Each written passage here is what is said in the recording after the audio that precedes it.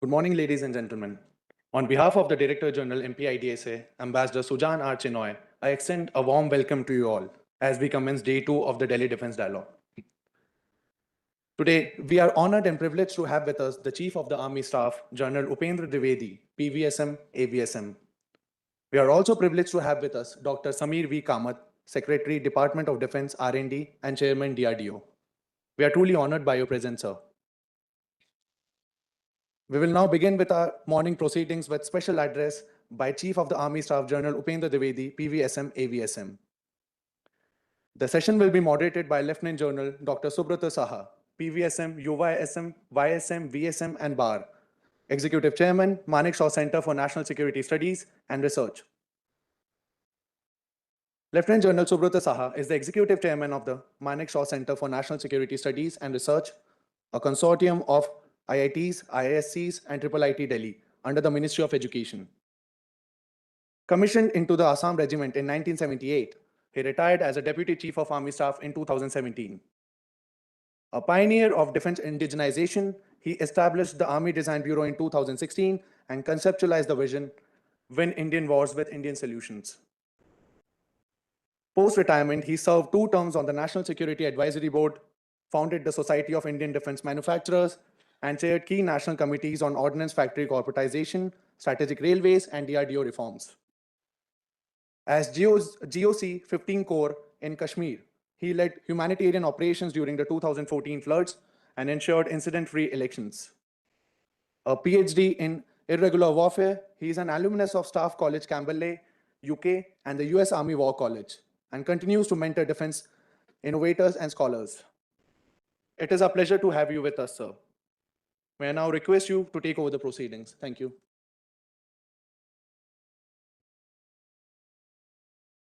Thank you very much. Jai Hind, ladies and gentlemen. Let me begin by thanking the DG, Ambassador Sujan, for giving me this opportunity to moderate this session with, I think, the 2 most eminent leaders of our national security setup today. One, of course, embodies the force that the nation has, and the other who gives direction and magnitude to that force through technology. I mean, I could not have had a greater honor and privilege than this to be moderating a session like that. So the first speaker, of course, is the Chief of the Army Staff, General Upendra Dwivedi. Most of you are aware that soon after he took over, he announced 2024-25 as the year of technology absorption. And we have seen how in a very sustained manner, everything has progressed. And in between, of course, the nation has seen a war-like situation in Sindoor. And despite all the challenges that are there from the north, from the west, humanitarian scenarios that have been developing across the country, he has made a sustained effort in creating organizations that reflect this new age of technology, these new requirements of the battlefield as they are emerging. And we are aware of the Rudra brigades, we are aware of the Bhairav battalions, which are all a reflection of the way the things are heading. And if I may highlight, particularly in the last 3 to 4 months, if you have been following the series of exercises that the Indian Army is conducting across the entire front as we speak, whether it was the Tisra Pahar on riverine terrain, exercise Prachand Pahar on the northern front, desert hunt, obviously, as the name suggests, desert, Trishul, Akhand Prahar, I mean, just name it, future scenarios, simulation by the Northern Command, technology and joint systems integration. All of these exercises, if you see, were hinting at preparing the army for multi-terrain and multi-domain. So quite clearly, the focus that he had set about has been sustained as we are witnessing. I understand now that very shortly he is going to announce 2026-27 as the year of network and data centricity. I would imagine that announcement is coming shortly. But I think equally significant is the fact how, under his leadership, the Army has taken on the challenge to shift away from a platform versus platform to a platform versus a much more diverse capability where less inexpensive, or shall we say less expensive, capabilities are brought in to shape the battlefield, and the platform is used only to, have the decisive effect on the battlefield. I think I will stop here. This was just to create the excitement about what the chief is doing for the Indian Army. We look forward to listening to you, sir.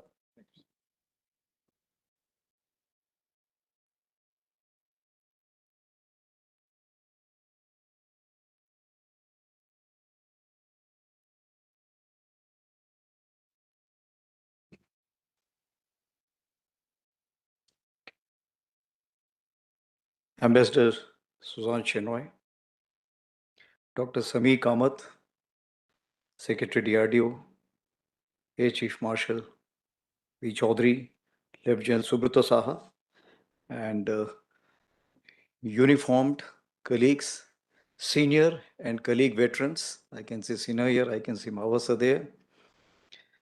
Members from the media, and of course, academia and industry who are here today, and ladies and gentlemen. Asking an infantryman to talk about technology, firstly, that is itself a big challenge. And moving ahead, when you have the ex-deputy chief, so-called now CDNS, sitting here and knowing everything, how it propelled over a period of time, and then the czar of technology also being called to share stage with me. So I think there's nothing left for me to speak. So after I got to know that Mr. Samir, Dr. Samir Kamath is also sharing this stage, I had to cut down my script to half because whatever we speak is basically kind of a conceptualized and initiated by the DRDO. So I will try and remain different from that because he is the one who is actually the master on technology. But what is important is, as far as the future battlefield is concerned, is the era of jostling and competition. The long peace is declining and comprehensive conflicts are on the rise. Means technology is going yellow. Means wherever you want, you can use the technology today. Over 50 ongoing conflicts and more than 100 nations. I used to call it 90, but I was corrected, it's more than 100 now. And Ukraine battlefield, especially, we are watching closely because it is the living lab in terms of the conditions what we are having along our borders. So drones are stalking the armor columns, EW is jamming the radios, precision fires are reaching much beyond 100 kilometers range, info campaigns win wars even before a single shell lands. So if these are the situation we are facing, I'll just give out 3 Ds which are changing the war scenario today. Firstly, the democratization, that is the newest technology coming in and has already been brought out that the platform alone is not relevant. It has to have number of layers supported by this democratized phenomena, that is AI, quantum, robotics, auto system, DEW, that is direct energy weapons, cyber tools, etc. Especially in the gray zone, these play a very important role.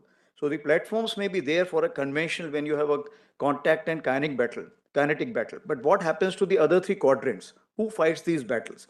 So these are the new players who have come in now.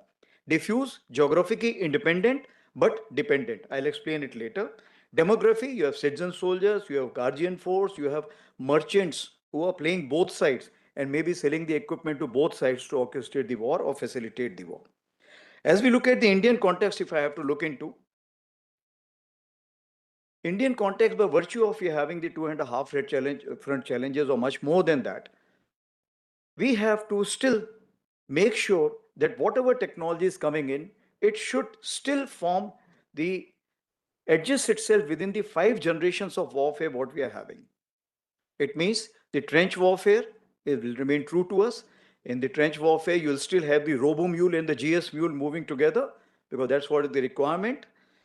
And starting going to indirect fire, maneuver warfare, hybrid warfare, and going to the latest generation 5 warfare. So these 5 warfares we have to deal with. Decade of transformation has already been given out. That also we are working on the 5 pillars of transformation. And all these 5 pillars, if I can say that, requires technology to kind of upgrade itself. I'm happy to know that Industry 4.0 has moved to Industry 5.0. What was 4.0? 4.0 when the AI, quantum, and all those being talked about. But the 5.0 has realized that the rebalancing is required to bring in the human element. That is, technology is there not to replace human but to support them. What it means, it's a melange of the ecosystem and the technology. Both have to meet. Now, why it is important for us, especially for the Indian Army, because as for the Mask of War book is concerned by Carl Builder, it says the USPs which are there for the Air Force is of course the technology, and for the Navy its platform. But in case of Army, it's always the word over is the human resource. That's why this Industry 5.0 is music to my ears, because we are looking at human-centric technology adoption. We look at humans amplified by AI. Therefore, the creativity, the empathy factor, problem solving, turning data into decisions must remain as a kind of a control of the human being. There is another thing called as technology generation 7. The 7.0 is of course the new mobiles which are coming of that generation, the computers of that generation, video game consoles, and 7 nanomillion technology for microchip. I think Anurag will be able to correct if I'm wrong. 7nm stands for that. So what I'm saying, all these combined together, and this is all is on the table for me to kind of integrate, interpret, and thereafter make sure that the Indian Army gets to gain from it. Before moving ahead, I would like to just clarify as to the what is the melange or convergence of the technology and the geography. As far as India is concerned, by virtue of our land borders, the way we are having it, land will remain the currency of victory. And if you take your mind back to the meeting which took place between President Trump and Putin, Alaska, they also discuss about the land only. So, therefore, the technology must give me dividend on land for destruction, occupation, eviction, or any action which is required to be carried out even in the virtual realm. So, what is the end state we are visualizing? Smart boots on ground, share space with bots. Ears on the net, that is electronic, ELINT, cyber sensor, communication, quantum encryption. So ears on the net with the eagle on the arm, starting from the FPVs to the logistic drones to the UCAV. Moving ahead, mind in the cloud, eyes in the sky.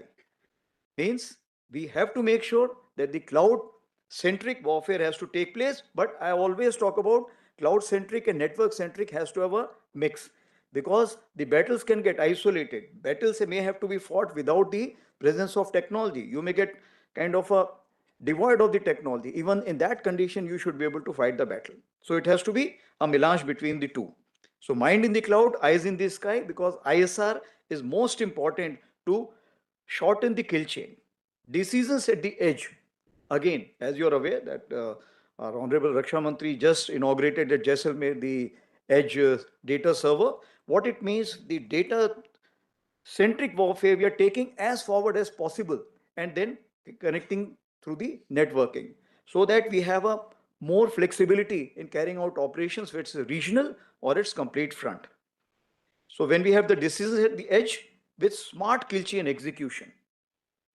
Now moving ahead, steel with stealth and shield on the wrist. Steel with the stealth, when we talk about basically the signatures which are being given by these larger platforms. That makes them more vulnerable, visible.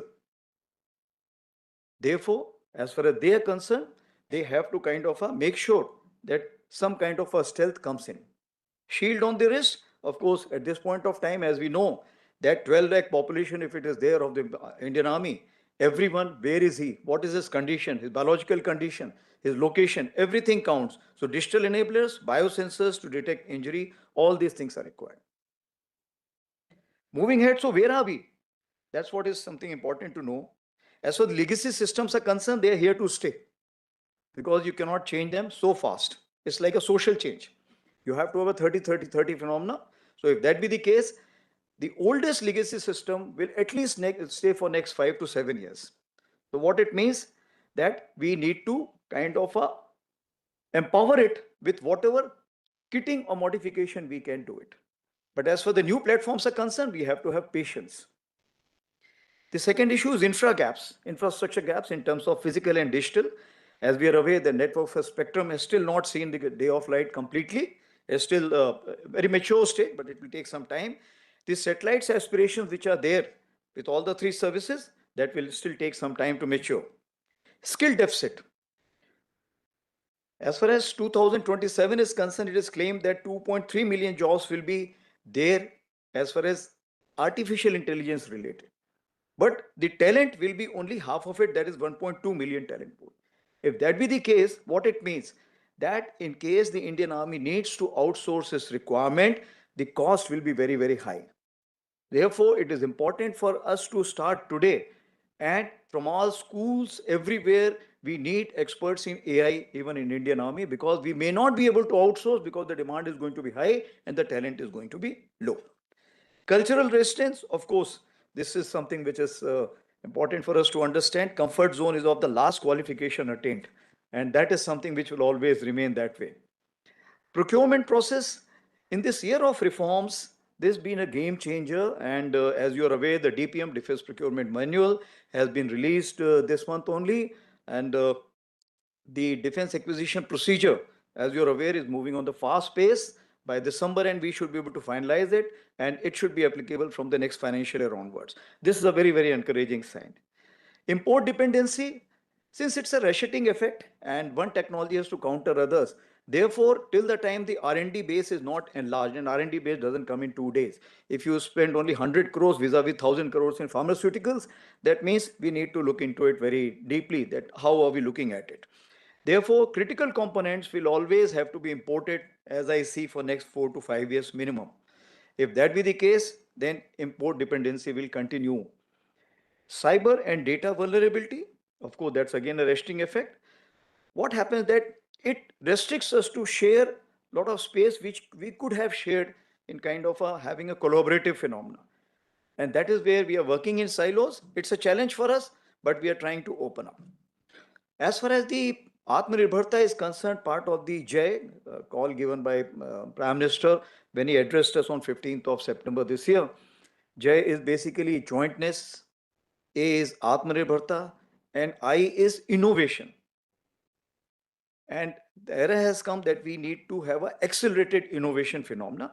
So we are having IDEX, Make 2, MSME, startups also being given a lot of support system, micro entrepreneurs also being looked at in forward areas. If I can just say that Indian Army as such, if you look at the complete starting from when it came in 2019, approximately 2.1 lakh crore rupees have been committed or invested for R&D and resultant procurement. So this is what is the kind of money which we are putting into it. So it's a major bet, but how it comes, we are not sure. And that's why we have a patience and we are looking at spiral development. So what's the action plan? Firstly, it's a cultural shift which is required. I'll just cover in 5 P's. The first one, of course, the procedures, that is we called as doctrines, TTPs, which we all are well aware. I'll not cover much on this because this is known to all. I'll come straightway to process. As the process is concerned, we have in last 1 year now enabled 16 technology clusters where we have the principal staff officer and director generals nominated with their phone numbers, email, everything given out. So anywhere in the system wants any kind of idea, we have the Army Design Bureau, his numbers are also there and our numbers are there. We straightway connect to that Lieutenant General and straightway we can take that discussion forward. Of course, Army Design Bureau, ATB is also known. R&D, as I've spoken, for the new technology, the emergency procurement which has been given for year 2025 by Raksha Mantri after our Ops Sindhu 1.0, 70% of the capital procurement is going for the new age technology. As for the patents are concerned, Indian Army is woken up late and about 100 plus patents have now been applied and 1/4 have already been received. And I think there's a requirement for us to move this patent process in a much faster manner. Otherwise, there are so many people who will be able to take on this race. And that is where we need to look into. As for the people is concerned, since I told you that Army is the human centric, this is something which is a major KRA for me. And for last 3 years, we have been giving a call for the techno commanders and not the only tactical commanders. And Subrata Saha had also come and addressed at that point of time. And what he said, decade of transformation may for the years 2024 and 25, we have the year of technology absorption. So it is towards that. And what we have done now, that we have a number of MOUs with the IITs in terms of studies, development, research and development, but the manpower was less. So even the MTech courses from 65, now we have made 95 this year, so that we have adequate manpower going back to the IITs and acting as a kind of a catalyst as well as a via media or a liaison between the two to understand the army's requirement and interpreting into the technical manner. Interns, for the first time, Honorable Raksha Mantri has sanctioned about 75 interns we will be able to hire, and paid internship, so that we get to gain from them and they get to gain from us. That is what we are looking at. And of outsourcing that we are working out in a big way. The government and semi-government agencies are coming up and they are empowering the Indian Army, like BISAG, MITI, and INOP Sindhu 1.0 also. A lot of, if I can say that, MITI helped us in a big way by moving those resources in terms of GPUs, etc., which were required to carry out the predictive analysis. As for the human wear is concerned, the NDA entry is being accordingly modified. Yesterday only I had a presentation. We're looking at kind of giving them the BTech degree which is required, not for all, but for those who are required. The technical entry, which is TS entry, that we are now working out well. And AKEC, that is Army Education Corps, has been completely now revamped. And we are now getting direct AI specialists and cyber specialists who are coming. So we are looking at this, that is entry point, and we are also going back to the government for proposing that for 4 to 6 years, we should be able to hire the experts as a uniform personnel, and thereafter, after the deputation, they go back. As of today, Indian Army is giving deputation to a large organizations, but not accepting deputation. I think this is the high time that we must look at the other way around also. Peter Drucker had said the best way to predict future is to create it. So for last 1 year, all the war games what we had named it multi-domain operations for the front and with the command side. And since it has to be the future, so we said, okay, 2 years since. So it was 25, then it is year 27, what are we going to have? So once you have the 2 years future known to you, what happens, it becomes easier for you to absorb that kind of a technology. And as already been brought out, that is okay if the planning is concerned, but this time we have gone a step ahead. We have created the structures so that the market gets to know that what is the kind of a technological requirement.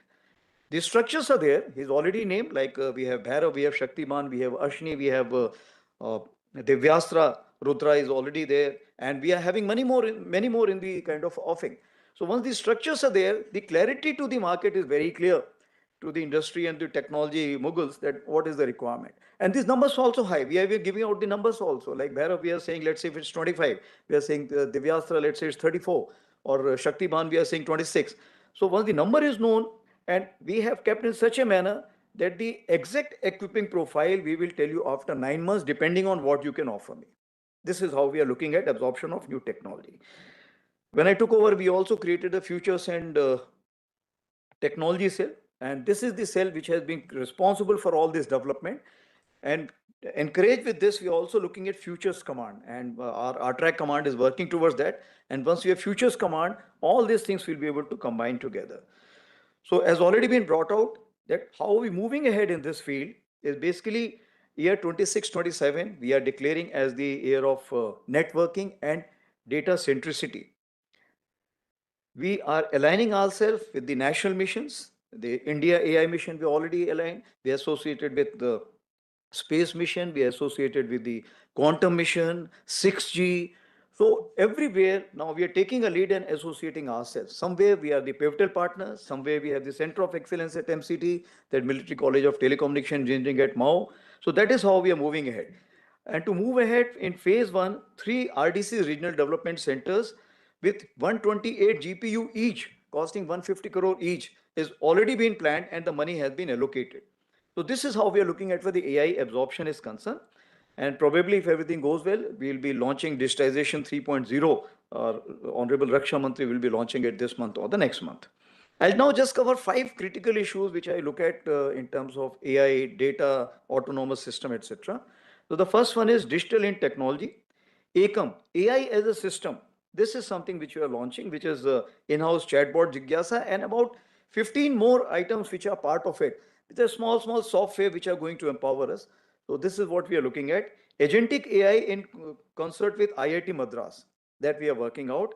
AI in the box. We already carried out the trials, and with the mobile formations, AI in the box will give us the advantage because we have mobile formations, so moving ahead this side of the border, across the border. Therefore, they won't have that kind of a connectivity every point of time. So AI in the box is something which we are looking at. We have tried out; it's been very successful. In fusion system with IIT Delhi is working out. Open source analysis and predictive analysis in Sindoor 1.0, it helped us. A lot of volunteers came forward inside the country, diaspora, they came forward, they helped us, and uh, if I can say that we could, uh, means we were very much empowered as far as Sindoor 1.0 is concerned. We have learnt our lessons. Therefore, whether it's Sindoor 2.0 or any other battle thereafter, we are looking at in a big way how to harness this initiative. Moving ahead, the second one is autonomous and robotic system and the efficiency enhancers. So if they take on the efficiency enhancers, we are going for a platform change. For example, we have ACCCS, a Shakti software which allows us to control more guns. So what we are going ahead with, we are having a battery with 8 guns instead of 6. We are going with a regiment of 24 guns. So once we change this platform, what happens? We have now the manpower, which is looking at the lot ammunition, looking at the UCAVs, UAVs, PSDA, you name a thing which is required, and even US and counter US system. So we have this manpower, which is now associated with the same kind of a element to fight together. As far as smart munition and weapons are concerned, precision strike is something which we are looking at. And this is again an efficiency enhancer. We are working in-house and in collaboration. Moving ahead, drones. What more important for us at this point of time is when we are moving ahead, the number of drones which are there is something phenomenal. At let's say a frontage of 500, we have approximately 10,000 drone equivalent. If that be the number, I think the air defense itself has to have a new definition. Therefore, we are examining closely the air littoral. Air littoral is something where the drones are coming to you. You will have to kind of have your own US and counter US equipment to kind of counter it, because there will be no time to control at the highest level what we are looking at. So we are working on it. We do not have immediate answers, but we should be able to get it after some time. We also stopped the Gokoization of the army-based workshops, which was going ahead, because we realized that if you want to carry out the research and development, you have to start at home first. You can't depend on the market completely. So we are initiating the army-based workshops. They've helped us in a big way in terms of manufacturing of drones also, and even borrowing the technology from the DRDO. DRDO is now transferring the technology to the market, but we also took those technology, I think it's cryogenic cooler, if I remember correctly, and now we are manufacturing it. So we are empowering our own outfits, kind of to develop that. Even SDD, Simulator Design Division, which is there, we were about to close it, but now we are again opening it because we realize that the thinking cap which is required has to be there. The market has to be given clear-cut guidelines. Okay, this is what is our requirement. So these are the agencies which will be able to give out that. As far as drones are concerned, one thing I would like to just bring out that what we realized that since the market was phenomenal, the drones which were coming up, they were just coming up in do-it-yourself kind of a drones with a padded cost. So what we have done, you must be aware that now from the div headquarter onwards, everywhere we are manufacturing these drones. Why? So that the drones which are being given to us have a quality. We are also going in for the frequency hopping EW suite also, so that the market understands that these basic drones is something anyone can make it. What is important is the high-end drones which are required. And that is what is the aspiration expectations from the market which is there. Agentic AI or man-unmanned team, we are looking at adaptive, multi-step and anticipate and executive actions by the agentic AI, that is the man-unmanned teams, especially for the armor, what we are looking at. The 45 tanks, will it make it to much more, or within the 45 we'll have the less manpower? So these are things we are looking at. Logistic drones and robo-mules I've already talked about. Advanced robotic lab, 1.4 crore has already been allocated, and at this 15th December when we have at home, and some of you would be invited to attend that, probably we'll be having the Indian Army robo displayed there. So as of now, man in the loop for the correct application and ethical decision making is important. Therefore, Mission SWAT, which we have started, that is synergized weapons, automated augmenting tactics, we are making sure that the man in loop remains there. And that is what we are propagating as of now. When I talked about the three P's, I had stopped at the third P, that is people. The fourth one is partnership. So we have the AI incubation cell, which is already working in Bell, but we have the partners from Bombay and other places also, including uh, IISS, if I remember correctly, from Bangalore. And Agni Shodh I inaugurated in INP, that is Madras, IIT Madras, it was inaugurated. That is a research center. Regional training nodes have come up in a big way, about 3 to 4, and we are going to increase that. NMOU is already talked about. As for the platforms are concerned, like I told you, today we are looking at modification of the that is of the platform by improving the kitting. Next, we are looking at new platforms in terms of FRCV, FICV, the light tanks. After that, we'll be looking at a network application that the multi-domain organizations. So these platforms are okay, but this platform alone will not be able to work. The third issue is the connectivity and communication. As you're aware, NFS have already told you, OFC is something laid to a great extent. And since we have the officer from ITBP, he would be aware that we have extended this facility also to the CAPFs, so that after all, we have to fight the battle together. So might as well get connected at the early stage. Sambhav, you're aware how it was used in Sindoor 1.0. Now we are going for the phase 2, which will be a much more advanced version. Dedicated satellites has already been launched recently. Quantum infrastructure and 5G India version. The center of excellence is at MCT Mau. And secure link, as you're aware, for 500 kilometers was demonstrated with private industry, which was also covered by the Minister of Science and Tech recently. Telemedicine is a big game changer, especially in the Siachen Glacier and other places where the doctors can't reach. But that is something which is required. Fourth one is the advanced manufacturing and material technology. 3D printing, like I told you, as the drones are concerned and so many other resources are concerned. If you have to remain import dependent, then you have to look for the answers. During the time of Vijay, that is Kargil also, as you are aware, that we did lot of jugaad, which I have spoken earlier also. In times of upgrading our tanks, we did not have time to send them to Avasti. So therefore, there was a requirement from that day. I felt that we need a large number of spares which can be produced by us. So we have done that. Of course, now we are looking at 3D of the composite material also. We are working towards that. Besides this, even infrastructure development, whether it's a bunker or it's the accommodation or building or a barrack, that is also being now done through 3D by the Indian Army. Last one is biological and human enhancement technology, biotech, biosuits, high altitude areas, survival techniques we are looking at.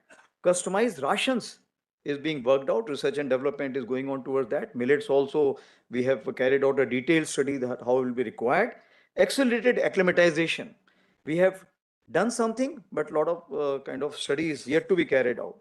But for operational reasons or operational challenges, we will be executing them in case there is a requirement. Variable technology and exoskeleton, you're well aware. As for the human enhancement is concerned in terms of augmented and virtual technology, I say that with IIT Hyderabad recently signed in August 25, one of the MOUs, and simulators for the AR, VR, we have 16 and we are looking approximately 1500 as the target. So in this complete gamut, I'll just give out the players who have an important role to play. Firstly, the troika, which I keep talking about, of course, the industry, academia, and the military. And when I say academia, I include the think tanks in any case. The second rhombus which is there is basically the R&D, which is the government R&D. We have the Secretary DRDO here, the financiers and policy makers. So the military as such become the fulcrum of connecting these two triangles or the rhombus. So if that be the case, we will continue to play the role and we are open to any kind of suggestions. We are approachable at all fields and whenever anything required, you may contact any of us to take this journey forward because we have to travel together. It's a collaborative word and no single agency can fight the battle alone. Thank you very much. Jai Hind.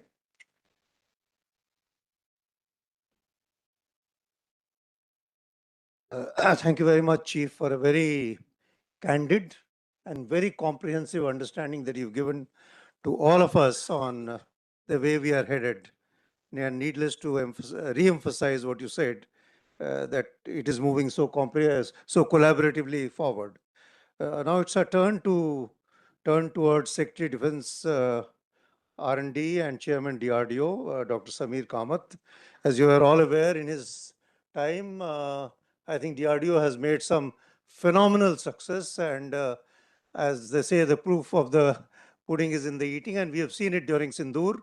The game changers were Akash, game changer was BrahMos. We all know it, and both clearly are DRDO's, ultimate products, if you will, as we speak today to the country. Apart from that, not much spoken about are DRDO's achievements in terms of the silicon carbide wafers, gallium nitride transistors, and a whole range. And in fact, the new generation strategy, which Dr. Kamat has evolved and has spoken about at a number of places on where he sees DRDO evolving into the next generation, involving all of AI, ML, directed energy weapons, quantum, in a way mirroring what the Army Chief just said, I think shows the common understanding and common purpose with which our leadership is working. So with that, I would request Dr. Kamat to speak to us on enhancing collaboration, co-development, and co-production. Not quite clearly your charter, but nonetheless your thoughts. Thank you, Dr. Kamat. General Dwivedi, General Saha, Ambassador Chinoy, Air Chief Marshal Chaudhry, and ladies and gentlemen. A very good morning to all of you, and I'm indeed honored and thankful to Ambassador Chinoy for giving me this opportunity.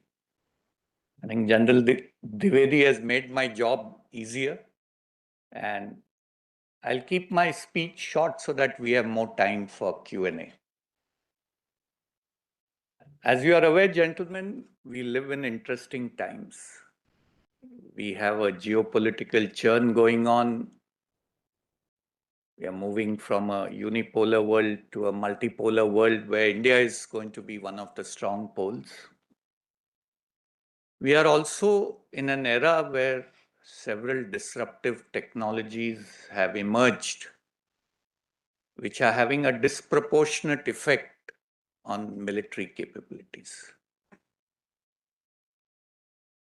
We are also in an era where technological changes are so rapid that if you don't keep pace, you're going to be outdated by the time you decide and develop those technologies which are required. So if we have to meet these emerging challenges, we have to look at different models, or a model which is different than what we were employing. If you look at what has been happening in the country, we had a fairly siloized system where we had DRDO doing R&D, our industry doing mostly production, academia doing their own R&D, whether that was relevant to our needs or not.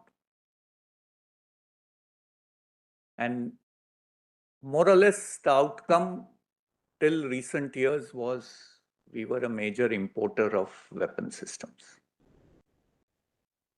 60 to 70% of our weapon systems, sensors, platforms used to be imported. This is changing, and I'm glad to say that last year, I think more than 90% of all orders that were placed were for indigenous systems. If we have to win the battles of the future, we have to transition to indigenous systems and indigenous capabilities. Because if your dependence is there on foreign systems, you will not get the desired support during a conflict. And if you look at the example of the Russia-Ukraine conflict, what works today does not work in 15, 20 days. That's the kind of rapid changes which are happening both in offensive and defensive systems.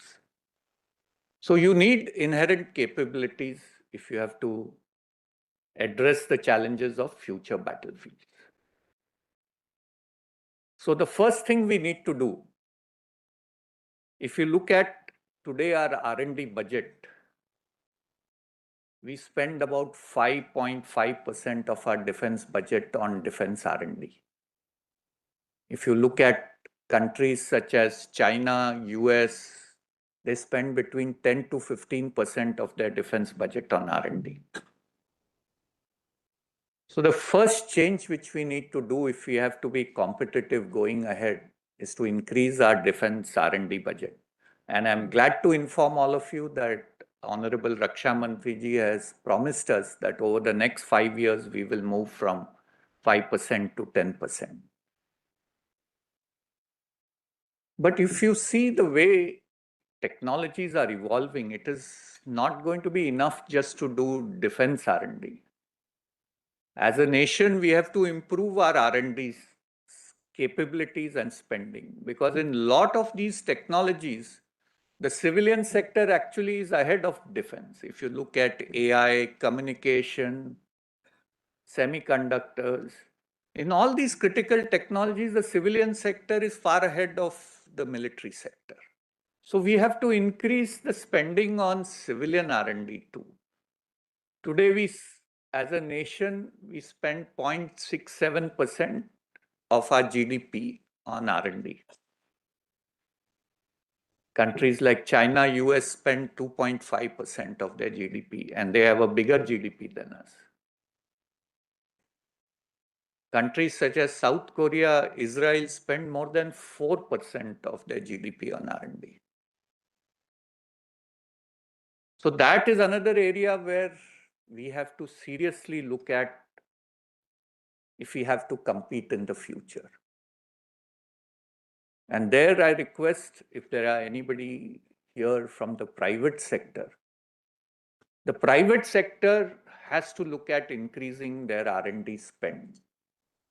Today, of this 0.67% that we spend, 70% of that is spent by the government. The private sector spends only 30% on this overall 0.67%. So that has to increase significantly. It has happened to some extent in the pharmaceutical sector, but it has to happen in all the sectors if the country has to remain competitive going ahead. So that's the second thing which we need to do. The third thing which we need to do, as I said earlier, we have to break the silos. We have compartmentalized ourselves too much.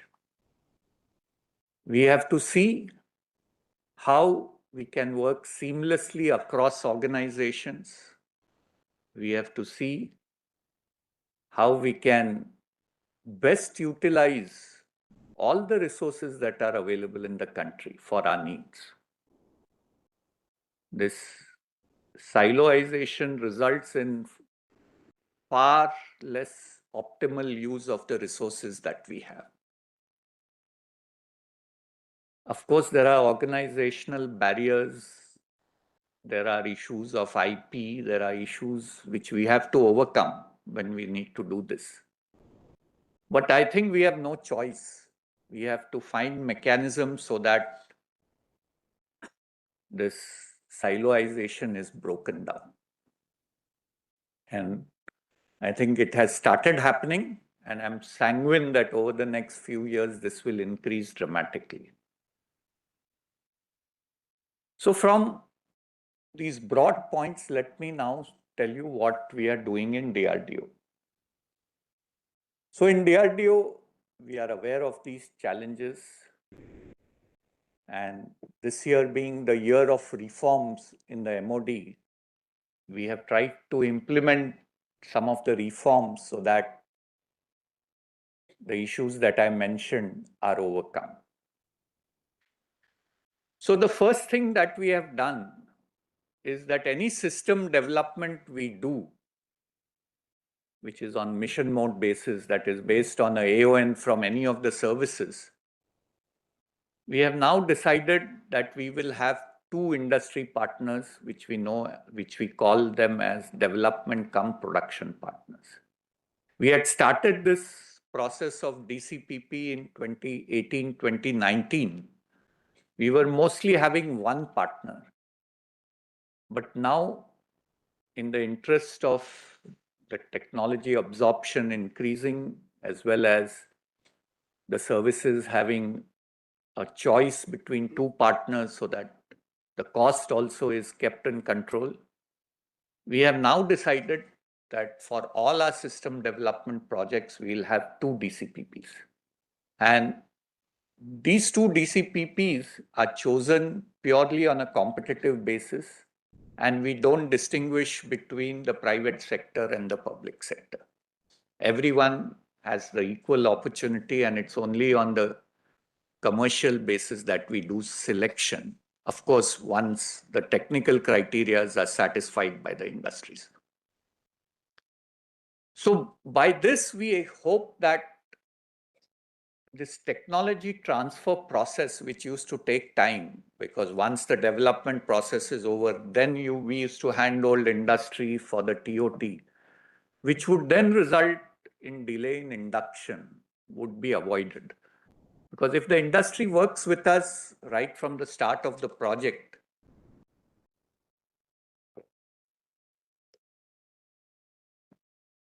they would absorb the design better, they would absorb the technology better, and then any upgrades that would be required, any incremental improvements in the system that would be required, would be handled by the industry themselves. This would free up DRDO scientists who are otherwise locked in to support that system over the entire life cycle of the product, free to look at newer technologies. So this is the first thing that we have ensured. We have also opened up all our IP to private sector and public sector. So whoever wants to take our IP can take it, build upon it, and deliver newer products. So we have freed that up. Again, we hope this way the industry will also be energized to take up further development on existing IP. We have also now, we had a mechanism called Technology Development Fund, which was being used to fund R&D in industry. This was mostly initially restricted in its first few years to basically indigenizing components, subsystems in already inducted systems of the services. But we have now broadened it, and it can be used to develop cutting-edge technologies. We had a committee under the leadership of Dr. Saraswat and Dr. Kakodkar, and they have given us a mechanism by which we can fund cutting-edge R&D in industry. One of the challenges of funding cutting-edge R&D in industry was who will be accountable for the failure. Unlike DARPA in the US, which has a mandate from their Senate and Congress, where if failures occur also, they don't have to answer to the Senate why they have caused loss to the taxpayer. In fact, if you look at only 10 to 15% of DARPA projects succeed, because they really look at moonshots when it comes to technologies. We don't have such a mechanism in India. DRDO, if our projects fail, we have to answer to CAG. We have to answer to Parliament why loss has been caused to the government. But R&D has to be looked at as an investment, not as an expenditure. Because even if a project fails and you fail fast, the lessons that you learn from that R&D can be used in several other places. So this mechanism, hopefully, we are now looking at also a separate chapter for R&D in our GFR. Secretary DST has been tasked to come up with such a chapter, and I hope this will happen soon. This will then help us in funding cutting-edge R&D in startups, MSMEs, even large industries, which will then speed up our innovation. Because if you look at innovation, the larger the organization gets, innovation becomes slower. Because necessarily bureaucracy comes in, because if you have to run a large organization, you have to have structures. So innovation is best done in startups, MSMEs, which are very flexible. It is driven only by passion, not by structures meant to control efficiency, control expenditure, which necessarily is true in all large organizations, whether in the government or in the private sector. So this needs to happen, and I'm sure in the next couple of years, this change will also happen in the country. So this is with respect to industry, how to get industry to do R&D, how to get our startups and MSMEs to do innovation, quick innovation, that is converting existing technology for different use. But we also have to make sure that our academia starts contributing to what is necessary for the nation. For this, we have started 15 centers of excellence in prominent academic institutions. And for each of these institutions, we have defined domain areas.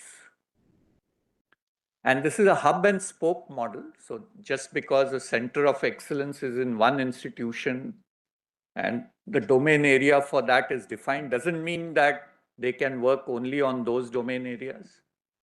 And it also doesn't exclude other academic institutions for proposing projects in those domain areas. So it's a hub and spoke model.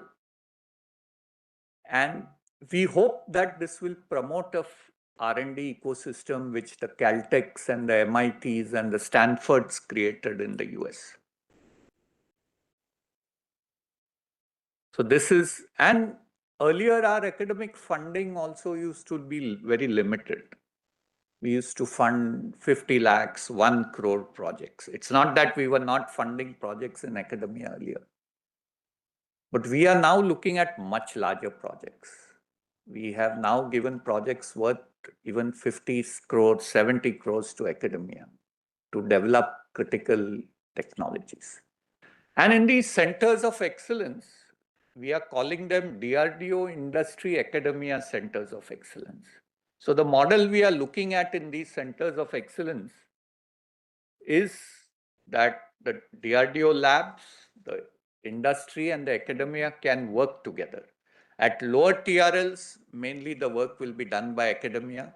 As we move up the TRL chain, then the lab and the academia will work closely.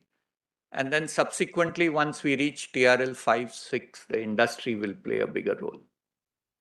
So we expect this will speed up the technology development, which is the need of the hour.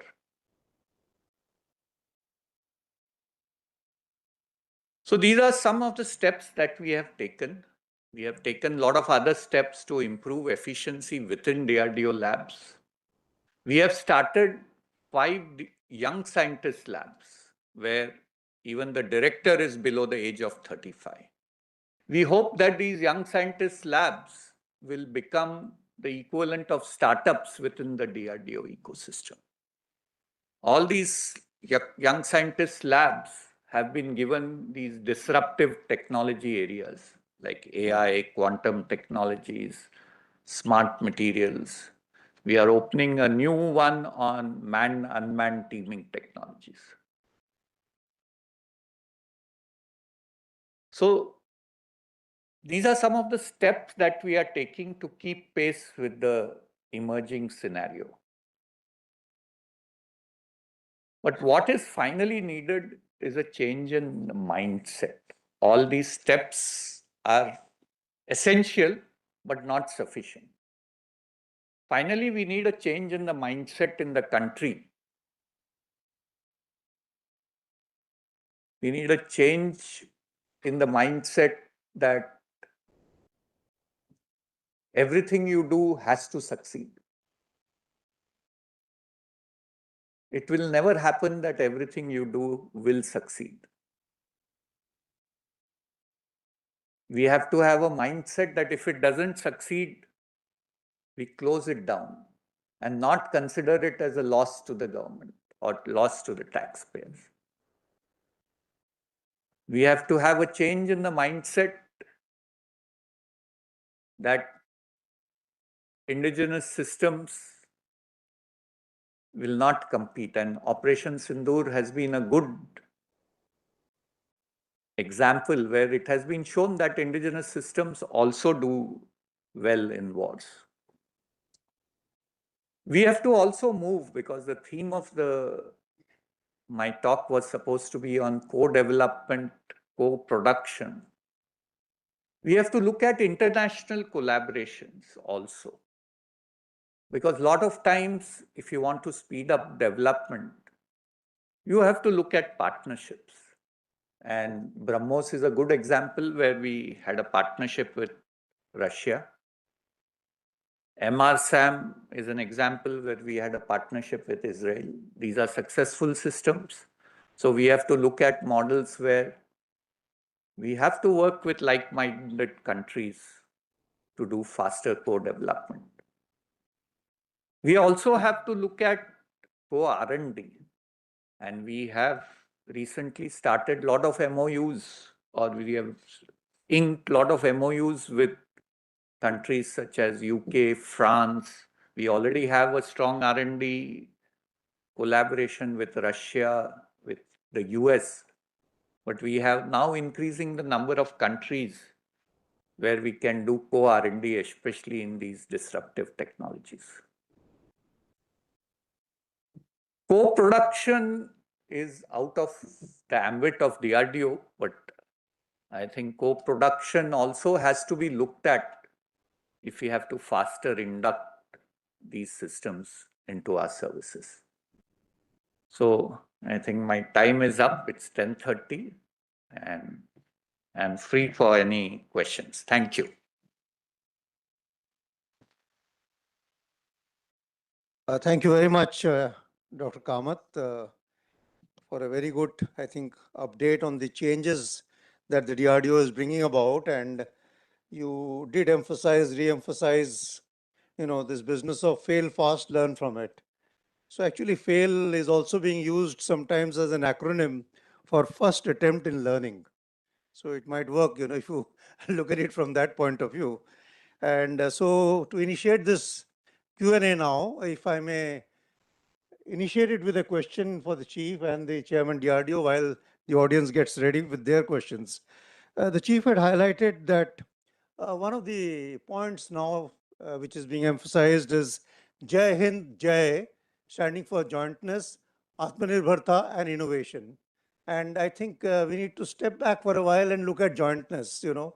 Less than 2 months back, we had a similar tri-services technology event in Mau where we saw some divergence in the jointness bit. I thought it may be a good idea to get the Army Chief's view, because we did not have the Army Chief's view there on jointness. So over to you, sir.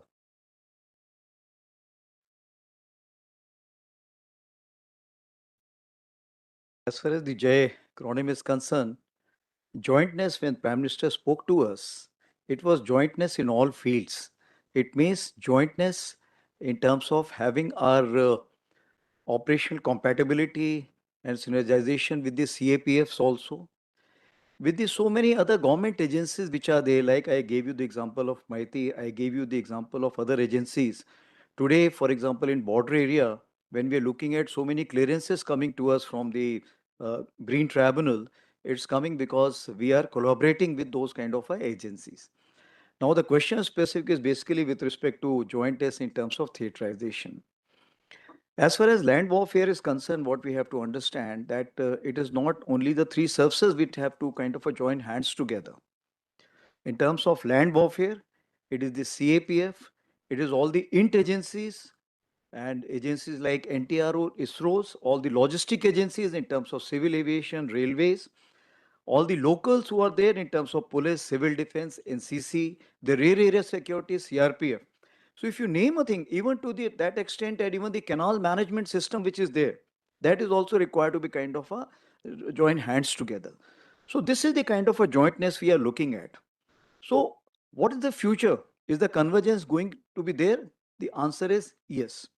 As far as the time, the structure, that is something which is always remains a kind of a point of discussion. And since that is in the confidential domain, I can't talk about it, but I assure you convergence will take place today or tomorrow. Thank you. Thank you very much, Chief. Now, my question to Chairman DRDO very quickly.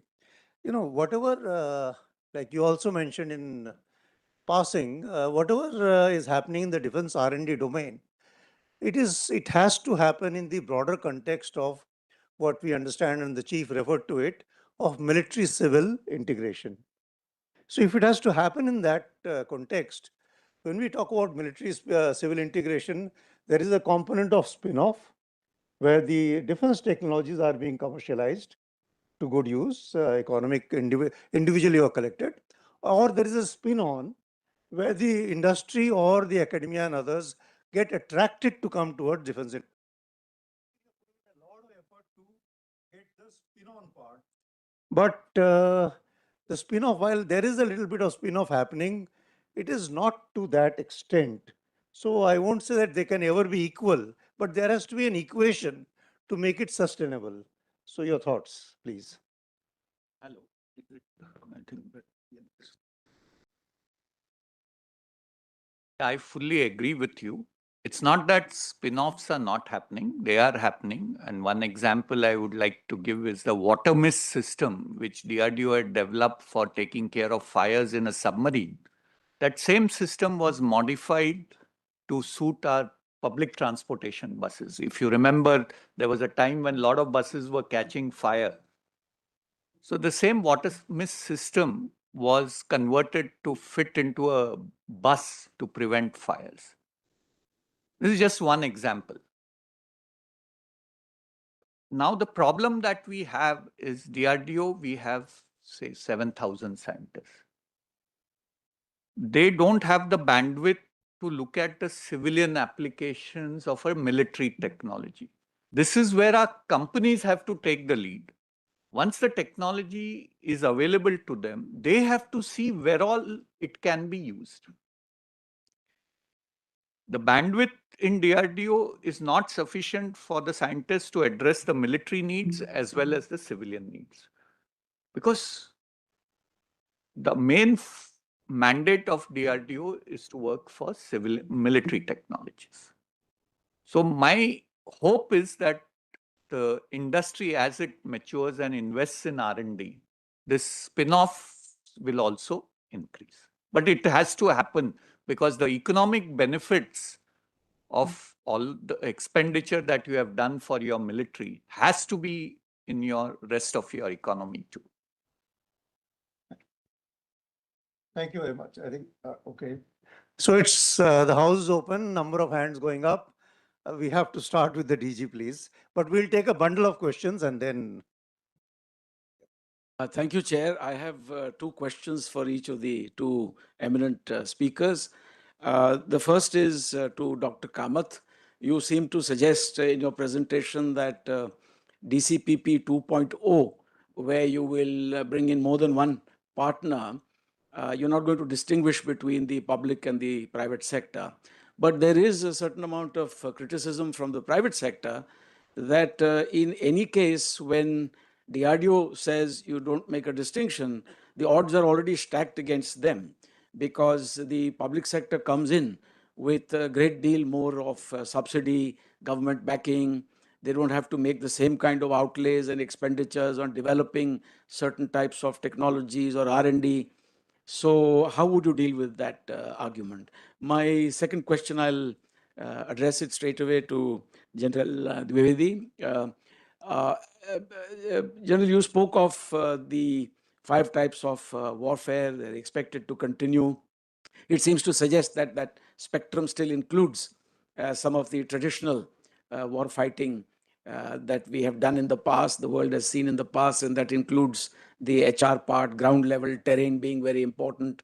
So how do you reconcile the induction of new age technologies with the apparent decision to phase out some very important things like GS mules or mule artillery, your breeding stations at Hisar and Saharanpur have, I'm told, been greatly shrunk. The training depot at Hempur will also see some withering away on the vine, so to speak. Where will you then in the future get the Poitus and the Hanoverians and the Norikers, and once lost, that particular DNA will not be available to you? Do you think your robo, mules in the trench will perform the same way as a good GS or MA mule would, doing supplies for, say, 28 div, with a broad frontage and hundreds and thousands of, tons of equipment having to be moved for provisioning?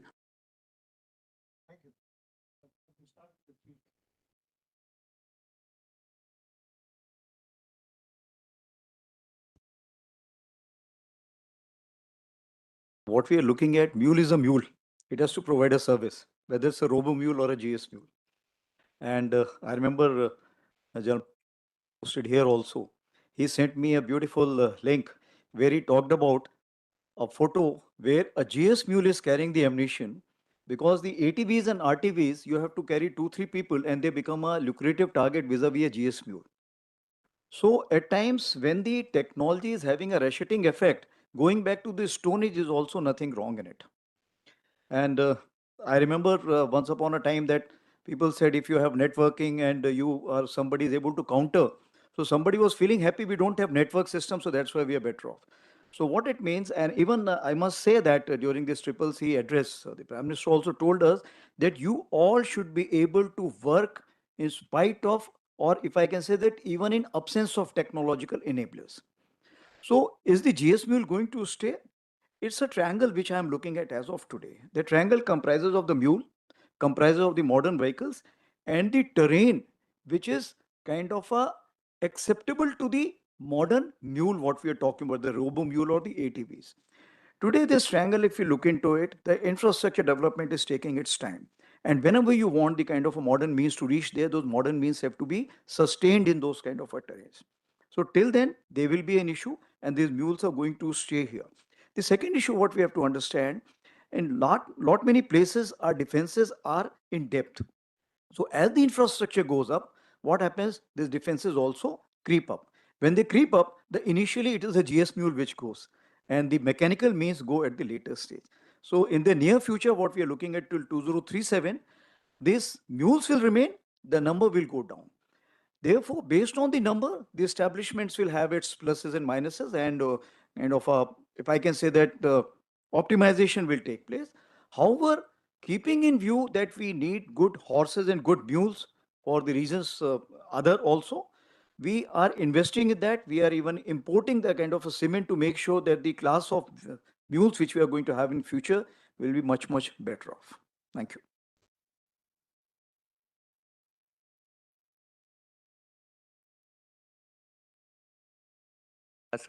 Our data does not suggest what you are saying. If you look at our data in the last 3 years, more private sector companies are our DCPP partners than public sector. It was the case in the first 2-3 years of the DCPP, but now the data has changed completely. And we have also proposed to the MOD, because this finally needs the approval of Honorable Raksha Mantri, that in the two DCPPs, we can have one PSU, one private sector. If that approval is given by Honorable Raksha Mantri, we will adopt that model. But today also, even under these rules, we are getting more private sector than public sector. Okay, we'll now open it to the House. If you can just keep your question, no requirement of any background. Yes, please. Kanant. I was heading the Aerospace System Division in MOD till recently, and I'm presently doing international business management before I hang my uniform. My question is to Dr. Kamat. There was a talk of the Defense Technology Council being, put up under the Honorable Prime Minister. So is this seeing the light of the day? And secondly, in your talk, you had talked of 15 centers of excellence. And in the various seminars, I have seen the figures being flashed up to say 3,600 crores being spent on it. As a military man, I was taught as a young officer that, we should have concentration of resources. So don't you think that as for deep tech in India is concerned, we are frittering away resources. We need to go in a very focused manner. I know the funds are going to various IITs across the board since I've been to a lot of them. So don't you think that we need to just be very focused on? Thank you. Next, please.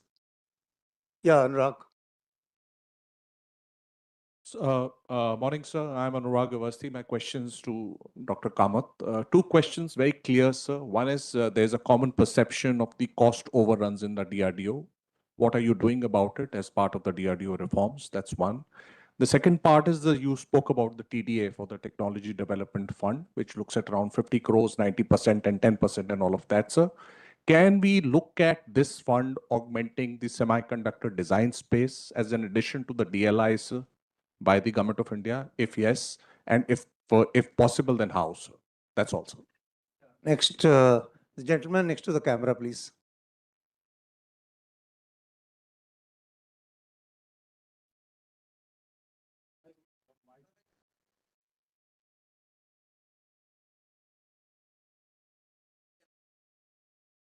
Okay, question understood. Next, please.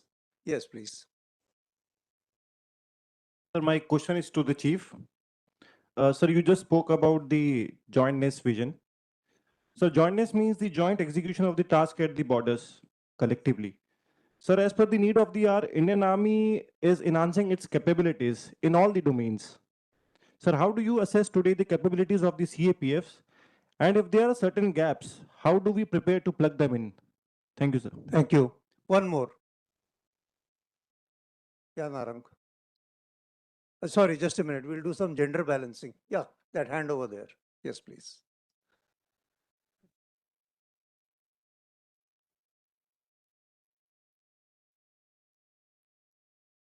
Mritika from Counter Trade and Offset. My question is that how do the Army and DRDO aim to leverage the Defense Procurement Manual 2025 in order to further the co-development and co-production, especially with regards to projects involving a transfer of technology? Thank you. Thank you. I think we have questions from 5, and I would request Chairman DRDO, because most of them are actually to you, to take them on. Yes. If you wish, I can keep reminding you what they are. So let me start with the Defense Technology Council. I think somebody asked whether it is on or off. So it's still pending with the PMO. So final decision will be taken by the PMO. So I can't say yes or no because the final decision is with the PMO. Then you asked a question about cost over. Huh? Cost overrun. No, Are there any tangible outcomes of 3,600 crores which have been spent? So your figure of 3,600 crore is wrong. 500 crores a year with for all these DIA COEs. And we are coordinating with ANRF, DST, CSIR to ensure that same type of projects are not given. So it is not frittered away, I would say. It is being effectively used. With respect to DRDO projects cost overrun, if we look, we had just recently done a study of all our projects. Cost overruns are not really a problem. Hardly 10% of our projects have a cost overrun, and that too only 10% cost overrun. Our main challenge is the time overrun, not the cost overrun.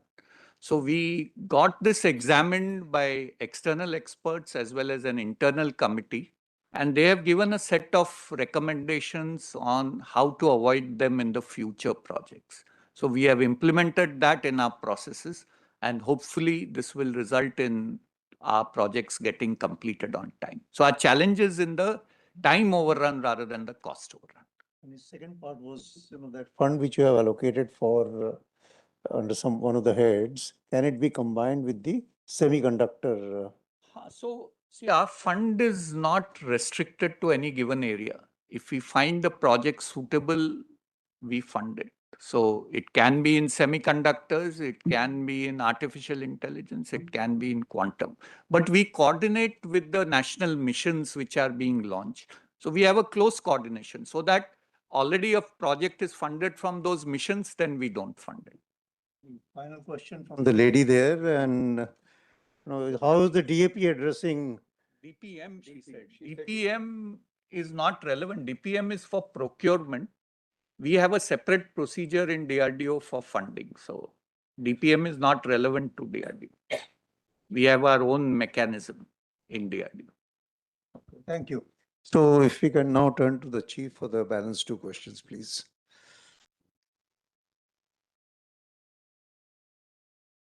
As far as the CAPF is concerned, CAPF has got a task of the border management, which also includes the border guarding. As for the military is concerned, it is the task of the border protection as and when required.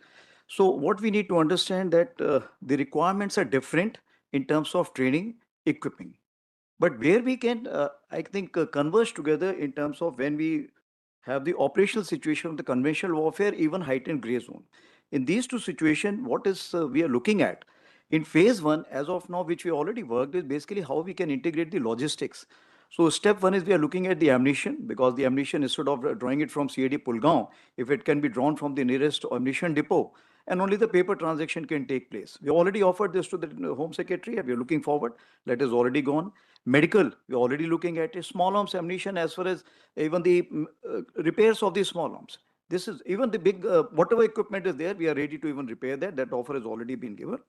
As we talk, the MA to NSA is, I think, today meeting the Home Secretary along with the Army officers to discuss on the drone commonalities, because we have got classified 5 kinds of drones which we are looking at. And those 5 kinds of drones, what we are looking at, even the MAJ should look into. We are looking at a range, what they should have and what qualities they should have, so that there is a kind of a clear-cut degree of variation in operational space also for the two. As for the phase 3 is concerned, what we'll be looking at basically the equipment compatibility. So any equipment which is being bought hereafter will have the commonality. So the GSQR what we have is already being regularly shared with all the DGs in any case, but will also be shared with now the, if I can say that the Home Secretary and the associated office there also. So overall, what we are having, that all the training which is there, we are doing it together. All the war games is there, and we have General Marva sitting here from 2 day when he was there. So that time we started, the ITBP used to attend all the war games which Army was conducting. So the operational commonality, the training commonality, the logistics commonality, the procurement commonality, everywhere we can do that.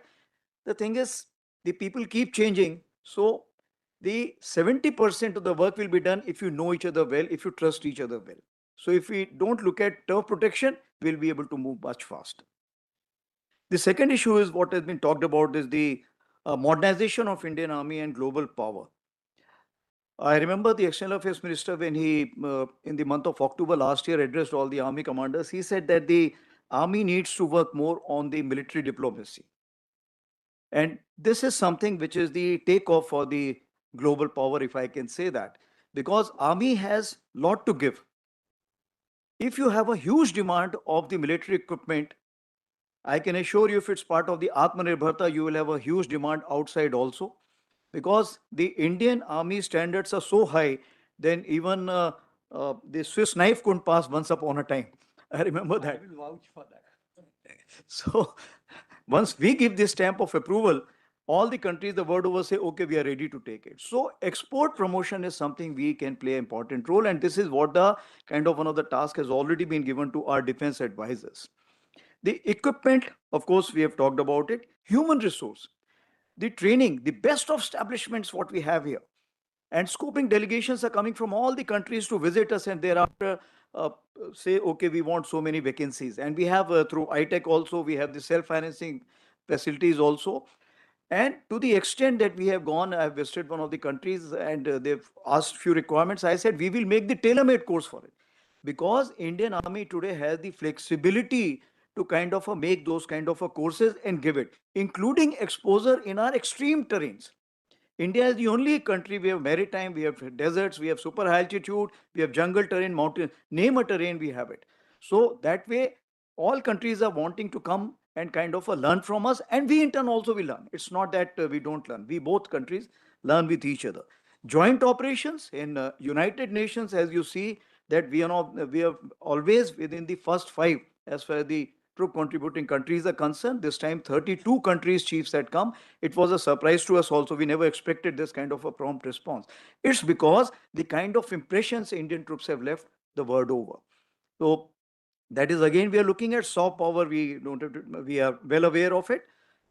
Then we are also looking at subject matter experts. Subject matter experts is something that a new subject, for example, AI. I'll just give you example. Tajikistan, our youngsters went there. They went for a kind of setting up a small team there, a cyber team. And the kind of a software which they have created is talk of the town in Tajikistan. It's being talked about their defense minister also. So the talent which is there in India may look very small to us, but when they go all out, they understand the local requirement, they can actually do a lot. And military diplomacy as a whole is actually playing a very important role. And the way I have given you out, we also know that we are the second largest army and fourth powerful army. So this itself aligns in the thought process of Viksit Bharat 2047. Thank you. Thank you very much, Chief. With reference to your question, this gentleman from Doordarshan, I am not for a moment suggesting that you need to obsess with China, but there is no harm at looking what they are doing. If you see, they have put down 2 clear-cut timelines in their plans for modernization. PLA modernization by 2027, PLA world-class military by 2049. In that sense, if you hear the initiatives that the Chief has just covered, I think we would be moving much faster because our approach is much more comprehensive in that sense. Yes, please, next round.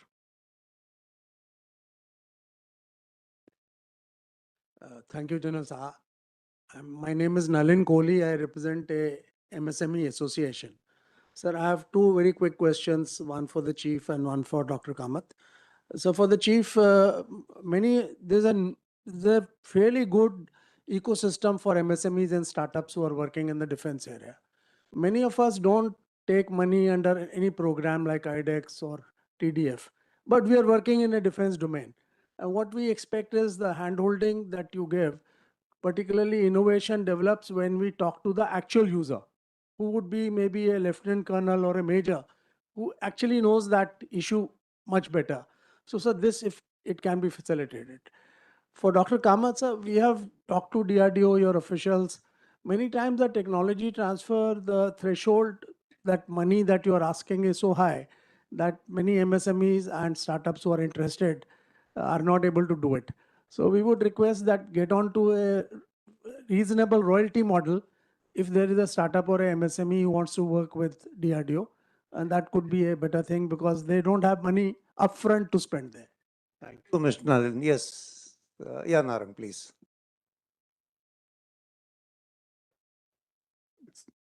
So my first question is to Secretary R&D. Sir, our major problem is the quantification of indigenous content based on materials, software, and components as per the new policy. So how do we address the standard formulation, identification of these based on scientific identification of these and certification? That's point 1. And second is about spiral development and project closures. And this question is to both Chief also. How do DRDO and the services can work together to reduce the project closures or inactions or delays? Thank you. Thank you, Narang. There's a lady there at the, yes, please. Parvenda Sandhu. I am from the UNI. My question is to the Chief of Staff, Army Staff. Sir, in your address today, you called Ukraine warfare a living laboratory. So my question to you is specifically for the Indian Army, what tactical and technological lessons have been imbibed from that warfare? And also the other part of the question is, all the chiefs have been talking about the lessons that have been learned from Op Sindoor 1.0, and they have, continuously talked about implementing the same. So one lesson from that has been imbibed, and of course from the Ukraine war also. Thank you. Sandhu, yeah, next please. Yeah, Pranay. Pranay from Takshashila Institution, Bengaluru. Dr. Kamat, I just wanted to ask you about, you mentioned opening up of IP to private places happening. Could you please detail that specifically on the semiconductor side? For example, GATEC, is it opening up its process design kits for, let's say, Indian startups who want to make something on gallium nitride, etc.? Thank you.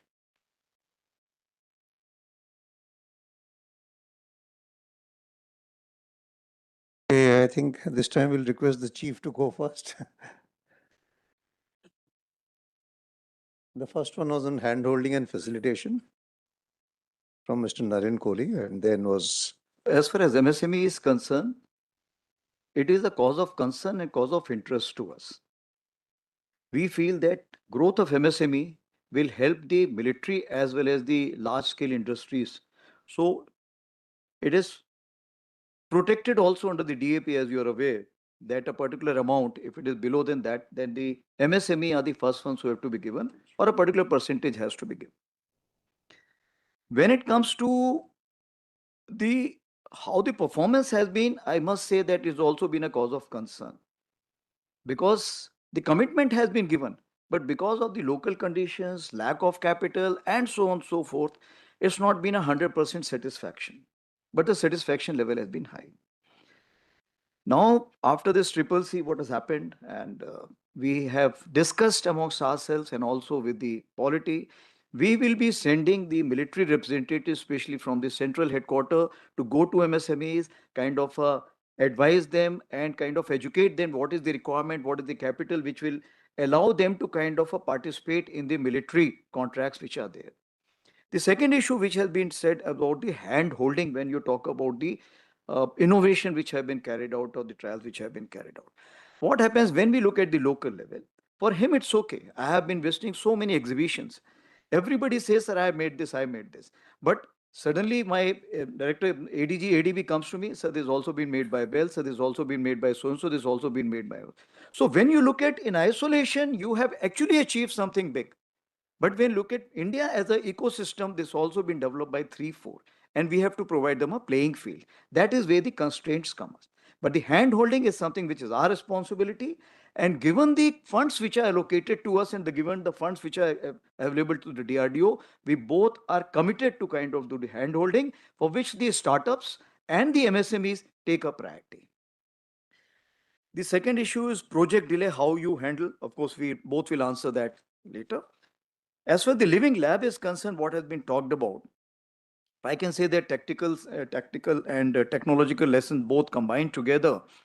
What is coming out, the battle of narratives is actually making you win the war. And if the battle of narrative is, let's say, the Western world and Russia is getting isolated, it does not mean that Russia is not winning war or Ukraine is not winning war. So you are not always getting the correct picture. Therefore, battle of narrative or the cyber war is something which is important, which we need to look into. The second is duration of war, which I have said earlier also. It is 4 days, 4 months, or 4 years, we don't know. So what does it involve? It involves basically that Atmanirbharta and capability to produce, and also kind of a capability to export is something important. And what we have realized majorly that earlier we used to say, okay, just in time, just in place, and only optimize resource. Gone are those days. We must have surplus. Even if it leads to wastage, I'm not saying it should get wastage. Therefore, whatever resource can be of dual use, that is something which should be given primary importance. That I have been talking about Google approach and Apple approach is whatever is available on the courts, immediately pick up and use it for the military purpose. Because then I know I can sustain it for a longer period and the market is ready to give it. As far as the drone operation is concerned, it's come out very clearly. It is a operational enhancer, not a match winner or a war winner. So that has come out. And of course, the combined teams, which we have talked about, Rudra has already been made, others been made. This has also been looked from that point of view. Sindoor 1.0, what has come out, the major lesson is multi-domain operations and whole of nation approach. It is not the three subsets which will fight the battle together. It is the whole of nation which will fight the battle together. Rest all it is in a kind of a classified domain, but all the agencies of various kinds, whether it is civil agency or intelligence agencies or us and the diaspora, everybody fought this battle together. I can just say that. Thank you. Yeah, so let me start with the money for the TOT. See, we have a formula which has been decided by our finance that 20% of now it's reduced to 5% of the project cost for the development of that technology. That is charged as the TOT fee, initial fee. And now we have scrapped the royalty also, because eventually that product is sold to our military. So unless it's a dual use technology which can be used for civilian applications, there is no royalty. We have also added a mechanism where the company can pay for the TOT only, they have to initially pay only 10% of the TOT cost, and the rest can be paid only when they get an order. So we have simplified our norms to make it easier for the industry. When it comes to quantification of the indigenous content, it is not a very easy task. Unless the company is very honest and gives you a clear bill of materials, this is very contentious. So all these schemes like buy IDDM and all these other things, make IDDM, all these suffer from, some companies are honest, some companies give wrong numbers. I don't know what is the correct solution, but it has to be curbed, because this then results in distortion of the intent of the government. When it comes to spiral development, it's a very good question, because anybody who has done design and development will know that you can reach 90% relatively quickly. The final 10% of the QR is challenging to meet, and that is where most of the delays happen. So if you have a mechanism of, in the DAC, I don't blame the services, because today's mechanism doesn't allow them to start the procurement until the entire PSQR is met. But we need a mechanism where 20% of their total needs are acquired when the QR, 80 or 90% of the QR summit. So then the cash flow for the industry which is working on that system will also start. He can then sustain his development. This reform is a must if we have to get more systems inducted. Then with respect to opening of our IPs, these IPs are free now. You can take the IPs. If the IP belongs to the laboratory SSPL, because most of the IP in GETEC is from SSPL. If the IP belongs to SSPL, it is free. But if the IP belongs to GETEC, because it is a society, it has to earn its own money, it will not be free. Because GETEC has to earn its own money. So if that IP has been generated by GETEC, they will charge for it. Thank you very much, both the Army Chief and Dr. Kamat, for, I think, you will all agree with me, a very impactful talk by both the eminent leaders, and I think a very free, frank, and forthright question and answers that we've had. So I would request you all to please join me in a round of applause and get a standing ovation for the two speakers.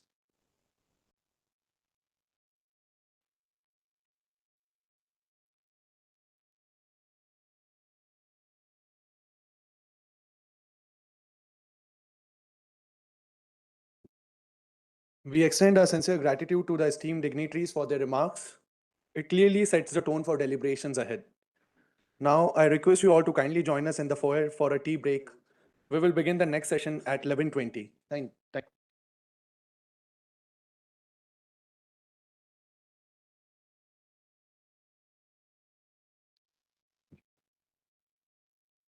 Welcome, everyone. We will now begin the session 4 of the Delhi Defense Dialogue. The theme of this session is collaboration, co-development, and co-production. I now kindly request the panelists of session 4 to join us on the dais. Lieutenant General Saha, Colonel Anurag Avasti, Professor Haribabu Srivastav, and Squadron Leader Samir Joshi will be joining us online.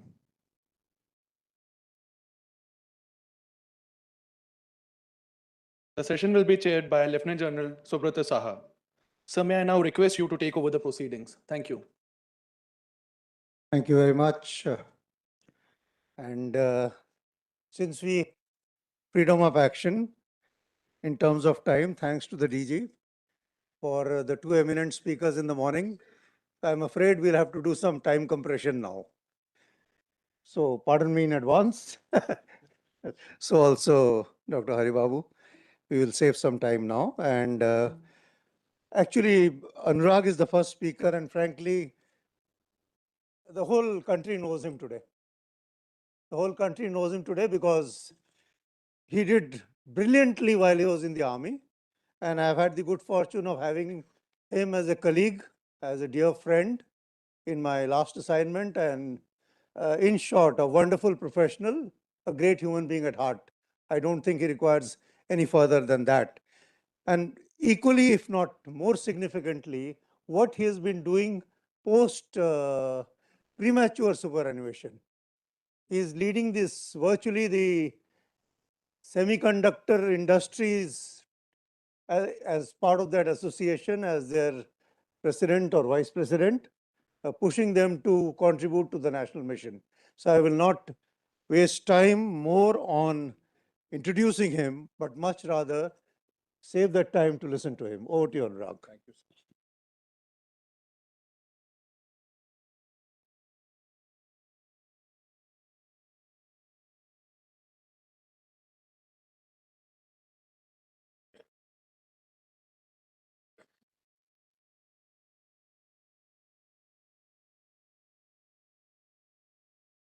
General Saha, Ambassador Sujin Chinoy, Air Chief Marshal Vivek Ram Chaudhary, all colleagues, industry, academia, IDSA, ladies and gentlemen.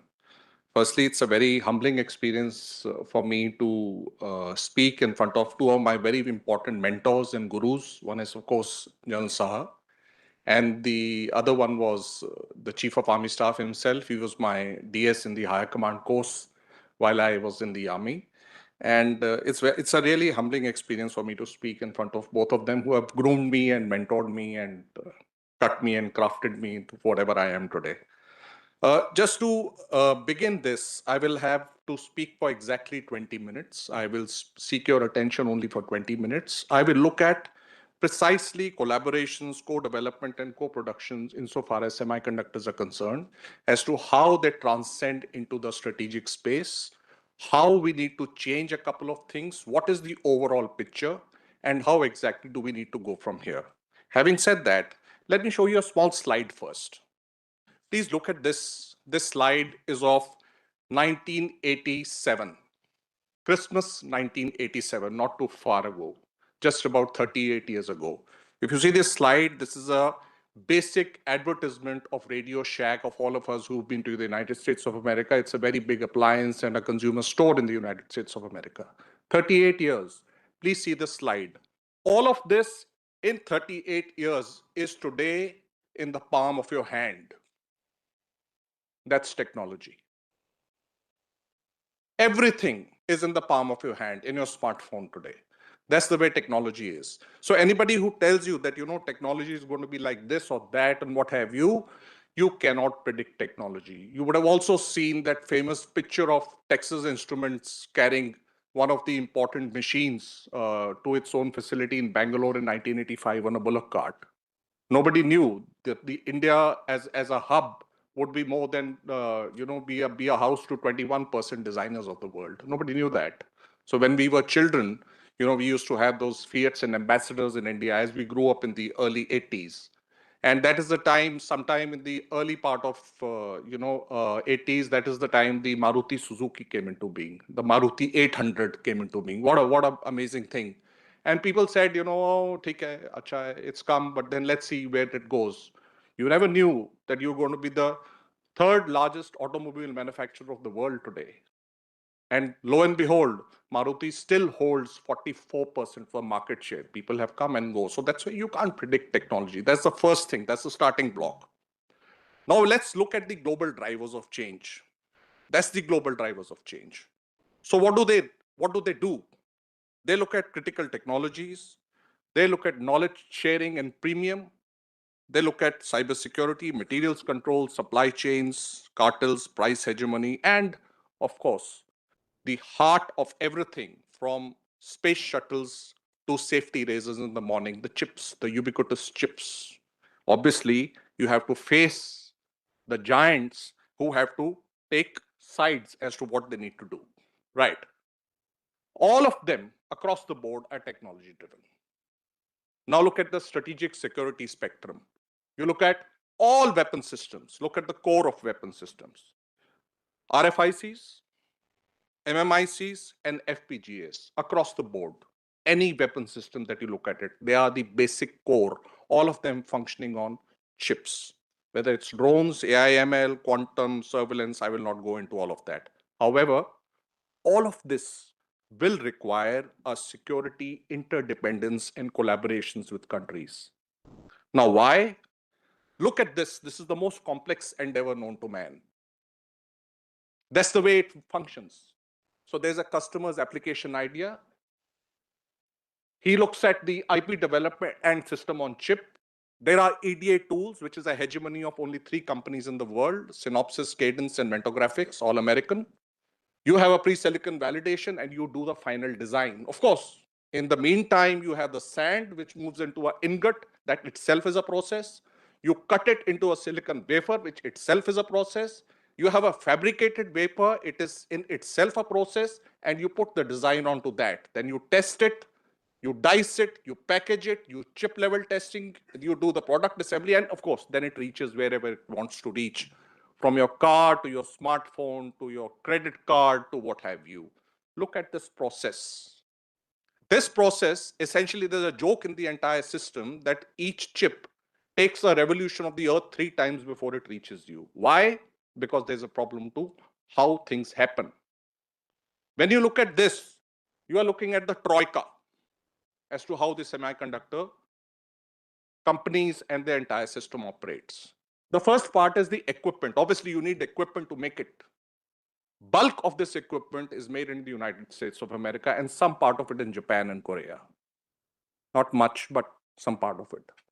Then you're looking at materials like chemicals, gases, 150 of them, critical minerals, rare earths, all of that scattered all over the world, with China having a bulk of rare earths in its hand today, with whether it is 45 or 55 or 65% of it which is available there, but productionization is more than 90%.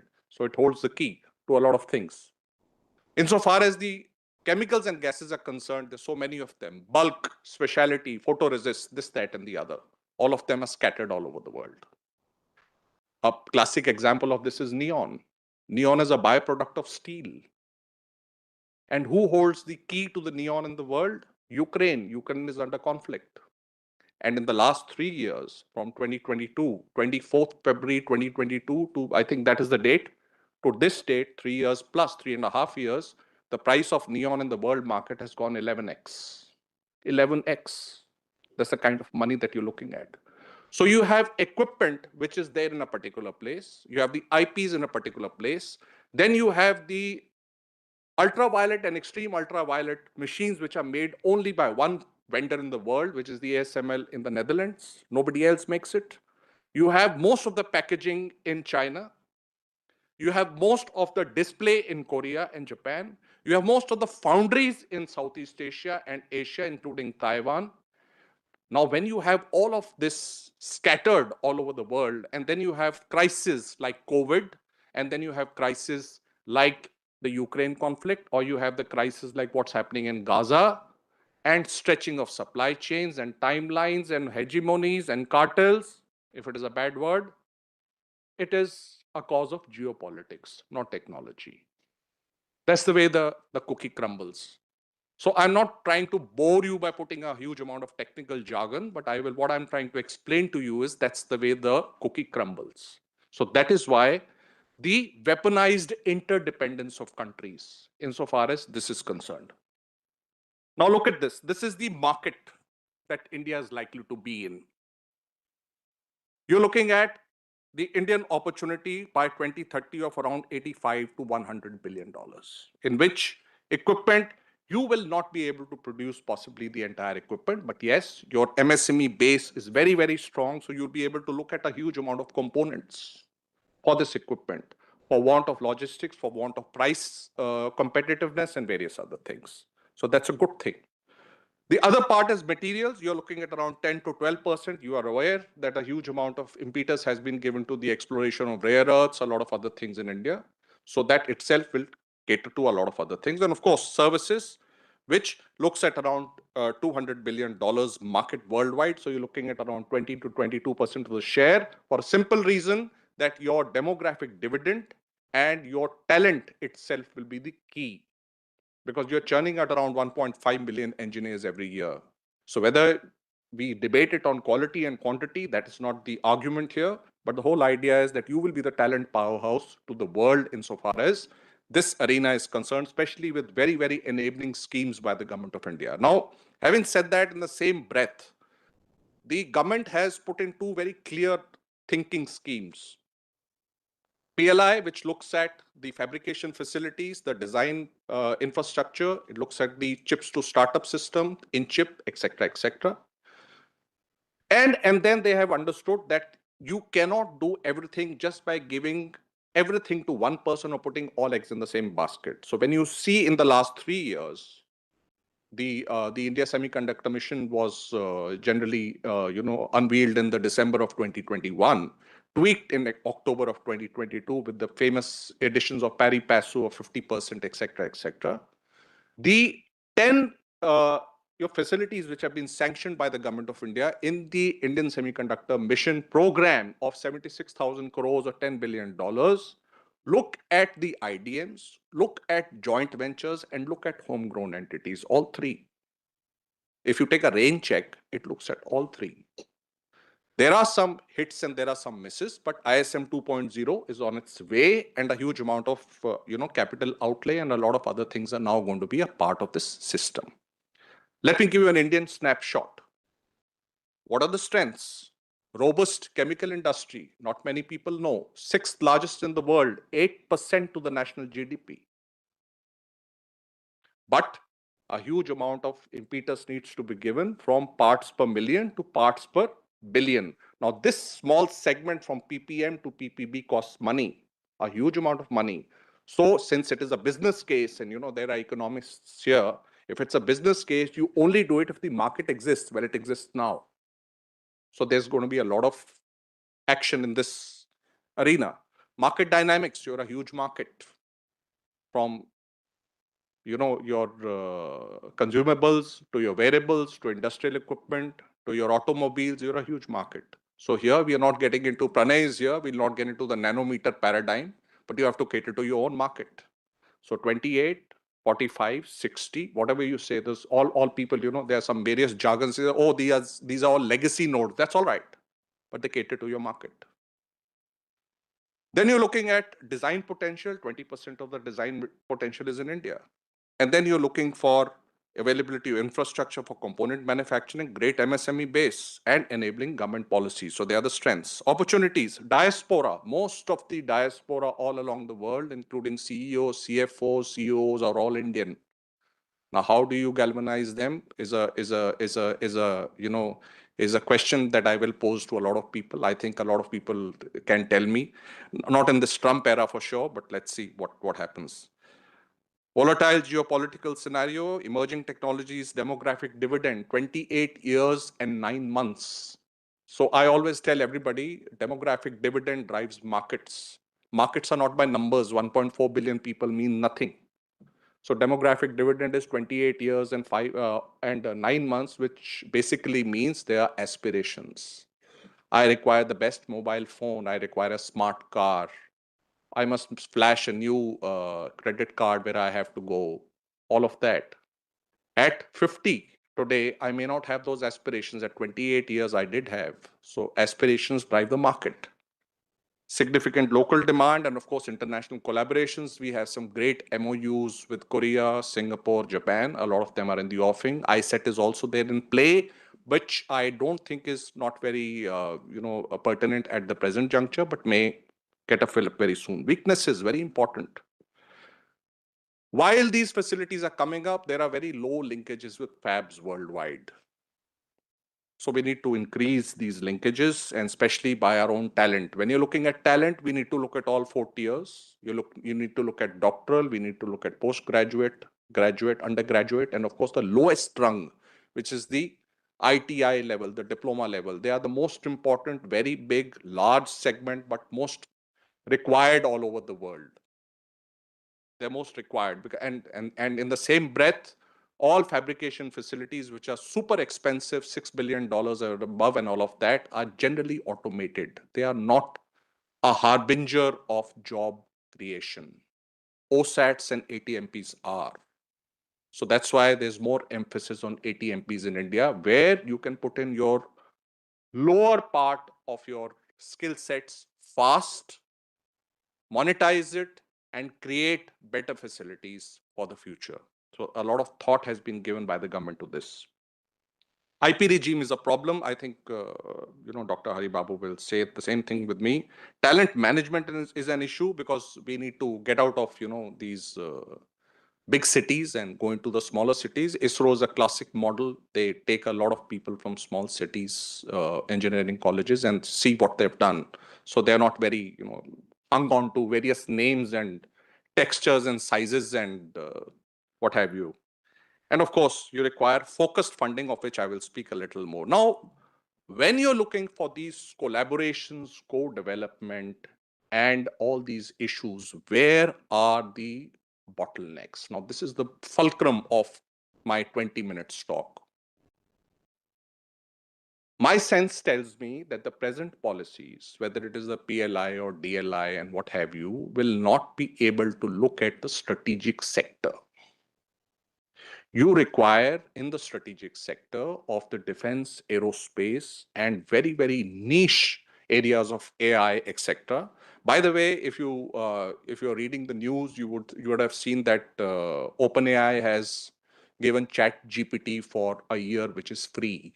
There are telecom providers who are giving you Gemini Pro and Perplexity Pro for as long as 18 months for free. Learning, very good. But the biggest AI play will be in India, and you will be the largest living laboratory of the artificial intelligence. It's all about data. Make no mistake. So in these, you require high value, low volume strategic indices. It's not commercial, where it's going in volumes, millions and billions going into cars and this and that and fans and washing machines and what have you. These are niche, which require high value and low volume strategic indices. Do we need to change for the strategic sector for co-development, collaboration in the existing policies? Yes, it is a requirement. Then, if you do that, are there incentives for suppliers in this high value ecosystem? Let's look at image sensors. How many companies make image sensors in the world? Any idea? Anybody? Image sensors. 4. That's it. Nobody else makes them. So is there a case in point of looking at the Israeli model in which you're looking at sectoral innovations to get into commercial outcomes? Even if they are small, yes. I leave it to you. Important for you to understand that. Then you're looking at sector-driven innovation. You're looking at METI as the anchor ministry for semiconductors and electronics and critical technology. But do they know, or do they require more important information from the strategic sector, defense and aerospace, as to what is to be done for the future? No. Do they require it? Not really. They are the horizontal plane. Bulk of the stuff has to come vertically. Those islands of excellence have to be vertical. So how do you do that? So you require systems in your respective ministries, which can hinge on to the drawdown of the METI as a bonus. But for this, what do you require? I always call it patient capital. Don't be in a hurry. 31st March doesn't mean ki chalo abhi kitna hai. Time run, cost run, all that. This is high technology. It can't be built in 1.5 days that you get out and you rub your eyes the next day and you say, oh, look, you got something going. No, it doesn't work like that. It takes years, it takes decades. And focused funding. You have to fund for products. You can't keep funding for making something which is not a product base. Then for the strategic and the defense sector, if you are looking at collaborations and you're looking at co-development, are you looking at optimized applications? Or you're only adapting to generic chips? Let's take a case in point of medical appliances. Let's look at various other things. They're generic AI chips, generic chips.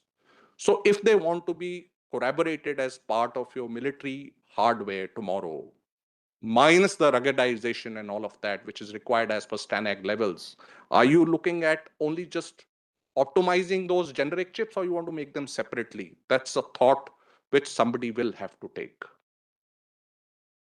There's an IMEC model, IMEC Belgium. I'm sure all of you heard about it. They have 3 models. One is the consortium funding, which of course the industry funds the IMEC Belgium.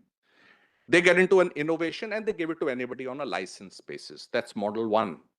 The second model is the industry comes with the problem statement. General Shah is here. He's the actual originator of the problem statements of the Indian Army. And I can vouch for that because I did a lot of work for him while he was the Deputy Chief of Army Staff. So till you have a problem, how do you show it that there is a problem? I require this. The industry needs to know. Because the industry, till it doesn't know what is the problem, it cannot allocate money on it. And profit is not a bad word. It has to make a business case. If it doesn't make a business case, then what's the point? Technology can take a hop. And the third part is you co-develop with these startups, which basically look at IP control. Who takes it? The IMEC takes it or that startup takes it, depending on which TRL it is in. So these are 3 models. So can we do that in India? The SCL is there. It's generally a production facility at 180 nanometers today. But if you collaborate it with a stepped up CDAC, can it function like that? That is, you put in an amalgamation of design and production. It's a question. And then most importantly, I know it's the last one is very, very splashy. There are these small discrete semiconductors. There are, MOSFETs, there are diodes, there are connectors, large volumes, which you will require any which way at any given time in your life, no matter how sophisticated your systems get. Most of them are today getting imported. Is there a case in point of getting this going in India today, no matter how low end it may be? If you can do that, I think you'll be able to save a lot of things tomorrow in terms of money and energy that you need to put into all of this. Now, beyond all of this, you require some soft skills, you require some buzz to attract more talent in the semiconductor industry for a simple reason that we are very software service-based economy. And anybody who tells us, oh, we took the service sector, it was a great route and all of that, I mean, there are reasons to it. I'll implore you to go back into the timelines. In fact, I wrote in Forbes the other day, between the December of 1988 to the May of 1998, when we had the nuclear tests, in that span of 9 years, we had 6 prime ministers. How could you do manufacturing? You couldn't. Manufacturing requires astute policy, the stability of government, the thought. It wasn't there. Anyway, we're not going there because that will be tangential. Startup ecosystem, develop talent in small cities and towns, and please not call them tier 1 and tier 2. You're creating a problem in your mind before it is 1. There is no tier 1, tier 2. There are smaller cities and there are bigger cities. When Reliance went to Jamnagar, it didn't see it as a tier 2 city. Or when Tata went to Jamshedpur, it didn't see it as a tier 3. What is a tier 1 and tier 2 and tier 3 city? So I always argue in public forums, let's not call them tier 1, tier 2, tier 3 cities. And most important, please attain and attract and retain women. They are a very, very important part of the electronics and semiconductor workforce. They will not leave. They will do a lot of good work. Two goals: product, you have to build products, and you have to cater for dependency. In case you can look at these two things, you can do a lot of collaborations, you can do a lot of co-development, and you can do a lot of good stuff insofar as this sector is concerned for defense and aerospace and all strategic applications. The unparalleled opportunities in this decade, ladies and gentlemen. With that, I rest my case. It's 20 minutes. Thank you very much. Thank you, Anurag. More than anything else, no, I think most importantly, the kind of content which you had, and of course, managing it on time. I'll just take 30 seconds. You know, you started with nobody could predict technology. I would much rather give it a flavor of nobody could predict the response to the technology. Correct. I mean, if in India we got attracted by services sector for reasons you all understand, somebody else chose to go for the hardware that gave you that strength. You know, like so it is how we respond to the technology is more important, I think, or rather how unpredictable the response is that. And the second thing, if you see today, wherever you go, and particularly thanks to our media, wherever you go, we are talking about weaponizing. Everything we want to weaponize, including tariffs. I mean, if this is how we are going to militarize and weaponize, every technology will get weaponized. So where is the end? Do we want to live in a perpetual state of war and use everything for war and then look at spin-off of that war for your peace, for your homes? Well, that's a way of life. It's a model. So I would urge some consideration on this whenever you choose to take on your question and answer. Now I turn to Professor Haribabu Srivastav, a very well-known scientist. We talk about spin-off of technology. I think here is a man who is spinning off his knowledge to two IITs today. And I think most significant is he is the person who established the 15 DRDO centers of excellence in the academic institutions. And I think we couldn't have had a better speaker than him to talk about challenges for collaboration and co-development. It's over to you, Professor Srivastav. Thank you, sir. And I think it is still morning. So good morning, everyone on the dais, off the dais, all the dignitaries and the participants. Colonel Avasti has set a good tone for me to speak on. And I believe whatever he has told about the semiconductor sector is equally true for any other sector, more so for defense because we are aspirational in defense technology ecosystem. I thought I will take a view from the ground because we can make loud policy announcements, whether they get translated into the actions. I will try to have a look at that. And from that angle, I have prepared this. Many of the things might have been heard because yesterday also we had a good discussion on some of the topics. Some of them may be new and maybe it will give some idea to the policymakers to initiate some actions. But first on the self-reliance, it is not a new word. In fact, Mahatma Gandhi also said about cottage industry for self-sustained society. It is as old as that. And something around in the 90s, this committee was formed, Abdul Kalam Committee. Everybody focused on what this committee will deliver, 70% indigenization by 2005. Probably people forgot what they actually suggested how to go about. So the last 4 or 5 bullets, if you look at, and what he said in India 2020 book, which is publicly available, the focus on science and technology, action plan based on technology forecasting, benchmarking with the developed nations, statistical model to realize vision, and opening up the last one, which is now the buzzword, the opening up government control over sectors to private entrepreneurship. And 2014 onwards, there have been so many announcements and so many policy decisions which are good for the ecosystem. But something special happened around 2020, it looks, because if you look the defense production and defense exports, they have started rising up after 2020. Maybe we were preparing ourselves till 2020 or so. The defense production and R&D both opened for private entrepreneurship. A lot of new initiatives like Skill India, Startup India, etc. happened. And even for the HR, the human resources to get developed, AICT also took up the case for launching the MTech and BTech courses for defense technology. Large number of initiatives, some of them I have captured here, but the essence is in the results that have happened. First and foremost, I think, is the change that we have. Earlier, we used to have probably the goal for yearly production by ordnance factories and DPSUs, etc. But now the long-term goals started by the government. In 2020, government announced, or maybe around 2021 probably, they announced the goals for 2025, and recently they have announced for 2029. Even though we may not have met the full goals of 2025, but still, if you look at the curve, that the rise in the curve is quite tremendous and quite significant. And now the goals are there for all of us to see, 3 lakh crore and 50,000 crore for exports. Although we may not have met 70% goal in 2005, but as per PIB of 2024, last financial year, we have met about 85%. Some people have dispute on this number, that 85% is actually not 85%.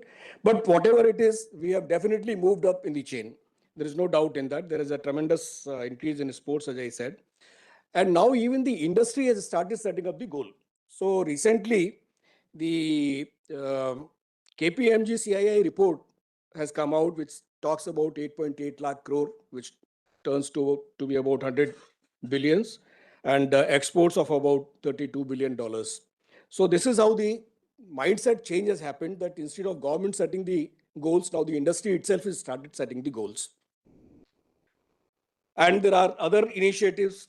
The DRDO laboratories being consolidated now, DIACOEs, several COEs by the services, chairs by DPSUs, and thousands of DPSUs, startups, etc.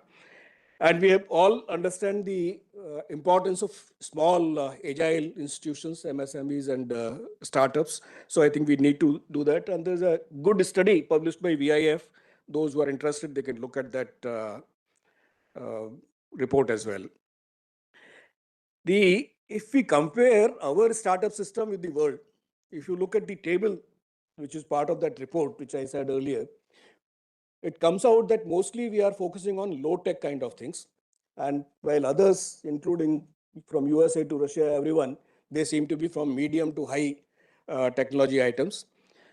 There are several regions. Some of them I have listed here. Underfunding, we have been talking about, poorly integrated national ecosystem, and compute infrastructure. People have to devise their own. They have to find their own compute infrastructure.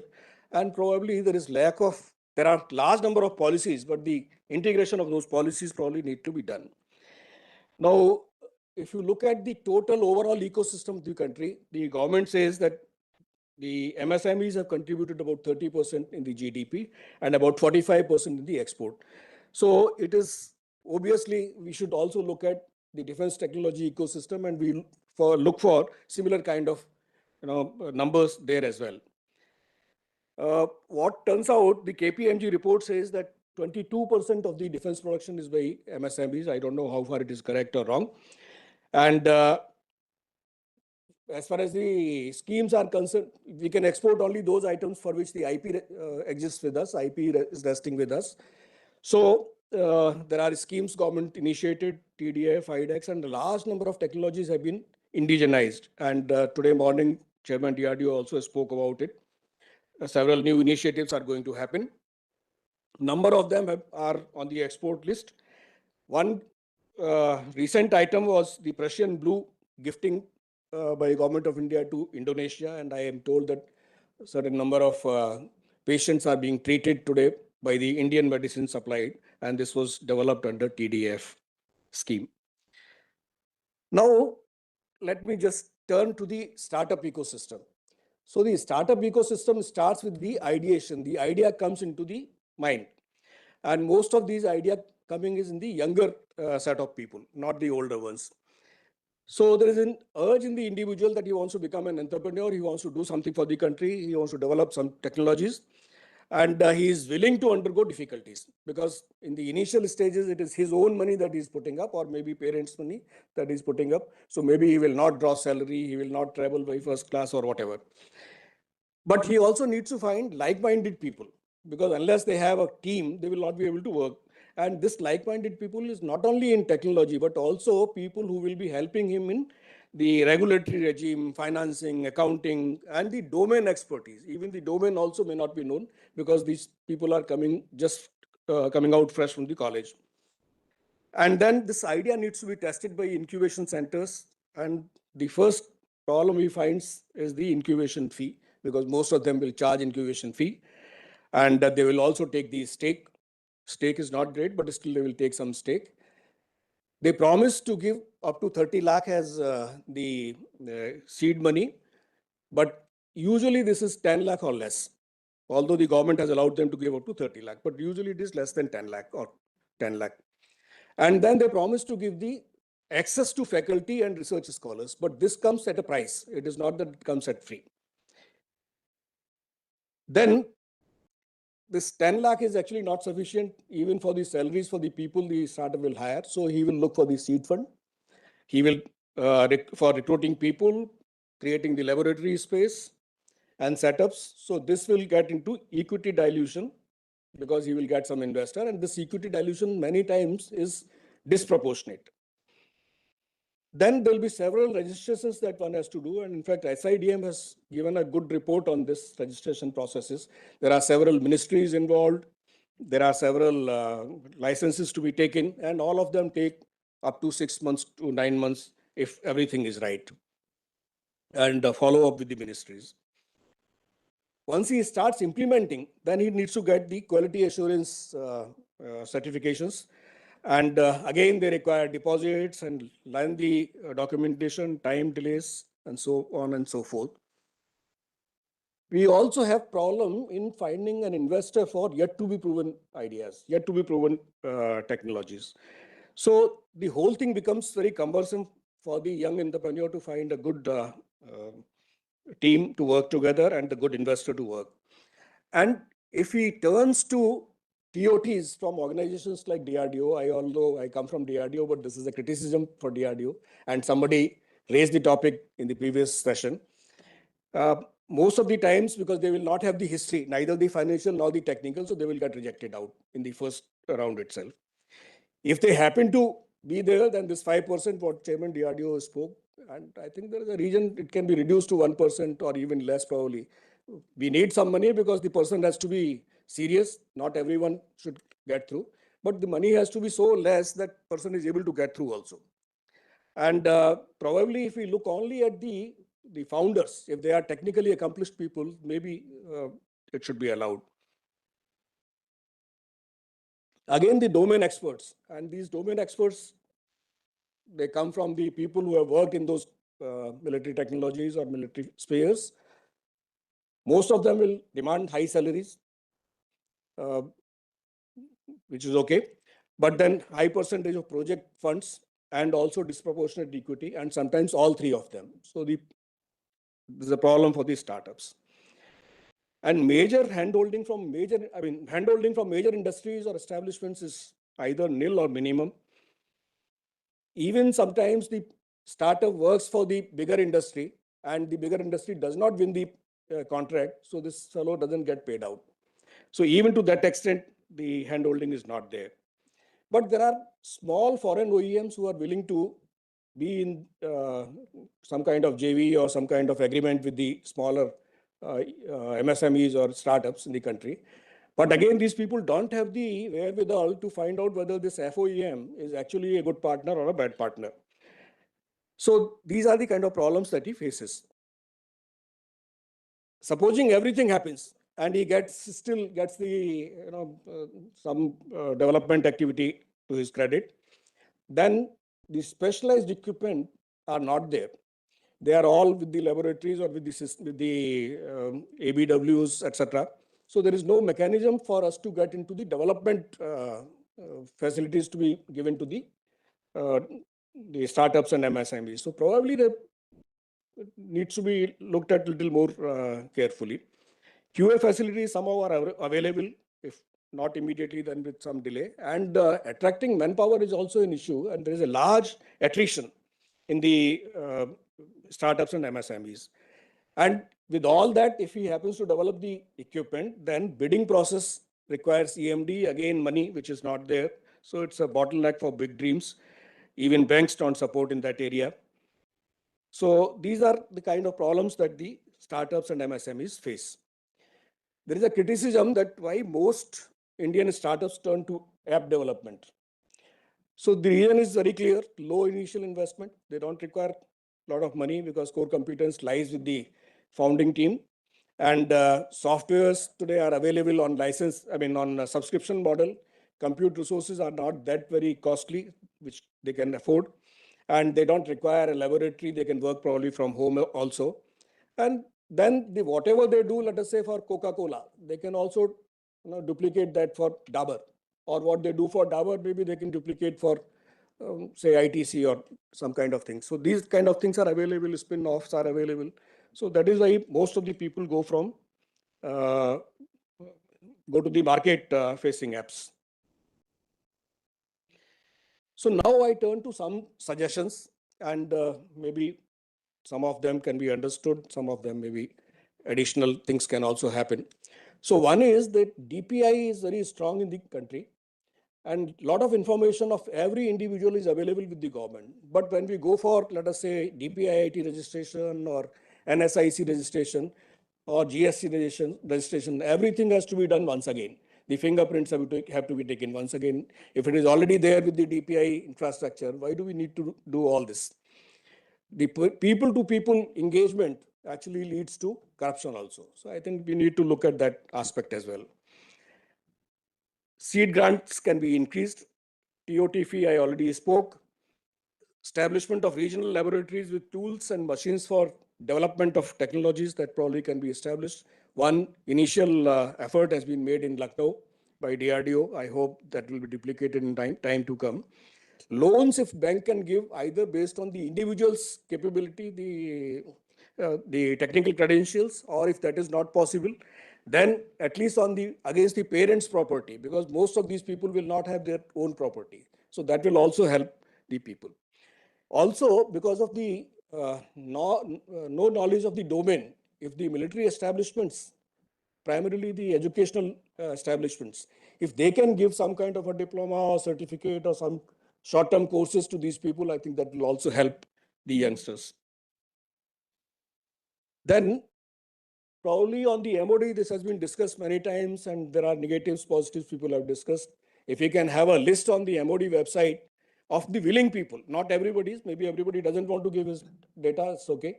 But people, their expertise and their email IDs. So these people, if they want to contact the startups, if they want to contact, they will be able to contact and see what they can do together. And this is not only officers, but also at the lower level, because a lot of testing, a lot of running around has to be done by these people also.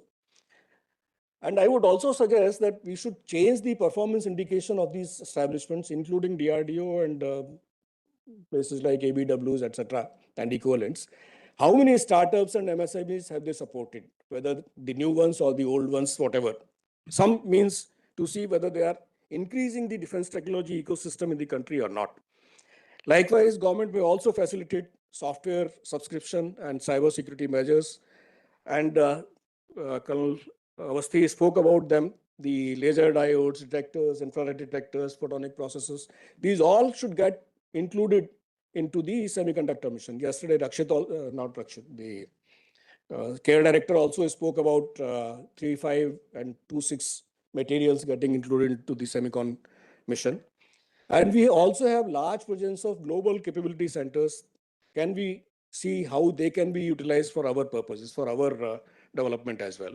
And maybe some mechanism can be set up for predicting the technology. Maybe that will also help the people. Lastly, we are all aspiration-driven people. If you look at the US and the China, the Gutman and Bathex, these companies, they have become the backbone for their countries, not only in strategic, but also digital and economic dominance. So let us hope that if we make changes in our policies, the way we implement them, hopefully we will also have companies like them tomorrow. And everybody has to work together. Government's role is definitely crucial, but I think all of us also have to give to the society, to the industry, to the ecosystem as we have received so far. Thank you so much.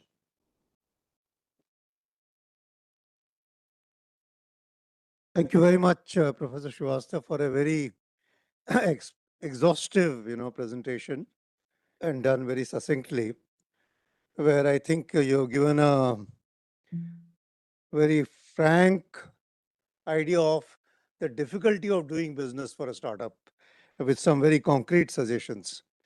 I just want to make a couple of points. The DG is here and we have both been members of the DRDO review committee, and there were some very specific recommendations being made. Only yesterday I had a session with the authorities that be on this. So one of the recommendations is what he said, how to utilize the labs, how to make it open. So one of the recommendations is to introduce within the lab a red zone, amber zone, and a green zone. Red obviously is, as it suggests, absolutely classified, no question of anybody entering. Amber is kind of 50-50, and green is where, facilities which are typically required, not so high-end, not so demanding, is available for the startups or whosoever it is to utilize. And just synchronized with that is to utilize the talent and experience of our scientists like Professor Srivastava, for example.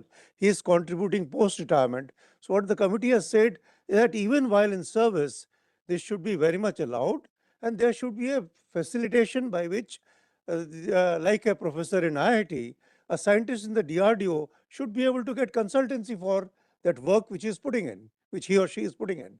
So I think these recommendations are there. I really do hope that some of it is accepted. And just for information, even in our defense quality assurance reforms, and I'm saying deliberately defense because for the first time we looked at DGQA, DG Air Quality Assurance, and DGNAI, which I had chaired. Similar recommendations are there so that it becomes easier. I do hope these recommendations see the light of the day. But anyway, thank you very much, sir, for a wonderful presentation. Now we turn to the next speaker who's going to join us online. It is squad leader Samir Joshi. I think he is the epitome of military civil fusion with 5,000 hours of military and civil flying experience. He has pioneered the swarm UAV development in India, and he's also delivered the world's first high-density heterogeneous swarm UAV. I think that is a strong enough introduction to squad leader Samir Joshi. So it's over to you, Samir, and we wait to listen to you. Good afternoon, ladies and gentlemen. And it's a great pleasure to be here amongst this esteemed gathering. I've been listening to Colonel Avasti and Mr. Haribabu, and very relevant points have been touched upon. More relevant because all of us sitting in this room, and for the last 2 days, we have been kind of, syncing up on the fact that how do we make India more robust, more powerful, more independent, more, adept at getting indigenization going as per the Atmanirbhar Bharat dream. So my job today is speaking on behalf of the startups, and I will give you a high-level overview of navigating barriers for these growth, the challenges, and the strategic solutions which are available for the Indian aerospace and defense startup ecosystem. Next slide, please. So largely, I'll just covering up, we'll be covering the ecosystem itself, the growth drivers and opportunities, the barriers for the growth, major challenges, including funding and procurement, the regulatory and infrastructure hurdles, talent and supply chain issues, strategic solutions, industry recommendations and partnerships, some success stories which coming out of it, and before I conclude with a call of the action. Next slide, please. So over 1,000 defense startups have emerged in the last 5 years. Now, this is the biggest success of Make in India, changing over to Atmanirbhar Bharat, and going into more robust functionalities now that we're aiming for huge defense overmaps by 2030. By 2024, there are close to about 16,000 active MSMEs contributing towards the aerospace and defense ecosystem. The focus areas include drones, artificial intelligence, robotics, cybersecurity, propulsion systems, etc. What is interesting to see that these are hubbed around, Bangalore and its suburbs, Hyderabad, Chennai, and two main defense corridors focused in Uttar Pradesh and Tamil Nadu. Interesting to see that the exports since 2014 have surged 34-fold from 686 crores down till to 23,622 crores in FY25. This itself kind of speaks on the huge focus by the government of India on this sector. The Indian aerospace and defense ecosystem market size presently is about $28.68 billion, and the growth rate will be about 7.1 leading up till about 2034. Now, these figures kind of, expand and amplify the huge relevance as well as the opportunity that is available for all of us who are part of this immensely, contributing ecosystem. Next slide. So what are the growth drivers? The government, beyond the Make in India, which started back once Prime Minister Modi had come to power, we have focused on the Atmanirbhar Bharat, train. And presently, the defense budget, which is about $6.8 trillion, is also contributing to a great extent. This has been an yearly growth of 9.5%. Now, what is interesting to see is the capacity for R&D in this budget. It is increasing year by year. One major impetus has come through the IDEX. A lot of companies have come through the IDEX mechanism. 619 startups till last year have been engaged. 430 contracts have been signed. 10 major items have already been supplied through this mechanism to the defense forces. Ladies and gentlemen, IDEX has been one of the greatest contributors towards creating that synergy between small startups and MSMEs to kind of contribute into very deep tech and high niche areas on a direct clarion call from the end user. And this is something which will further kind of boost the capability as we go forward. There is also rising venture capitalist interest in defense in India, especially in 2025. Again, coming from the likes of big players back in the Silicon Valley, Anduril, Shield AI. The Indian ecosystem is also kind of going up. We have also seen, India engaging in Operation Sindoor and the need for such kind of equipment, kind of, galvanizing and synergizing capital behind companies who are going to be contributing to the success of the Indian Armed Forces. 2025, about $233.5 million have been invested in the same. There is also a thrust by the government of India on dual-use technologies, which enable commercialization. This is also very adept because there are mechanisms now where technologies from the defense side are easily cross-flowing into the civilian junction. Also has been made possible by transfer of technology and other mechanisms and being unfolded by DRDO and DPSUs. There is also a huge thrust in the modification of the DAP now, which focus on R&D and how R&D and spiral development based mechanisms can be unleashed towards that. However, if you look at the slide, small chart on the right, we in India are still about 6.64% of GDP for R&D. Now, of course, this is R&D of different kind, many kinds, but aerospace and defense is also part of this. And compare this with Israel, which is 5.7%. Obviously, this is a matter of geopolitics and the threat perception country faces. But there is a case under play that India needs to put in more, far more than what is still available. And the Prime Minister's recent initiative of 1 lakh crore rupees towards the R&D for various missions in India is going to definitely empower and catalyze the same. Next slide. So the core barriers to growth for startups and MSMEs in India, first is the funding. Aerospace defense is a high risk perception. Till last year, we all in this field used to struggle a lot, given the fact that even mechanisms like IDEX were not putting in a lot of money. It started with about 1.5 crores. Obviously, it has gone up to a great extent. And even getting within the government consensus to put money behind people who had a good idea. Now you imagine the same private capital also considering the same. It is a daunting task. So there is limited, venture capital and debt for deep tech companies who especially are working in the domain of aerospace defense. The second is procurement. Ladies and gentlemen, India is a process-driven bureaucracy, not goal-driven. And one of the main reasons behind this is GFR, General Finance Rules, are something which dictate how the cross flow of procurement takes place. And mind you, they have given in great detail in black and white. And I don't think anybody wants to take a chance when people interpret the same. These lead to lengthy cycles of procurement, and there is always a risk-averse military buyer. Case in point being, even if you're good and you're selected as a single vendor, there is a huge battle one has to fight to move on just to prove a point and go get selected as a procurement case. So GFR is something which needs to be taken a look at. I think the present modifications in DAP, where the focus on R&D is going to underplay the GFR to an extent, and hopefully we will have some modifications coming and more joy for companies like us. The next is, of course, regulations. Approvals are very complex, multi-tier, multi kind of ministries, etc., etc. Another reason is delayed certifications. Modern niche technologies, deep tech, a lot of understanding in terms of certifications is not there.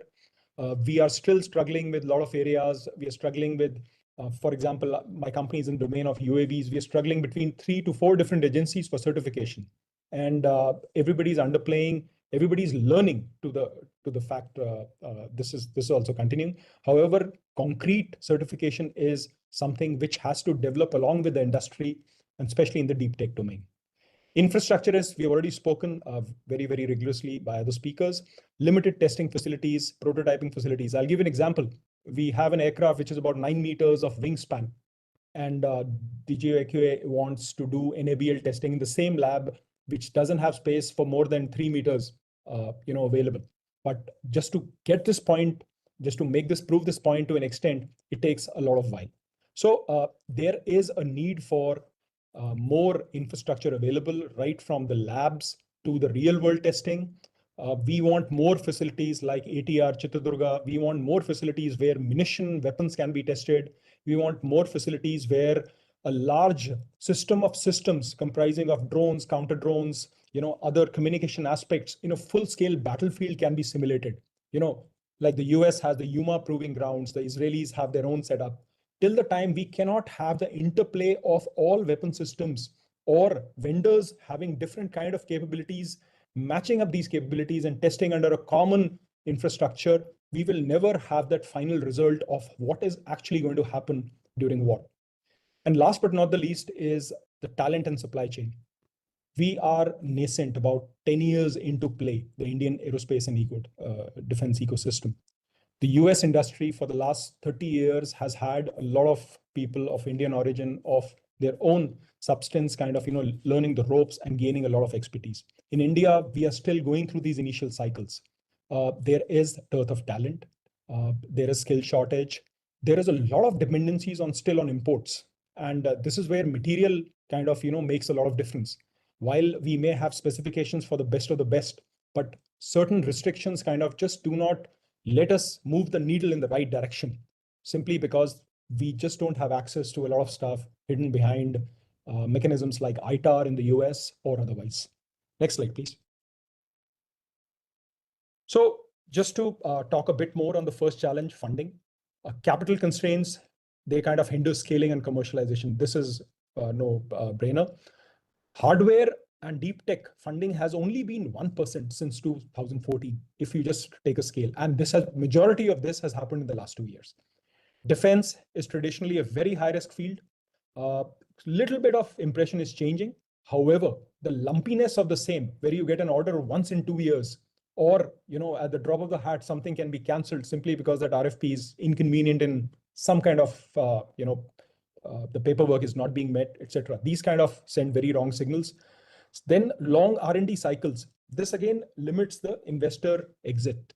And we all have to agree, everybody wants to make profit. The VCs want to make profit. In the end, what is that magic threshold where people can have an exit determines how much money can be put into or behind the same project. There's also, however, good news that the emerging shifts are very apparent. There is AI and defense tech, which is the VCs in this field are coming up. 57% of the funding in last 2 years has come for early stage focus. And this leads me to the point that what happens after that? What happens after you have the seed? What happens after you have to go towards making the prototype, or rather the TRL 7 to 9 journey where you have to make the product. What happens, or rather who guides you through that valley of death? This is where we don't have patient capital for dedicated aerospace and defense funds. This is what is the big dearth, and that is why it is very difficult to get a Anduril or a Shield AI out of India, where people put money and forget for the next 5 years. This is a struggle we are actually going through, and this is something which we have to go forward. Next slide. Next, of course, is the procurement and regulatory delays. Bureaucratic procurement process delays, they hamper innovation and the adoption of the same. For obvious reason, armed forces prefer established vendors. There is higher risk aversion. Somebody who has done it again and again, somebody with a different idea, but with a higher risk capacity is not generally encouraged, simply because the armed forces want something now, something to work now. There is very less patience for prototypes. Everybody needs a product. They needed it yesterday. So there is no patience for R&D, and there is especially no patience for spiral developments. Now, this is what we need to learn, especially for the future tech, for the next gen tech, or whatever you want to call it. Let's look at China. Let's look at Israel. Let's look at the US. Everybody does tiered spiral development. This is something which is important. Once we can kind of get our aspirations matching to the spiral development mechanism, it will result into huge interplays and huge windfalls in product development. And of course, certification and export controls adds layers of ambiguity. What is the result? Stalled prototypes and slow commercialization. Simple thing in IDEX, once you have met, let's say, the milestone, which is the 5th milestone where you meet your prototyping needs, within 4 months, the end user has to get a minimum order quantity. But that 4 months converts into 2 years, 1 year. Nobody gives thought to that poor chap who has made a prototype, is waiting. He will not even survive the next 4 to 5 months because he has to pay salaries on the 1st of every month. Nobody is accountable. And that is something we in the startup fraternity would want to change. If somebody has done well, he should get his due. And as Colonel Avasti said, everybody is working for some profit to survive, to give a better margin, a better product in the great scheme of things, to get a Lockheed Martin out of India in the next layer as we keep talking. Next slide. So one suggestion I may be indulging here is, and this is for the armed forces and my brethren there, tell us what you want, not what you need. Now, ladies and gentlemen, this sentence is the most powerful procurement revolution happening right now in the US and Israel. And it is exact opposite to how India's defense acquisition procedure still works. What the military must do immediately is not make a heavy duty Excel of requirements down to the last nuts and bolts. Excuse me. We just need one operational sentence. हम चाहते हैं कि we want to dominate the LAC at 18,000 feet with 0 casualties. Or we want to detect, track, and neutralize 100 drone swarms in under 90 seconds. We want every Jawan to see through the walls in Kashmir winters. We want you to please stop at the want. No range, no weight, no cost, no timeline in the first conversation. Please add numbers, budget ceiling, timelines, etc., etc. And then my request is be patient for those 50 crazy solutions which are going to make a decision. Create more mechanisms like the IDEX and the Meher Baba Prize, which have had this. This is exactly what the DIU and MAFAT does. These are the policies which have made an Anduril and a Shield AI emerge as top players in the American ecosystem. This is the mechanism through which the DIU sponsors 5, 6, 7 vendors at the same time for a tier 1 product development. Out of that, if 2 to 3 succeed, give them more funding until somebody climbs up on the pyramid and there is success. This is a great way if future product development can be looked at. Of course, this may not apply to legacy products, but this is definitely something to ponder over. Next slide, please. Okay, the other challenge is, of course, limited advanced manufacturing and testing infrastructure. I've spoken, shortage of skilled specialists. Now, as leaders in this industry, we are actually struggling with guys who can do it, who can make it happen, who can walk the talk. And not only do we need skilled manpower, we hope that either some PSUs, trained people, or or people who have worked in similar industries outside India, if we get, if we can tap into them, that is a great way to go forward. But more important, skill development is something where government can help us. This is especially for a TRL 1-2 level. This will be a great idea to implement in case the government, the industry, the academia, and the PSUs and DRDO all get together to create the right skill sets. We still have import dependency in supply chain. So now if the Indian Army one day says, okay, we don't want any Chinese component, how many of us can genuinely kind of ensure that this does not happen? Is the end user ready to take that additional 30 to 40% cost increase? Because now the access, if we have to import through Europe or the US, the cost is definitely going to increase. And that is where the specter of L1 and white labeling hits all people who are genuinely trying to do R&D in this field. So this is another study which has to have happened, and this has to happen in a tiered manner, in a manner where gradually we kind of unlock and we remove the Chinese totally out of a system.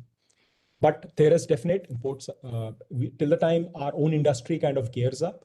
The own industry is looking forward to more orders, and I'm sure with the recent EPs and other aspects coming out of after Operation Sindoor, this is going to galvanize a lot of us in the industry. And last is competing with established global aerospace firms. Ladies and gentlemen, the Indian Army doesn't need something which is localized in India. We are competing against the world. We are competing against our northern neighbor who is not competing against us. He's competing against the United States of America. We need to have thus a product which can compete at the same products which are based in the US and other European nations. We need products which can go and actually survive and battle out in environments like Ukraine. This is where our own competencies should have and reach the global level. This is where we, startups, MSMEs will have to pull up our socks and give a return to the end user in what he is asking in the best possible manner. We cannot afford to fall short. And this is something which is onus is totally on us. Next slide, please. So what is the strategic solutions? IDEX and Aditi are already giving grants, has been covered more in detail. My only request is, please, there should be more commitment of procurement. MOQs are something which breathe, which give that life in that company. So those have to be taken very, very seriously. We will request the armed forces to carry out the procurement within the right timelines. Then there is TDF. 50 crore projects are coming out of this. What I have seen from TDF is in certain programs, the end state is not clear. There are programs after TDF, nothing happens. So again, they have to be mapped to a mission need to a MOQ. I think part of this is already happening.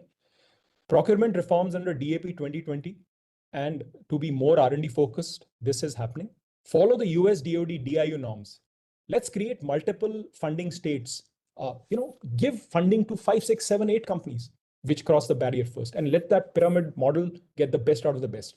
Meher Baba Prize, the Air Force had done something like this, and this was a great way, which was acceptable under the GFR rules and also gave us nice results. Defense corridors and state policies should boost the aerospace defense cluster and need more teeth. They should not service only the big companies. How do startups actually get into the same?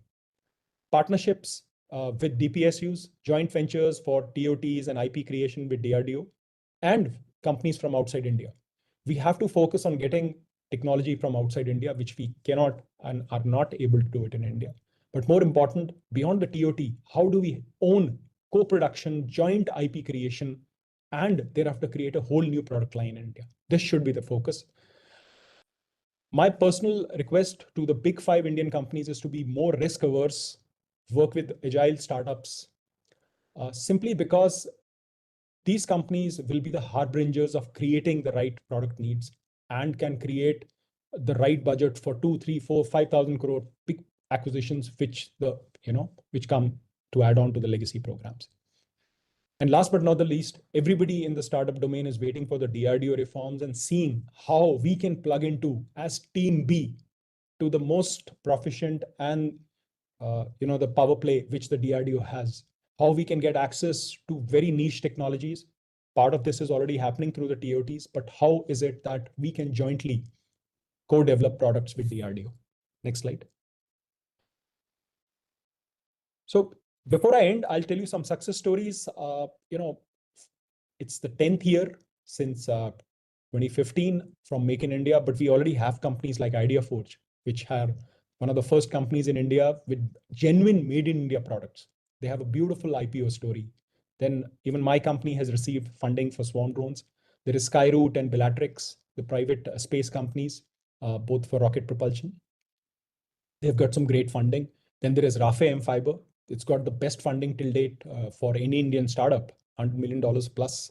What is important to see is that the government's mission 2030, to kind of create technologies, captive R&D depth, manufacturing, engineering depth, is also very much being welcomed by the venture capitalists and people who can fund these programs.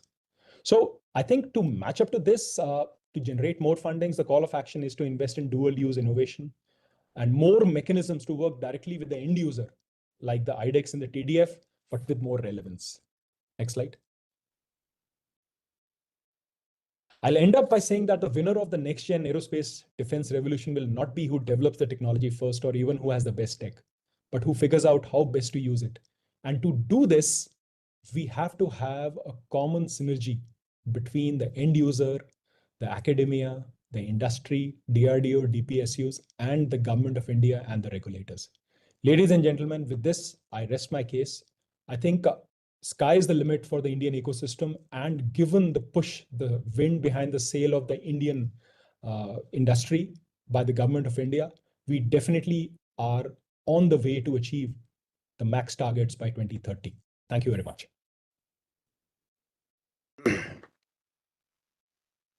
Thank you, Samir.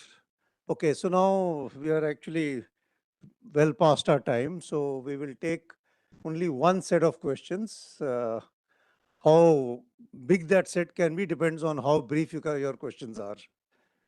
I think we'll start with somebody who has not yet asked. Ambassador Yogendra, please. Thank you, sir.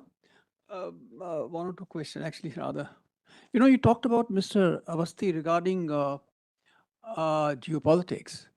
Now, the question actually, the challenge before us really is how quick we are in actually trying to fathom as to what the next step in geopolitics is going to be, because that's where everything rests. And that is actually our entire security architecture. And we have a kind of an arrangement across domain and cross agency to actually keep track of that. But that, I think, would really be actually the main thing, as I see, because as we said, everything, whether it's US or China or everything is weaponized. And we are then getting around in this kind of thing. And the question to Professor Srivastava, actually, sorry. So I just want to make this. So for example, rare earth and solar. I mean, we have known for about a decade that that is the emerging field. But where are we in that? And we are still talking to Chinese saying, relax this, relax that. And that's data centers. Already for 2 years, people have been talking about it. And we are just about, it's just entering our discourse. So there's something missing in terms of the way our entire structures, institutions, how they work in terms of strategizing and to seeing as to how we can be one step ahead in geopolitics. And now, one question to Professor Srivastava. I know the subject is MSMEs, but the larger issue really is our defense industrial base. Because if we still depend on our aircraft and our hardware and ships and all the rest of it on other countries, then very clearly we are going to be caught in that. And the last question, if I'm sorry, Opsindur, we talked about the private sector and all that. I'm just wondering, what was the role of the private sector in real time as Opsindur was actually unfolding and being waged? Because from that, we can draw some major learnings for whenever the next thing takes place. Thank you. So my question is to Samir Joshi. Samir has given the MSc perspective, but I would like to give the other side of the story for the end user and the MOD and the bureaucracy's perspective, because I was involved in 50 programs. So Samir, are you there online? So that question is for you, that isn't the Indian startup community also, over calibrating their performance? Because what we saw in the Ministry of Defense, you take the ASADS program for the Indian Army, launched in 21. It's 25, 4.5 years, nothing has happened. So don't the Indian startups also, the jugaad culture, just to manage something somehow and give it, And so this is a thing which you need to take it home. It's very easy to say end user ye nahi kiya, wo nahi kiya, but the startup community also has to look into them that please stop this jugaad and collaborate with each other. Thank you. Any more? Yes, please. My question is to Colonel Avasti. How do we modernize SCL with the 10 infrastructure coming up with semiconductor technology? What should be SCL's mandate going forward? Thank you. Next, please. This is, I think for the first time at IDSA, we are seeing industry, academia, and the users all together. So I would just like to add to what Squadron Leader Joshi mentioned in his wish list. When I'm talking now of something which is totally in the hand of the user in the defense services, when we look at a company, all our norms are on the company. The company would be a new startup or a new MSME. The people, the promoters, their profiles are not given weightage in the evaluation. I think this small correction can make a lot of difference. Somebody has been in the Air Force for 15 years and has a domain knowledge. That has to be factored in when he sets up a company and becomes a vendor. I think this is one more recommendation I would like to make. That's all? Okay, thank you. So can we start with you, Anurag? Yes.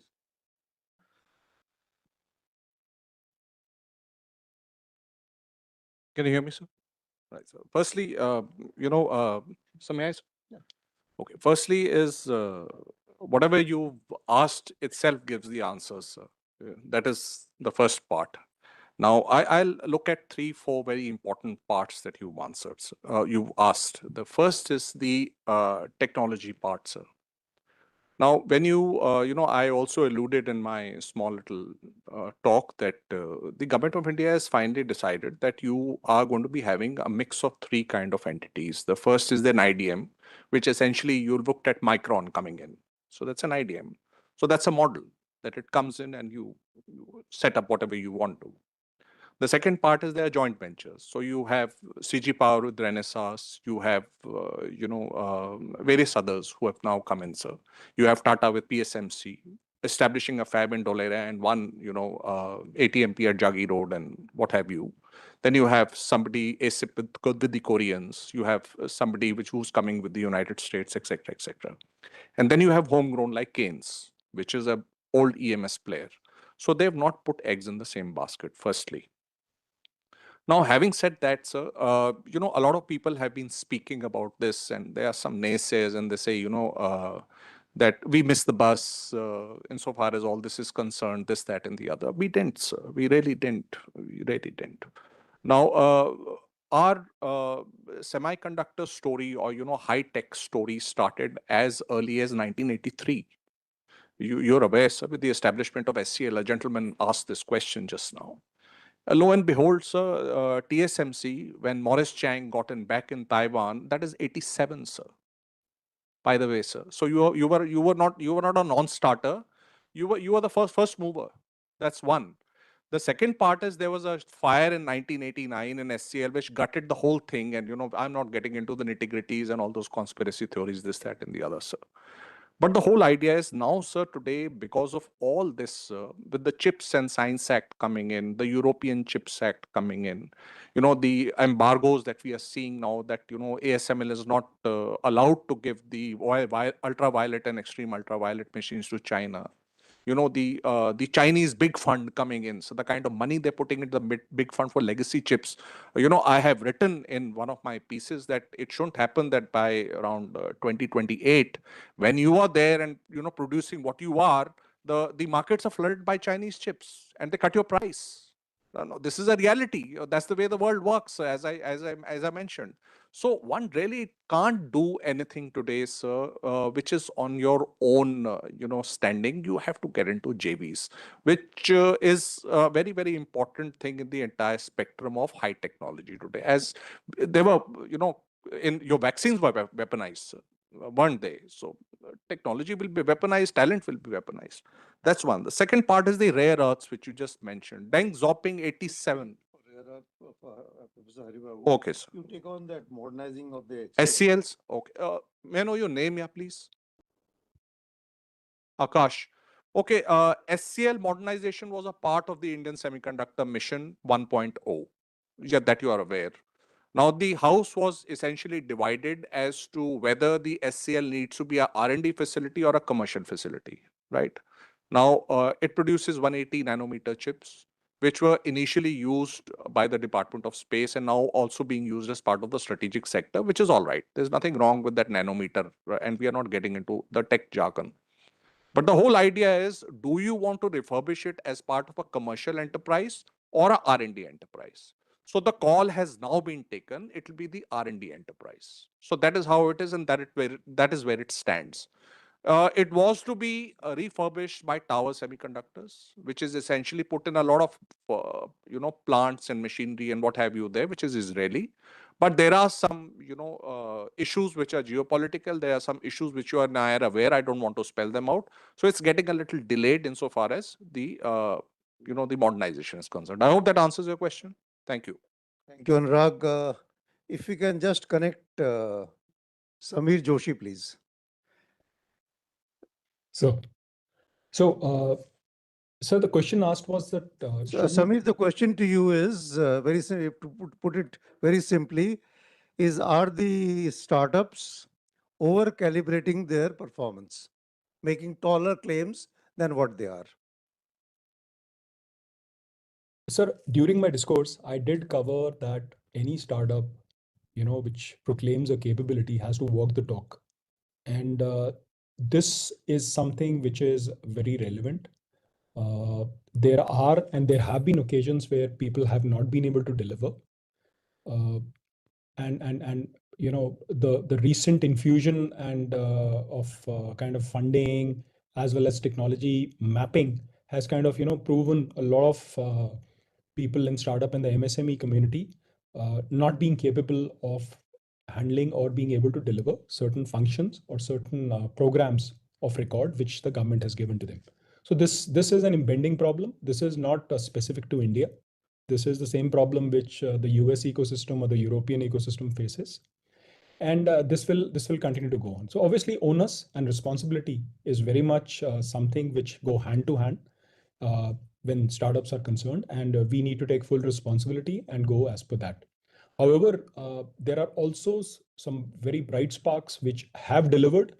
What is it that the government can give back to those people who have delivered?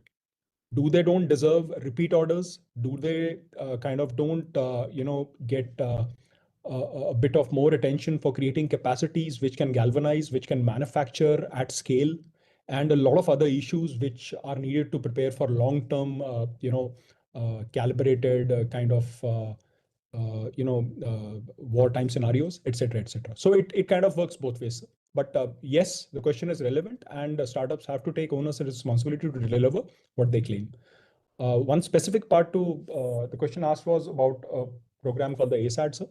So it's a Make-to program. I'll not talk much about it since it is under the purview of a certain directorate. But definitely, sir, I think since the time you have last been there, progress has been made. And it is, all I can say, it is moving in the right direction. Thank you, Samir. If you can just turn on the camera, somebody wants to take your picture. And while you do that, we go to Professor Srivastav.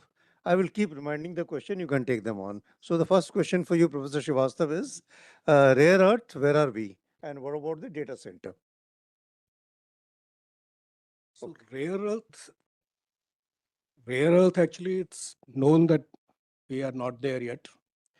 And although I do not have I have not read that document personally, but in the discussion, what I have come to know is that there is an atomic energy regulation where the rare earth is defined as the radioactive material. And since that is so, all the rare earth activity has to be done by Rare Earth India Limited, REIL of the Atomic Energy Commission. That is where the bottleneck is. Apparently, by January, it seems that new law is going to take place. If not January, maybe early next year. And once that happens, then I think it will get opened up for the private industry to start working in that activity. So I think we will get into better position at that point of time. The second part of the question from Ambassador Yogendra was that data center, over the last 2 years, you've been hearing about it, and it has just about entered the discourse now. He wants to know where are we with that? So again, the same story. Actually, data centers take a lot of energy, and we are, although we are now providing 24 hours energy to households, but still the kind of energy that they require, we still need more power plants to be put up, and a lot of cooling is required. Still, as much as data centers we want, they are not there, I agree. But the good part is that our companies in the country, they are making a lot of parts which go into the data centers. And tomorrow, when all these things start happening in the country, we will be able to do it indigenously. We will not be able to, we will not be depending on the others for most of the items. I think one more point you raised was the. I'll take on that one. That role of the private sector in the defense industrial base. I'll give the statistics. Okay. You can just take on, I think, no, that's it for you. Thank you. So there were two more questions which need to be addressed.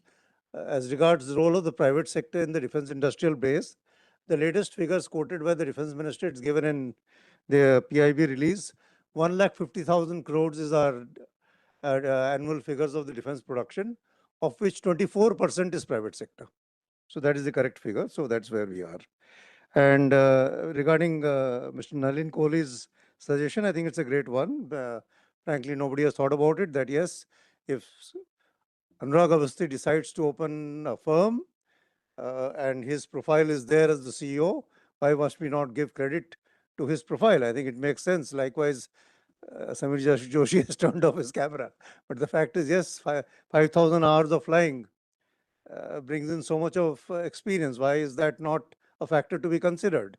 You know, as good as having supplied many times earlier. But somewhere I suspect, you know, your competition will get tougher then. Anyway, that's on the lighter side. I think it's time for us to close. And all I can say is, I think we've had a wonderful session. Thanks. I think we'll leave it at that, sir. We are running out of time. In fact, well past our time.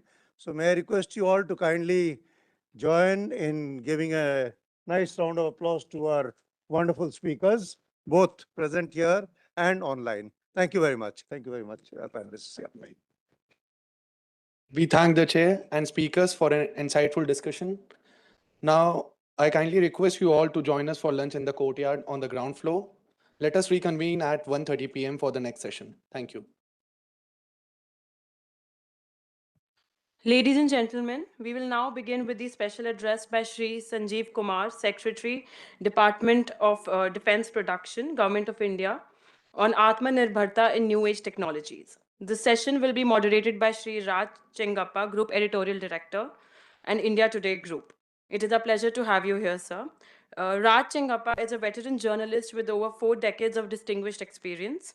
He is currently the Group Editorial Director of the India Today Group, Asia's leading media house, and the editor of India Today magazine, the country's largest red news publication, with a combined English and Hindi readership of 16 million.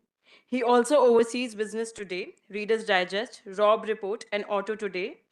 Before this, he served as editor-in-chief of the Tribune Group of newspapers, one of India's oldest and most respected media institutions.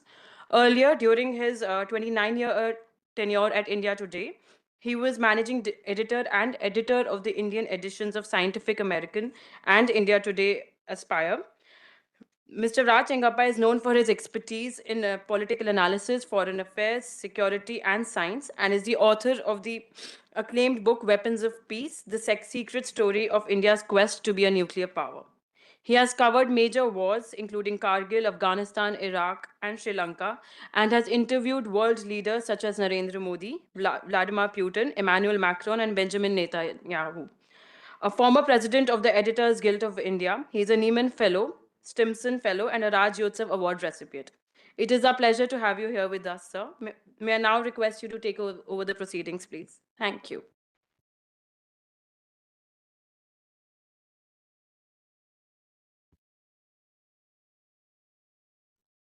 It's on? Oh, it's on. Great, great.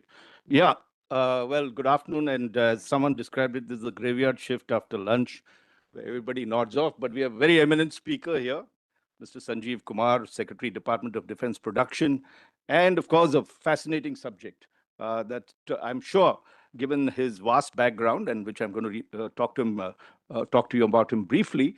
But before that, just a bit about the subject itself and why it's such a critical time that we are meeting at. And I would call it a crossroads in modern warfare.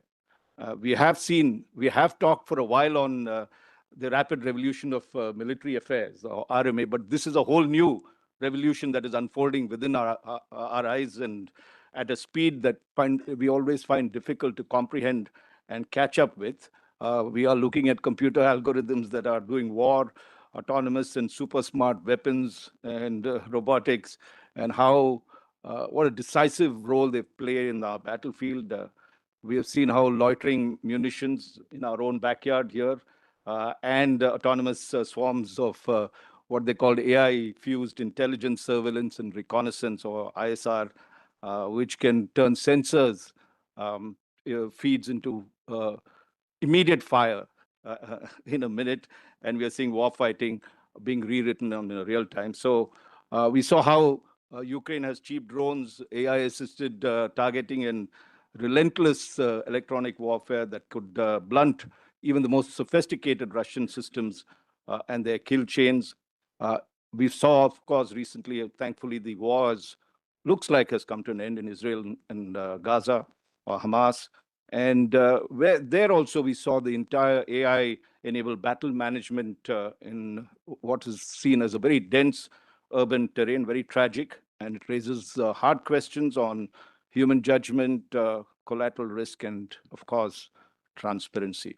And not to forget India's recent Operation Sindoor, which of course underscored the value of precision, standoff strike, and cross-domain ISR as we know it, paired with careful escalation control and signaling. As we saw, things could have reached a very dangerous turn, but was stopped before that as India achieved its goals.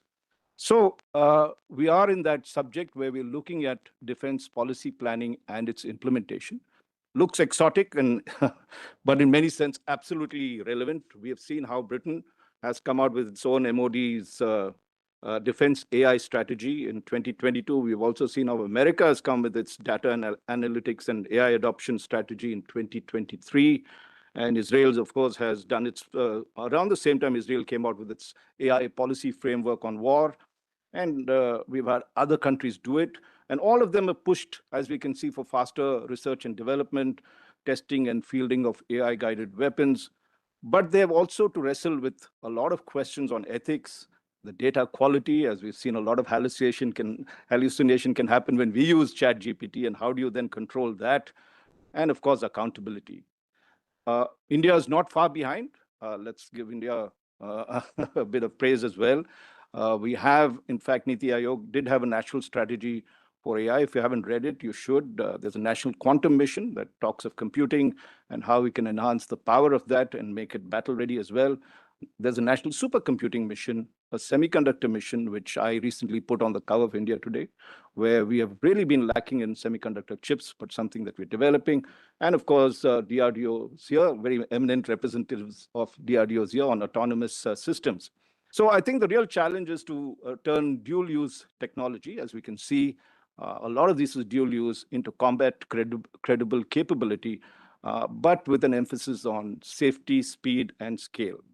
So our conversation with Mr. Sanjeev Kumar is going to be on the best practices and roadmaps, and of course, Atmanirbhar Bharat, and how to plan, structure, and implement defense policy when, as we see, the tech curve is absolutely steep, the supply chain is dual use, which I mentioned earlier, and adversaries don't advertise their moves. So Mr. Sanjeev Kumar, I think, has just the kind of capability in understanding this crossroads that's there between technology and warfare. He's an IIT alumnus and a Master of Business Administration from JBIMS Mumbai. And he brings together a very deep expertise in technology management and governance. He has a reputation of getting things done in the field of technology. As chairman of the Airports Authority of India, he steered the authority through the challenges of the COVID era, which we all remember. And he did bring back profit to the entire operation, as well as oversaw record airport expansions. Earlier, he transformed Maharashtra's power utility corporation into a very profitable entity and helped launch the landmark Pradhan Mantri Awas Yojana, which provided homes to over 1 crore urban families. So, eminent, and please join me in welcoming Mr. Sanjeev Kumar to this gathering. A warm round of applause for him. And may I now invite you to deliver your keynote address.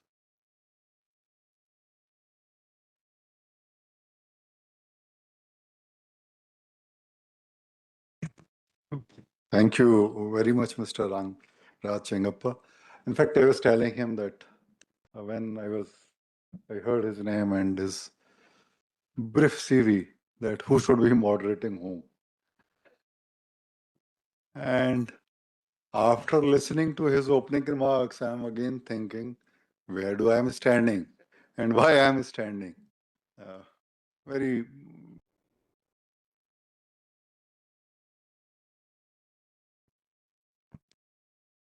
so thank you very much, IDSA, for inviting me here. Ambassador Chinoy, really grateful to you for being here. Not because I was eager to deliver any address. Topic is very, very difficult. In fact, I'm finding very difficult to even streamline my thoughts. I'm pleased to be here because it's really, really a very forward-looking subject.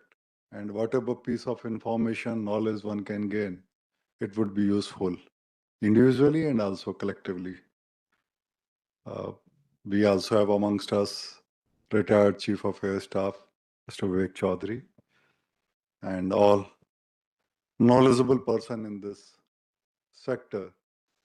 Ladies and gentlemen, the topic on which I am supposed to speak is self-reliance and new age technology. So in fact, it can be broken into two parts. One is self-reliance, another is new age technology. So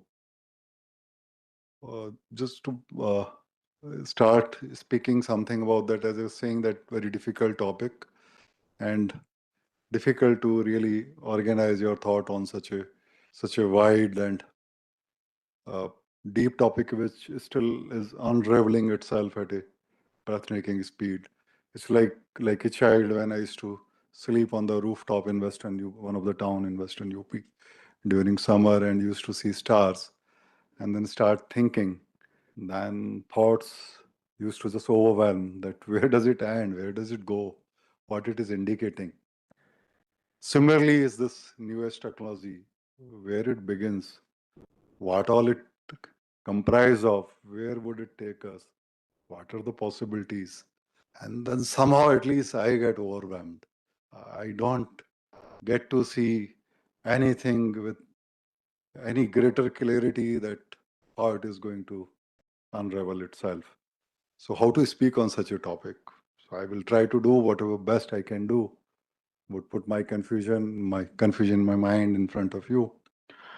In fact, in last 10, 11 years, our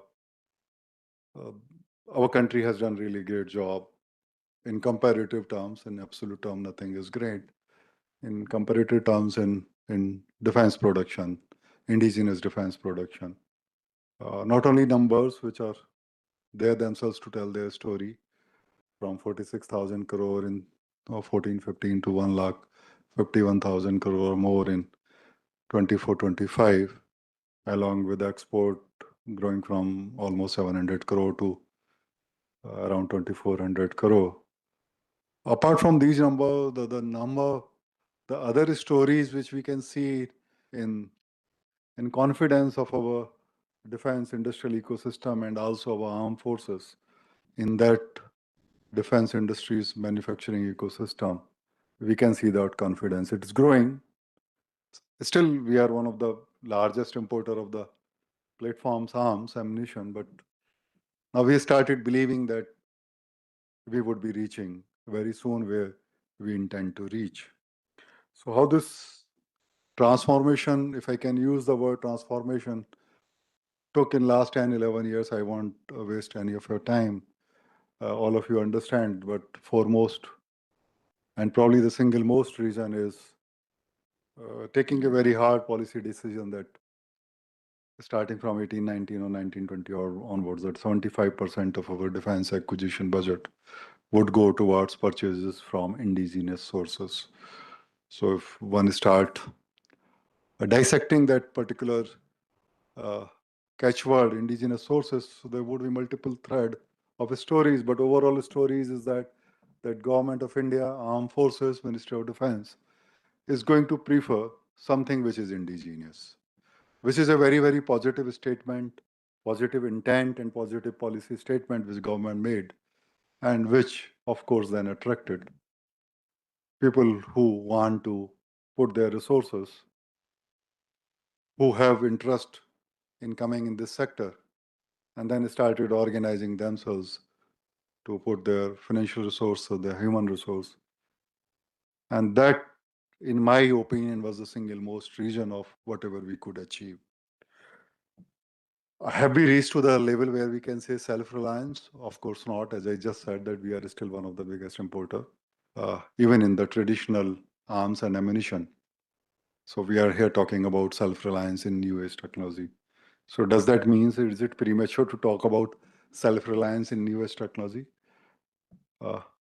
Not, probably not.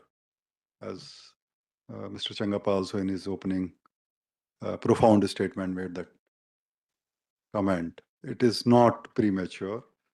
Rather, it is the right time to talk about. So first we need to understand exactly what is self-reliance is. So self-reliance can mean different thing to different people in the different context. But the way our Honorable Prime Minister in many communication to the public at large and in conversation with the armed forces and policymaker in this sector has very clearly brought out self-reliance means that we become master of our destiny. We don't remain dependent in a very significant manner on others. Others may include any other country, so that we can decide what we would be doing in future about our preparedness for any eventuality wherever it comes. So means that we should have total control on our equipments, our software, hardware, supply chain, and we should not be found wanting whenever it is required to upscale, to integrate horizontally or vertically across the services, within the services, even beyond the services. That means self-reliance. Then, of course, different version of this would be practiced as tactical move or as a fait accompli or as a given situation. Then, but clarity should be there that the ultimate objective of us is to reach to that level. There, we have total control over things which we would be using in adversarial situation whenever or wherever it happens.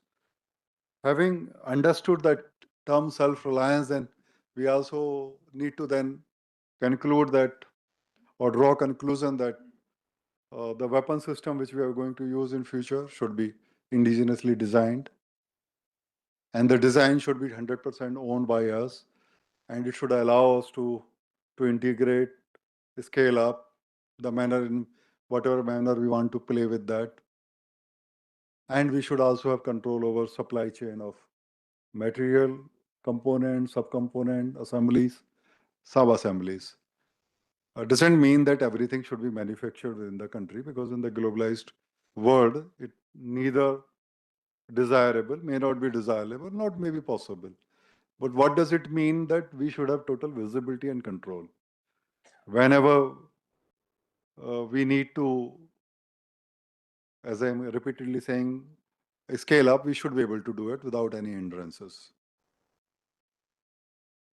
Now I come to the word technologies. Again, it's a word which which can be defined in many manners. The one simple manner is something which allow us to make life simple using the equipments or the things which we can create by using the technology. So new age technology, is it something new, or is it just every decade or every 20 or 30 years, whenever new thing come, then we could have called it new age technology? Was that case that the technology has become somehow important now? Was it not important earlier? So I'm not a student of military warfare, neither I'm a student of history, but what I understand, whatever bits and pieces I have read, is that technology was always a very prominent factor right from medieval period, or maybe from the period of ancient times. Whenever we try to read Mahabharata, then we see that Karan got some arm from Indra, and in lieu of his kavach and kundal, and that arm was something must be very, very highly technologically advanced arm vis-a-vis whatever was available amongst the other peers at that time. And of course, Arjun had equally good or equally competent arms.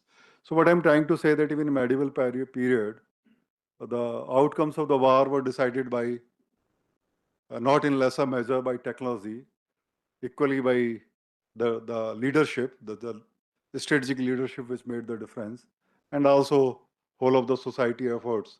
These factors must have played role always. So the technology would always play an important role in 17s and 80s, when semiconductor or chips became important in the arms, got more and more integrated in the arms to increase the precision and accuracy of the prevailing arm. Then at that time it must be a new dawn, new technology era. Similarly is now. But there is something critically different which all of us know. Critically different is the speed at which happening and the dimension in which happening. It is happening in multi-dimensions, or it is happening at a very, very high speed. That's why we probably can say this is a totally different era of advent of technology, and that's why it requires humongous efforts to understand this, to calibrate it, and integrate it within our own systems, not only in ARM system, but also in our management systems.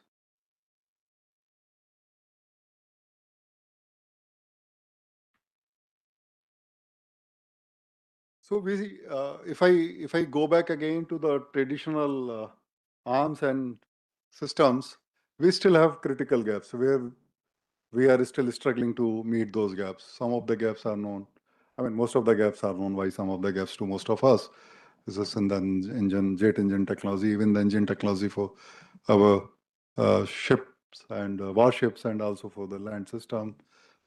Critical gaps in material, critical gaps in semiconductor, critical gaps in sensor, etc., etc. So those gaps still remain in the traditional systems. And when we talk about new age technology, what type of technology we are talking about? Mr. Chengappa spoke artificial intelligence, machine language or machine learning, whatever we say, AI, ML, and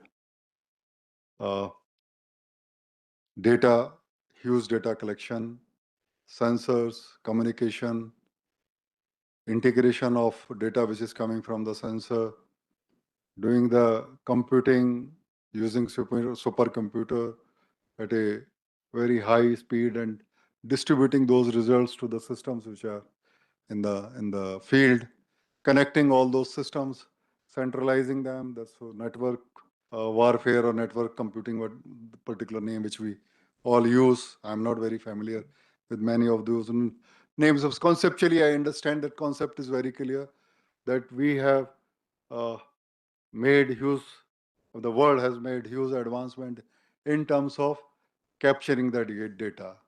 That is the sensors, large types of sensors have been developed which can be deployed across the platform within the, let's say, at the land, in the sea, in the sky, in the air, even the space.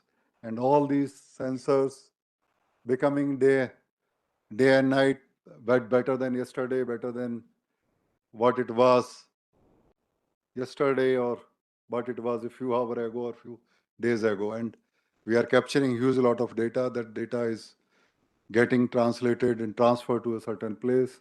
And that certain place has got huge computing capability or should have huge computing capability. And it also has got the historic data. Then that capability analyze that data on the basis of historic data on its own, which we call AI, or assisted by the human or decided by the human, take certain decisions. Those decisions are communicated to every type of systems which are there, every type of equipment which are there in the field to do what we intend to do. So that's type of system we are talking about. And here we are talking about advancement in technology, advancement in sensor, advancement in computation, advancement in AI, advancement in communicating using quantum communication or quantum computing. All those things are loosely we can call new age technology. As I said, that it's like stargazing and getting confused what all can be called new age technology. Typically, whatever was not there yesterday, whatever can come today is new age technology. So here, do we have better chance to become self-reliant? That is the question, which is a central question to ask. I feel yes. I mean, I think most of us would be feeling yes, because 2-3 things which distinguish these new age technologies is that learning curve may not be that much steep as it was in the old system, where the manufacturing and advanced manufacturing was the core, was the heart of the matter. Here, of course, manufacturing would be important, equally important, if not more. But something else would be also very, very important, equally important. That is our capability to create software, to capability to understand, capability to create algorithms. And there, traditionally, we have been very good.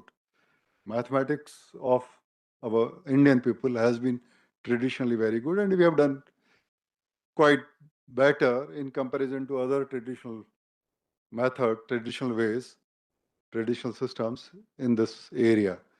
So we should be able to do it better here. Second, even within the world, the learning curve in terms of time is not so steep. In terms of acquiring knowledge might be steep, but in terms of the time taken by the people who enter in this field is not so steep. It may be because of many various reasons, but here also we can believe that Indians, we as a society and also as a system, would be able to cover the gap faster. Third and most important, in my opinion, is most of these technologies are getting created in the civil domain first, which was unlike the case in erstwhile military technologies. And civil domain, being civil domain, is much more open, and many of these technologies are technologies. I would use the word technology only, are getting created by a large number of civilians engaged in various aspects of the civilian working and using the open source. And they are very open about it. Maybe I'm wrong, maybe something this big power has concealed within themselves and hasn't made it very open to rest of us. But whatever we know, that AI, ML, quantum computing, and all these things are getting used in civilian domain very effectively. Rather, they are leading, and now the military would be following them, which was unlike the case in 70s, 80s, when the things were getting developed first in military technology domain and then getting copied in civil. Maybe I'm wrong, but that's what I feel, and that gives us good chance to cover the gap faster.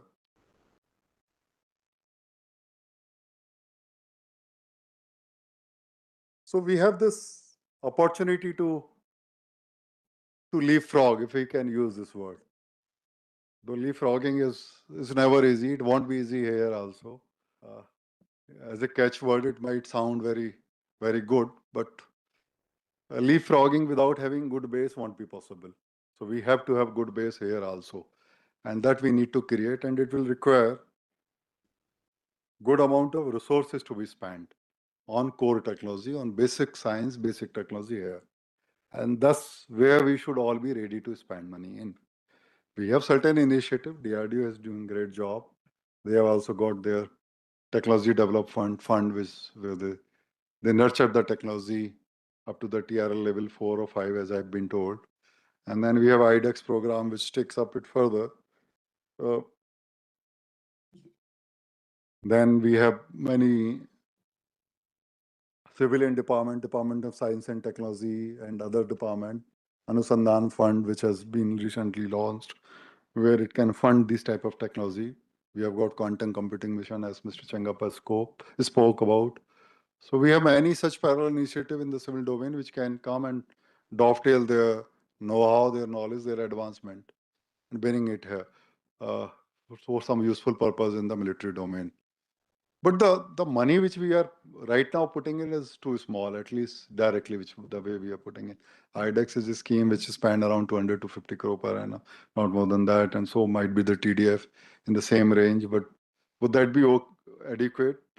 My heart says no. Mind still I'm not able to understand the requirement, but heart says probably it won't be good enough. So we have to find out resources to put money in this area of work, which can make a change, which can make a difference, not only for the future equipment, but also the longevity and efficiency of the equipment which are already in our possession.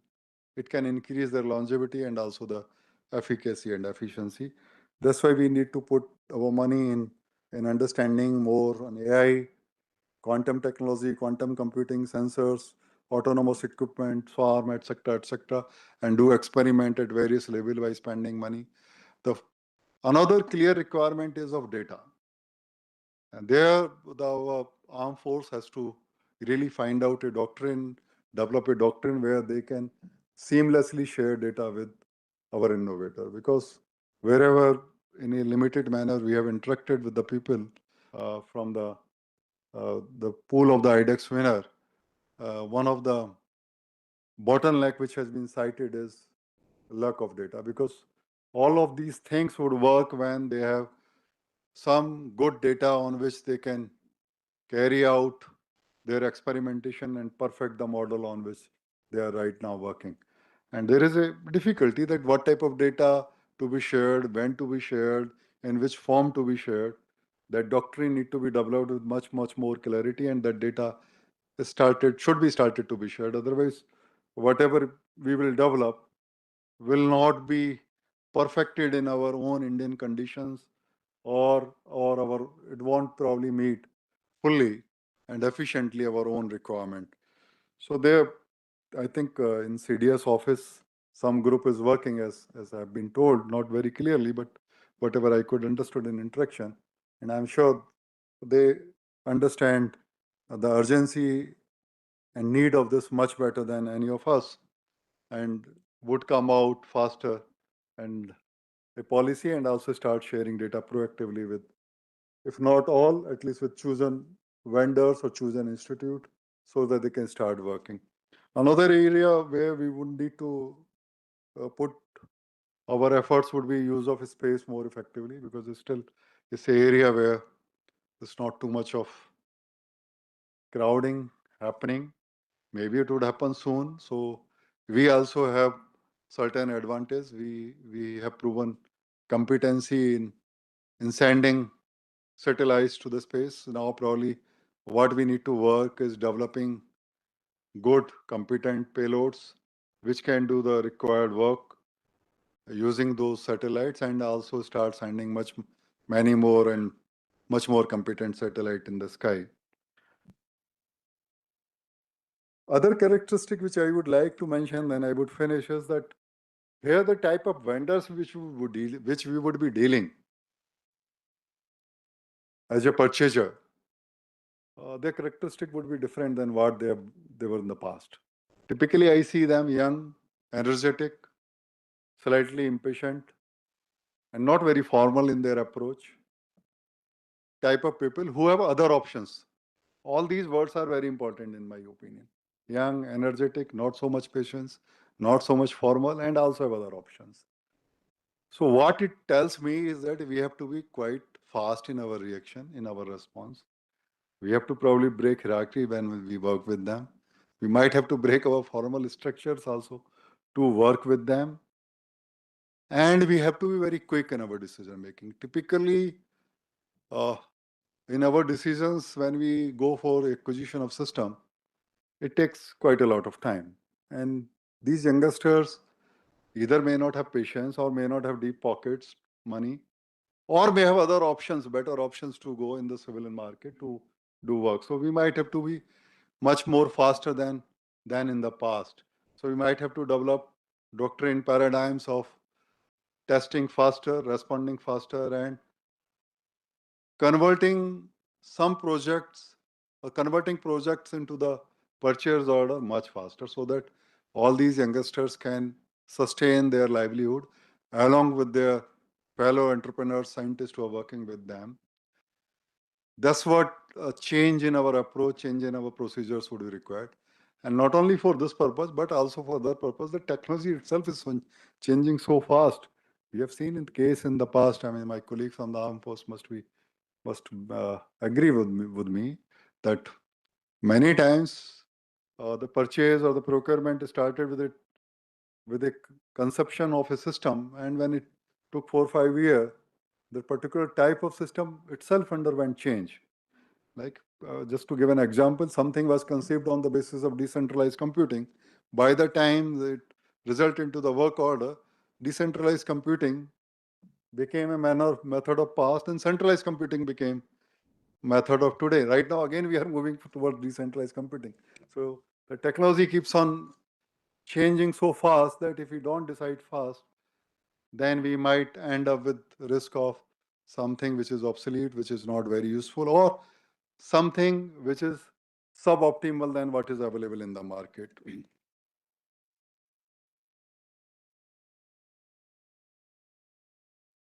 So I would end my random thoughts here, as I said, that not very structured. So thank you very much for listening. Thanks a lot.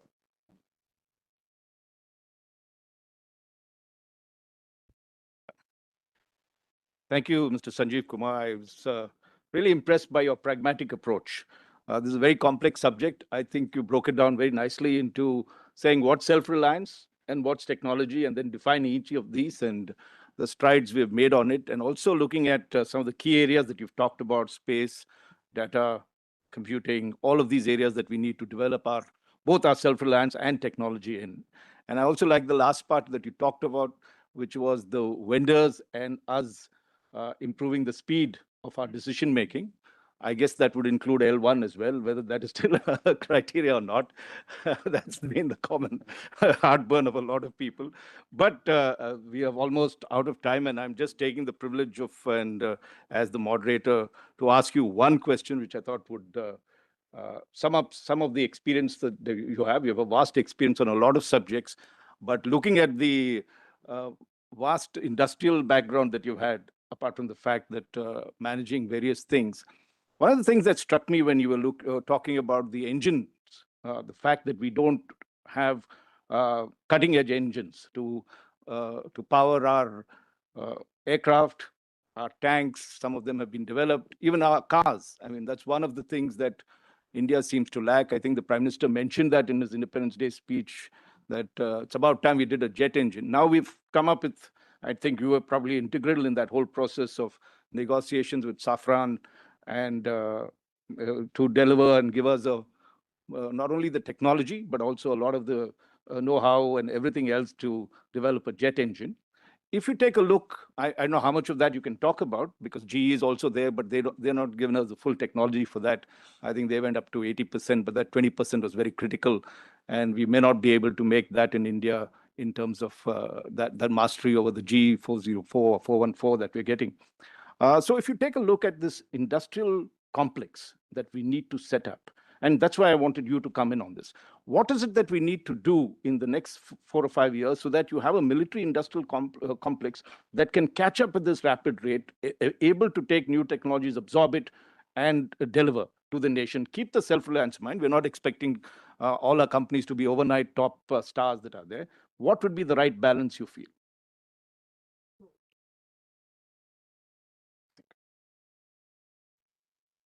In fact, we have made the right beginning. When we are saying that we would be giving priority, number one priority, to the equipment which are developed in India, designed in India, in fact, and developed and manufactured in India. That's the clear indication. That's That's the most important thing which we can do to develop our own military industrial complexes. We have to just remain steadfast on that option. Though the challenges would come when we might be tempted for the all right reasons, none of them is wrong reason, to go beyond that and say that IDDM is fine, but we need to do something else also. So there we have to be guarded and see that IDDM should remain our choice of procurement and choice of development new product. Obviously, not everything can be developed on day one. It will take years and years. Even all these developed countries took many years to master certain technologies. And after having mastered those technologies, they safeguarded very well. And that's why they kept on safeguarding and improving it. That's why they are where they are. So we have made a choice, good choice, I must say excellent choice, and we need to continue with the choice. And then surely these military industrial complex would develop, which would have huge strength, not only in manufacturing, but also designing new products, designing and developing new product. And associated with that would be to develop and invest pure sciences, because without pure sciences, many of these things may not happen. And our institutes who are working in pure sciences, IITs, IC Bangalore type institute or Tata Institute of Fundamental Research, laboratories, physics, etc., chemical laboratory, etc.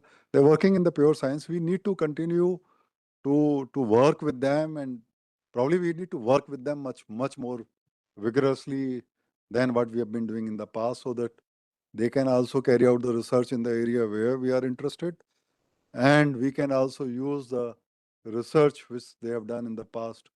That connect need to be strengthened, and third angle need to bring is the industry should also be brought nearer to them. The engine story is well known. I mean, it's require efforts, and we have to sustain efforts. Sometimes we might be successful in a projected time frame. Sometimes we may not be successful in the projected time frame, because projected time frame is also ours.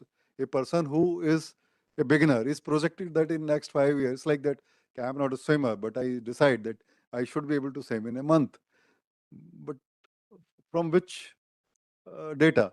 Data is that either my coach must have told me, or I must have seen some other people who must have learned swimming in 1 month. But does that mean that I would be able to do in 1 month? I may do in 15, 20 days. I may do in 2 to 3 months. So the requirement is that I continue to learn that. I continue to do that, and so that I will end up learning swimming. Similarly, in development of new technology and including engine, we would be successful. We will continue to do that. Okay, and one quick follow-up question, since you had mentioned space. We have to. Okay, we're done. Yeah, time. Huh. Oh my! I was quite happy to be done, and I'm sure Mr. Kumar must be rushing back. But yeah, just one quick question on this space thing that you had mentioned. And if you take a look at the space example, one of the things they've done, and even atomic energy is now opening up, is that the private sector has been called in to build rockets, to own rockets and build satellites, and they've opened up the entire space sector, when earlier it was primarily with the Indian Space Research Organization. Do you see parallels in the defense sector, where we do have DRDO and had for a long time a monopoly on a lot of these systems, but is being asked to open up, and of course there's going to be resistance on that front, as we can see. What we you're laughing already. What is your approach in terms when we're talking of this military industrial complex? How much do you think the private sector should step forward into making critical armaments, and us trusting them to do that on this front? This is two parts of your question. One is that how much private industry should be coming in manufacturing the, and second part was DRDO. So I think DRDO is opening up, and they've already opened up quite a bit. TDF and Dare to Dream and DCPP, they're involving private sector. Certainly they would open up more and more. So when they are able to develop the systems to safeguard or to understand how to work in a collaborative manner with the private R&D. About manufacturing by private sector, already private sector has been given a level playing field. There's no more any reservation for any public sector or something like that. Somebody who has, Except in critical areas. not even critical area. If you, Some of the PSUs are still. I don't think they're getting preference just because they are PSU. Maybe they're getting preference because they have only developed that system. Right now, Challenger is not there. So it's not that Challenger is debarred. Is that somebody else is not there? That's why they're doing it. It's like early mover advantage which they're having right now. It's going to dissipate in coming years. It's not going to remain forever. So the numbers also bear it out. The 1,50,000 crore annual production which I spoke about now, almost 24-25% of that is coming from the private sector, which is increasing over the year. I'm sure it's going to increase, and the private sector would have main role to play in these military industrial complex. One question, I'll permit in the sense, and then we have to wind out because the other speakers, you had raised your hand, Ambassador. Thank you, sir. Just one, in fact, quick question. You talked about critical gaps. Yogendra Kumar, former ambassador. Critical gaps, you identify critical gaps in manufacture of hardware. So my question actually is, at our current state of capabilities in terms of time and scale, I mean, how would you assess that? And compare and connected with that, the integration new technology. What should be the nature, the form of integration new technology to the existing hardware that we have, which will actually amount to a game changer? And my second question, if I may be allowed to, the data centers. We're talking about the AI or cloud AI, where you actually have custom-based LLMs. So for example, I mean, like the Chinese have developed LLMs, classified LLMs for their security and for the defense sector, defense ministry, which means that a Chinese general might be able to have a profile of, let's say, our general who's facing him at a critical moment, profile the sense of response time, psychology, and so on and so forth. So I'm wondering, these kind of challenges or these two questions, what do you think about them? Very difficult question, Ambassador. And second question is very specific, and I'm probably not aware of any specific development in that regard. Exactly, this falls in the domain of the people who have to handle these situations. So I'm not aware of that. Let me confess that. First part, the way I understood is that you are saying that how to integrate newest technologies in the existing systems, existing hardware, to become a game changer. So there's two things which are very easily comes in my mind is that integrating their capabilities. It's like if you're fighting with one thing and you are not aware rest of the 100 things what they're doing and what they're seeing. So it's a very limited ability which you have. But if that one thing which is fighting, one equipment which is responding also knows what my other hundreds of equipment seeing and what they can do, it would be force multiplier. That's why it's called network centric approach of whatever. Again, I'm using this whatever my speech also say, because I really don't remember that exact word. But what it essence means that all of them are contributing to a decision matrix, and all of them are taking part in the decision matrix. So it's a huge force multiplier. This can be done with the existing equipment using the new technology, latest technologies. Second is that to improve the precision of the existing equipment. And probably they saw in 70s, the Americans did it. Whatever I learned somewhere, they integrated chips in the bombs, etc., to improve the precisionness of that. So obviously, existing equipment precision can be improved by having integrating new technology. Thank you very much. Well, I think we have to close this session. I'm sorry, I know a lot of questions. Probably when you go outside, you can answer some of them if they're there. But ladies and gentlemen, let's give Mr. Sanjeev Kumar a very, very warm round of applause for this highly pragmatic and insightful speech. Thank you. Thank you very much, Mr. Kumar.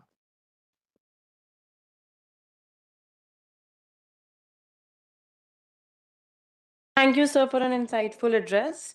We will begin with session 5 shortly. Please remain seated.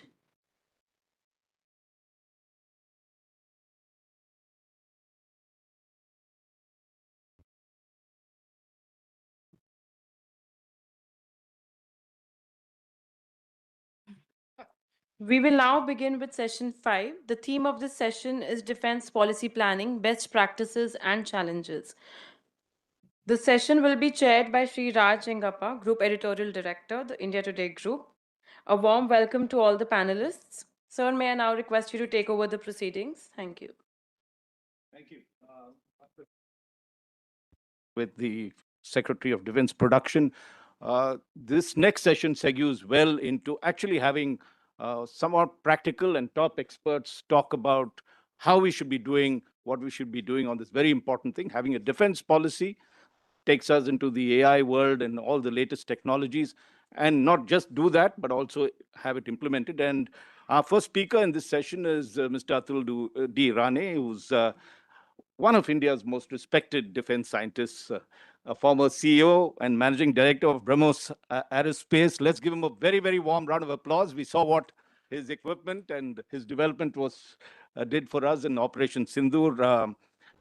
Just briefly, Mr. Rane is a veteran of the DRDO. He has been in the forefront of India's missile technology for over 3 decades, and watched very closely by all of us, contributing to Akash, which has finally seen daylight after a lot of time.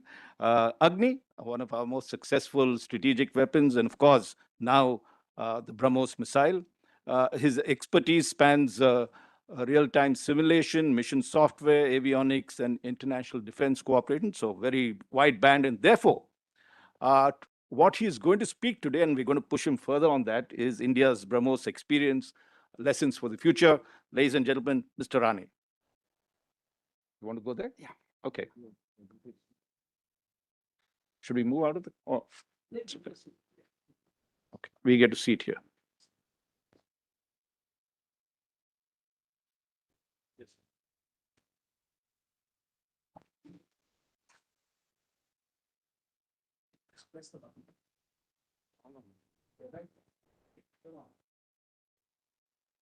Thank you, Raj, for the introduction. I'm really not worthy of it. I just did my job. And thank you to Ambassador Chinoy and the MP-IDSA for considering me worthy to be talking to you about lessons learned. Lessons learned, of course, are always there in any journey which anyone does. And how it would be applied to the future, well, I'll try to dwell on that also. I have a small presentation. You will have to bear with me because I've been about 11 months in the darkness, sitting quietly at home, cogitating over the various thoughts. And then the Indian Armed Forces so proudly used the weapons which we worked on. I always say that, Chief Marshal has heard me saying it. I congratulate the Indian Armed Forces for showing the confidence in indigenous weapons. That is the first main thing which they have done. It's of course a very proud moment to be seeing what happens. And when I was a young boy, my girlfriends, kept asking me, don't you feel worried that you're working on a weapon of mass destruction or weapons of war? I said, hang on. We are working on weapons which defend our country. And when you see the result of what you have worked on for so many years, it's really a very, very proud moment. Yeah, okay. I have some notes also because, as I said, I've been a little rusty. So I'll be reading out from my notes also once in a while. Oops, yeah. Secretary Defense Production did talk about self-reliance, so there's not much to talk about it. But the whole idea of self-reliance is to be able to defend our country in any event of war, including unconventional warfare, which we have been seeing over the last couple of months or couple of years. Unconventional warfare includes cyber also. We should also, one of the underlining moments of the self-reliance is being able to include the upsurge of manufacturing which we are aiming for. Indigenous capabilities in critical technologies, high-tech production, infrastructure, and professional management. That's what we need to move towards the self-reliance. To what extent, as I'm going through the history of BrahMos, because that's how I'm going to take you into what are the lessons learned and how they can be applied for the current time. But before that,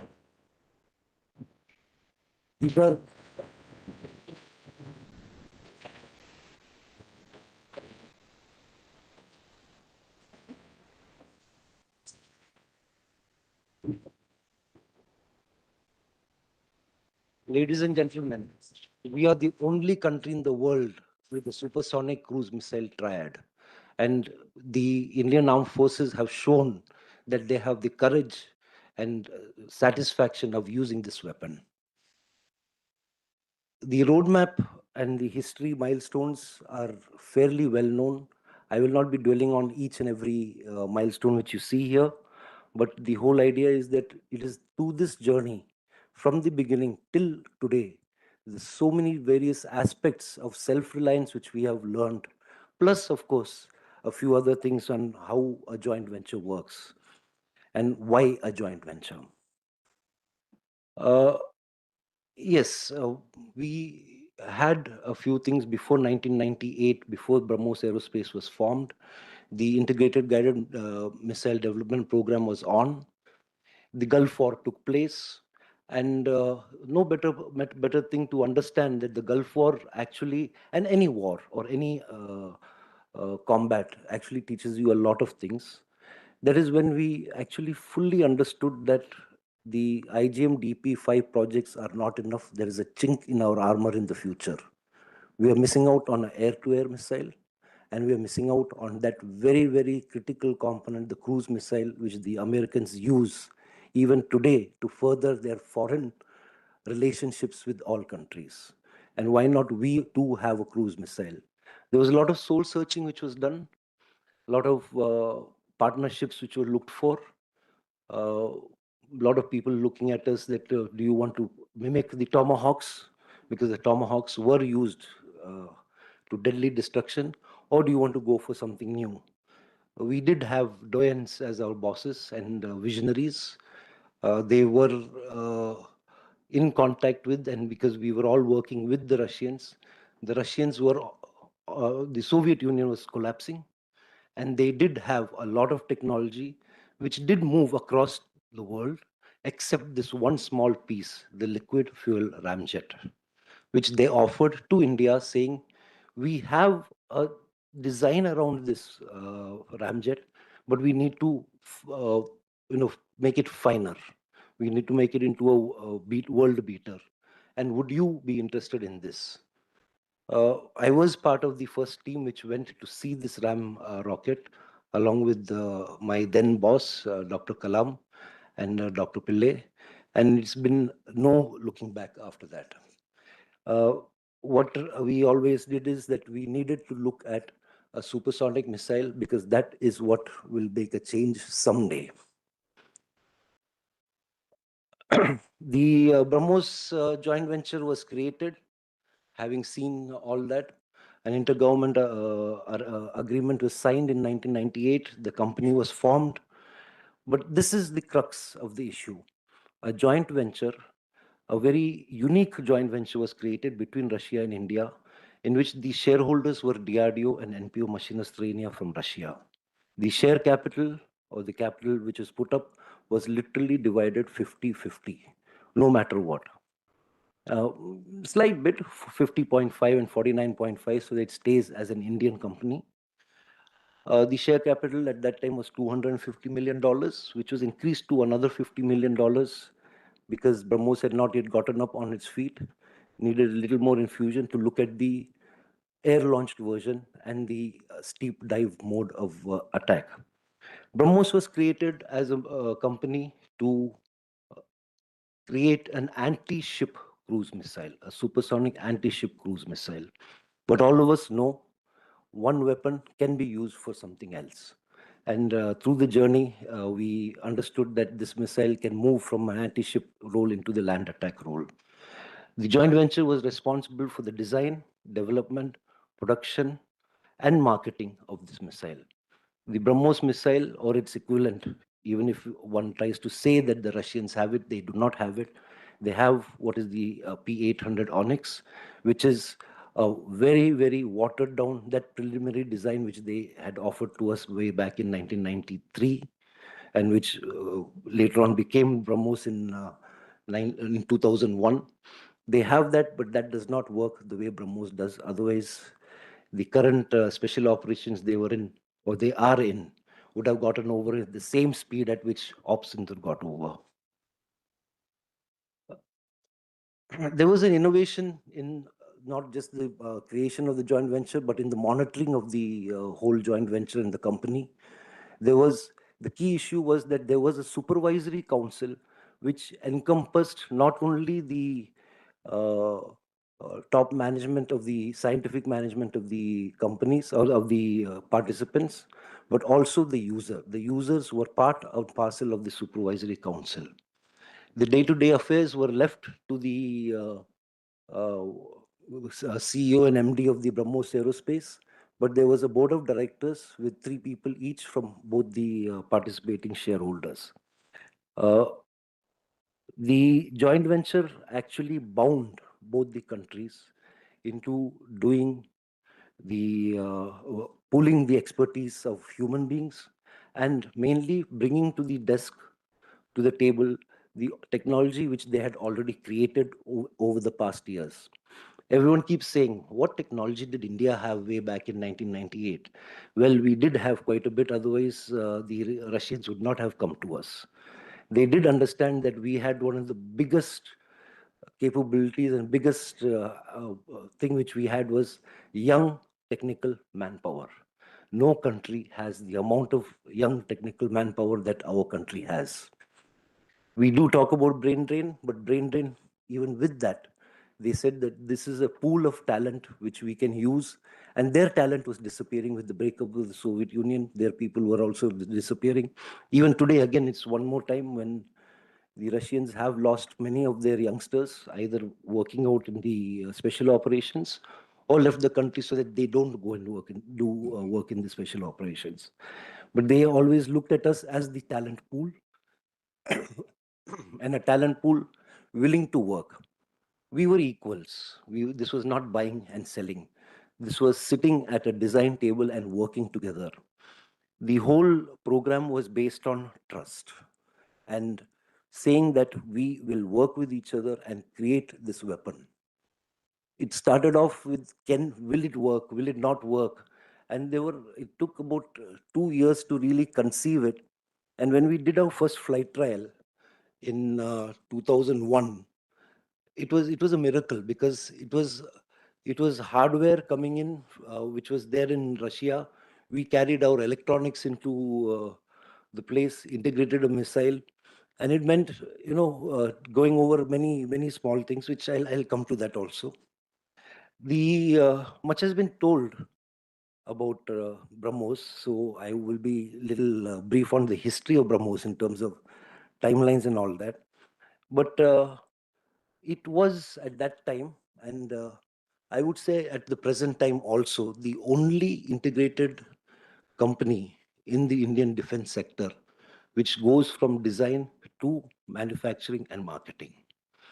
Right now, we are playing catch up. Of course, Secretary Defense Production, and everyone knows that DRDO is transforming itself. But this is an example of DRDO having already agreed to transform, and maybe as a test case.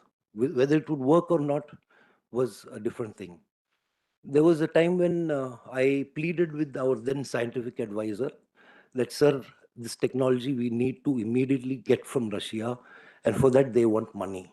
Let us pay up and bring this technology in. The question asked was, how many missiles are you going to make? How many will the users buy? 20, 30? So let's wait. Let's wait. So that this whole idea of procrastination, which had set into the system for a few years, BrahMos Aerospace had to get over that sort of procrastination, and those powers were given to BrahMos Aerospace that do what is required, but bring out the product as soon as possible.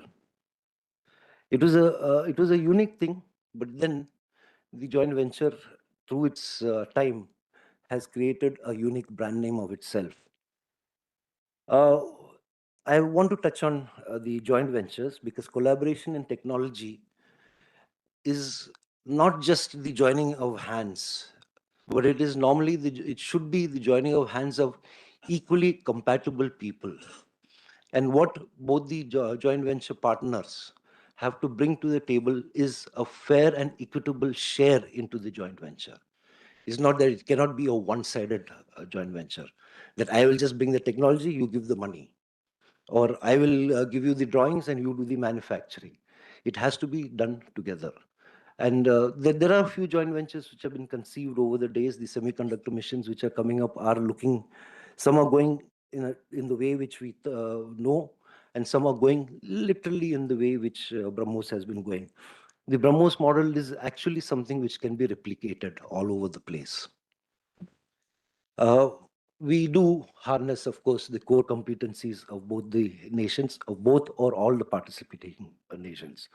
And let me stick my neck out and make a statement. All successful war machines of today have been created only through joint partnership or joint ventures, not in a standalone Atmanirbhar style of working. You have to work across nations to create a deadly war machine. How you manage to do after that, create it. After that, you have to see how to manage it to become self-reliant and not be reliant on your partner for the rest of it. There are, of course, a lot of advantages in this sort of a thing which we have already talked about. You are able to develop new technologies. You are able to fill up technology gaps through sharing. And I underline this fact, you can fill up technology gaps. India had a lot of technology gaps in those days. Even today we do have, we all know about it. But it's not that Russia had everything filled up. They also learned so many small things from our style of working. Our style of working is what I would like to say. They were surprised at the speed at which decision making is possible in an R&D organization. And they were surprised that the R&D organization has so much of freedom to do work without control from the zakashik, the customer. It was a very fine balance, and they kept saying, "Can we try this?" And we said, "Yes, we'll try it." No, but what about your customer? And we said, I mean, I was one of the people always at the forefront because I was the youngster doing the running up and down. And I said, "Don't worry about the customer. I'll convince him."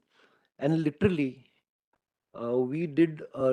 It was a flight test of a missile, which you saw in the first frame of a missile. It was a flight test of a missile. It was not a produced missile which was already tested with a warhead against a decommissioned ship. And it was just our 5th flight trial. This normally cannot happen in a country like the Soviet Union or Russia, as they say. They said we would have had to do at least 40 or 50 trials before we would reach this sort of a trial. And this was the type of leapfrogging which we were able to do when we created BrahMos. But as I said, there has to be fair and impartial equity among the participating nations.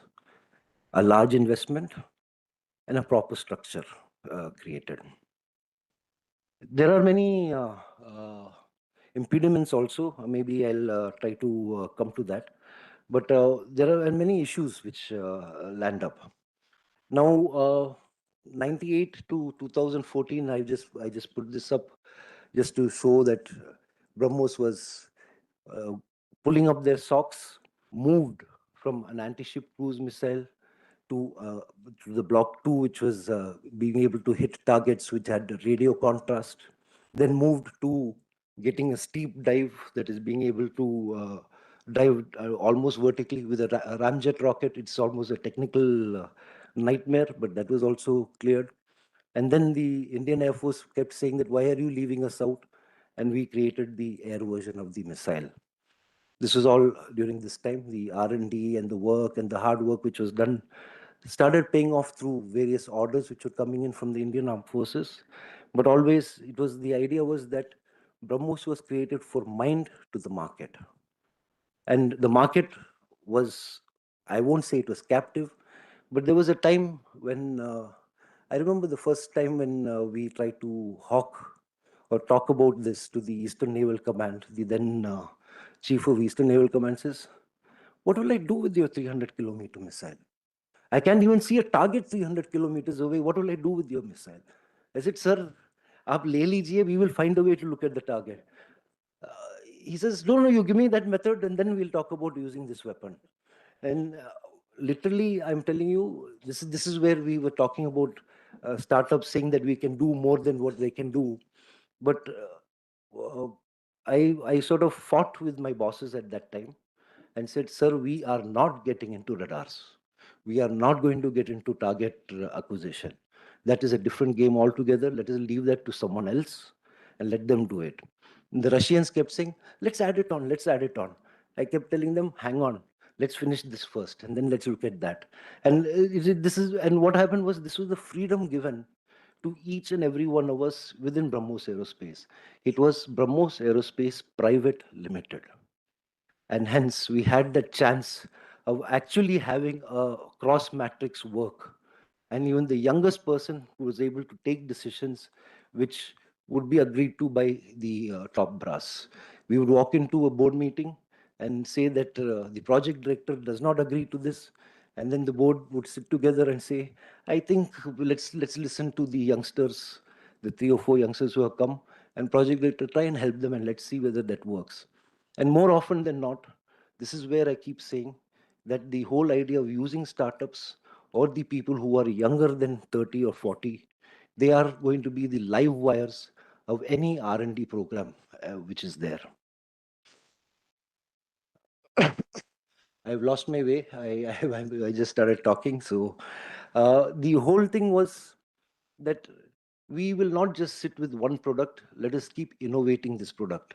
I'll come to my popular, what I like to say about it. But we innovated that this particular missile will be a universal missile for all roles that it's going to have, whether it's going to be with the Indian Navy or with the Indian Army, and if possible, for the Indian Air Force. Yes, of course, the air-launched version has to have a little more changes because it has to be made lighter for the aircraft to carry. In fact, it's a very interesting thing.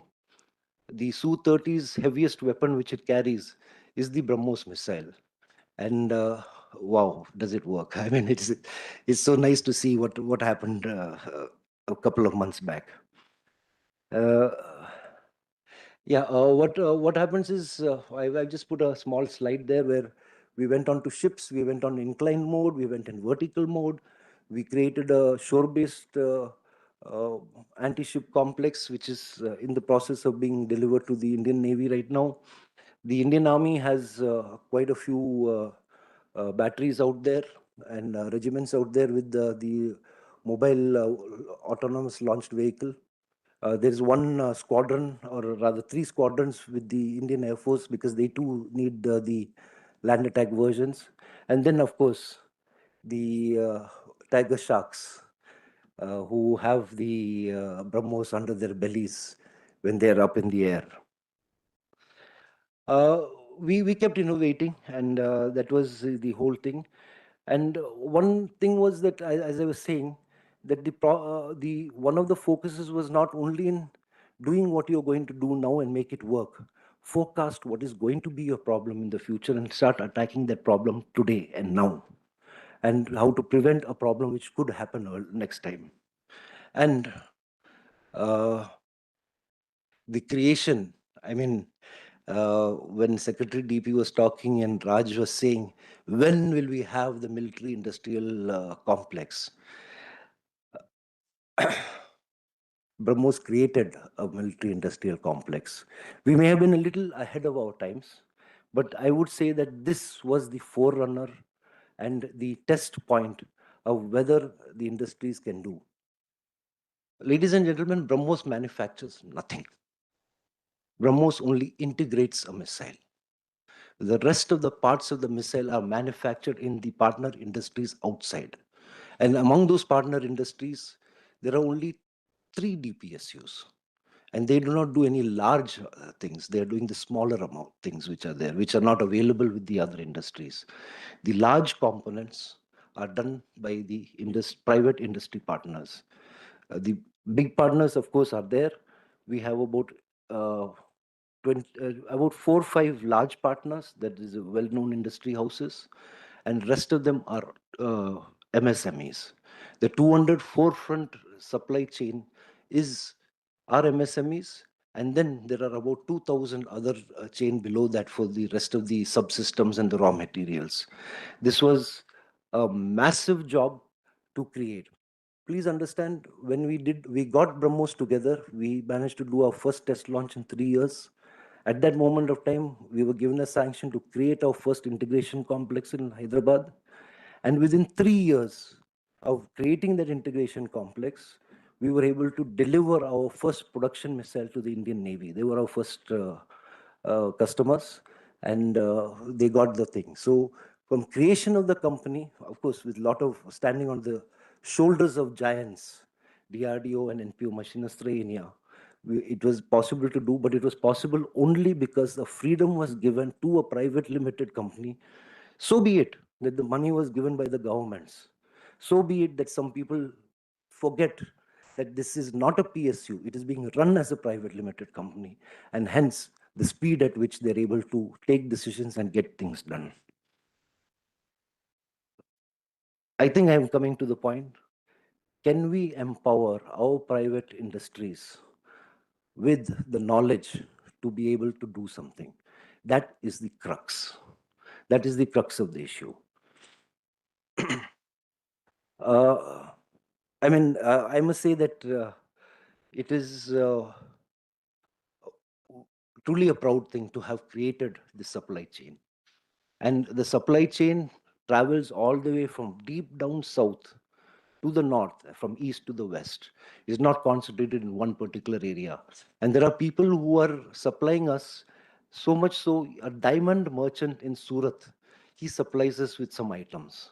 I mean, it's I can't go into every nitty-gritty of everything, but he supplies us with things because it's not that he's a technology manufacturer. He becomes a trader at that moment of time. We have indigenized. That has been the most important part of BrahMos. You started off in the missile only 3%. Today it is 84%. But there are things which happened. We took up the decision of doing indigenization, which is the job of DRDO, not BrahMos as such. BrahMos would help out with whatever is required.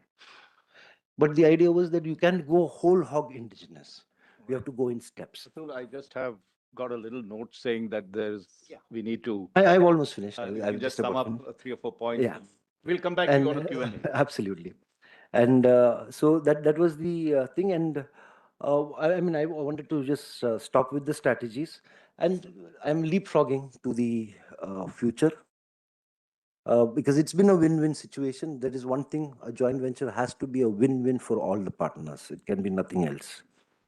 And let me state that there is one success mantra. Develop a cutting-edge product, or look for that cutting-edge product, or look for that product which is required. Second, deliver it on time, of course, with reliability and quality. Third, improve that product to something which is better than your competitors. Even if you don't have a competitor, make it even better than what it is. If you follow these 3 things, any venture, be it indigenous, be it a Atmanirbhar work or a joint venture, will have to succeed. Thank you. Let's give a very warm round of applause for this. I love the facts that he presented. I would have loved to give him the full time that he deserved. He's one of Kalam's cowboys, we'll call them, who went and did things along with the other missiles that were there. And I like the terminology used, which is BrahMos model.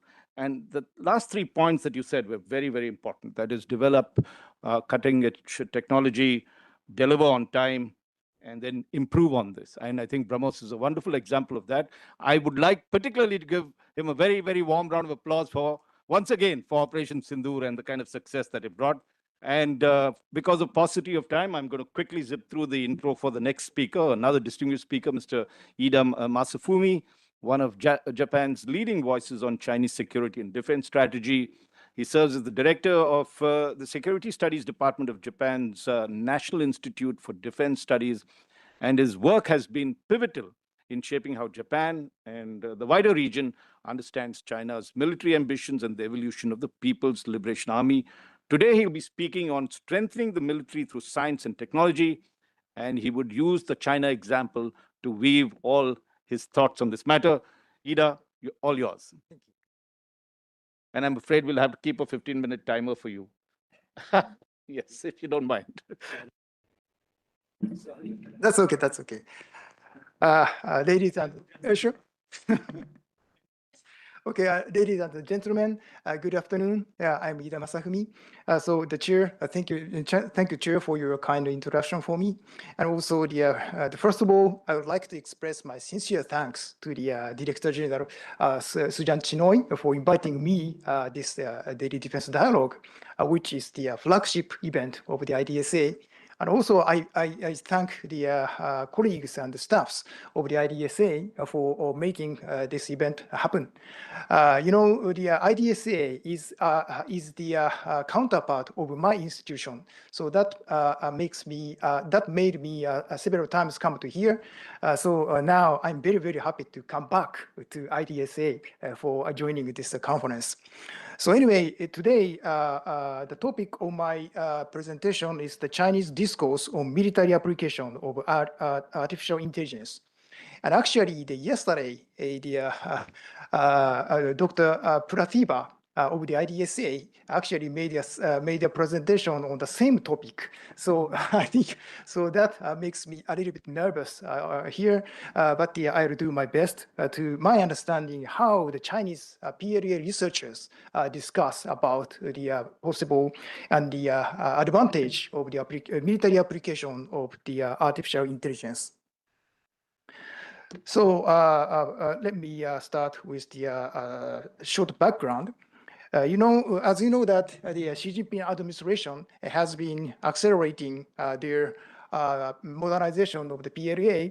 And so, for example, the last week, the PLA commissioned the third aircraft carriers, Fujian. So this is one of the examples. But anyway, the China has been accelerating the modernization of the PLA. And in that process, the China put emphasis on the need to not only pursue the mechanization or intelligentization, but at the same time, they put emphasis on the pursuing the intelligentizations.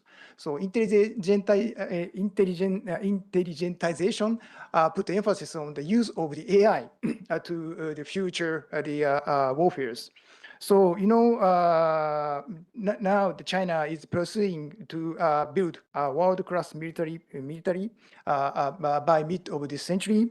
And this plan places a particular emphasis on the application of the artificial AI to defense affairs. So that's why I try to understand how they are talking about how they perceive the advantage and probably the disadvantage of the military application of the AI through reading the many articles and the papers written by the PLA researchers. That I'm not a scientist. I'm the natural scientist, so I'm not quite sure the technological affairs on the AI issues. So I just put focus on the Chinese discourse on the military application of AI. So in my understanding, they argue that the military application of AI is very helpful for enhancing the sensing and also the cognition of the battlefield information. The AI can assist the commanders in grasping the battlefield more accurately, they said. Why? Because due to the advancement of the technologies of sensor and also the data collection, now we have a very vast volume of the data and the information on the battlefield. So that makes the makes the fog of war much deepen and thicken for the commanders. The human commanders cannot deal with this burst of the data and the information about the battlefield. But the AI can do that.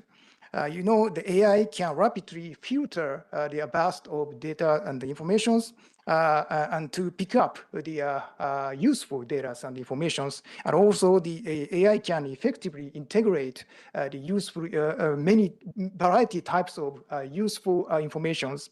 And also the AI can deeply analyze these very important informations about the battlefield.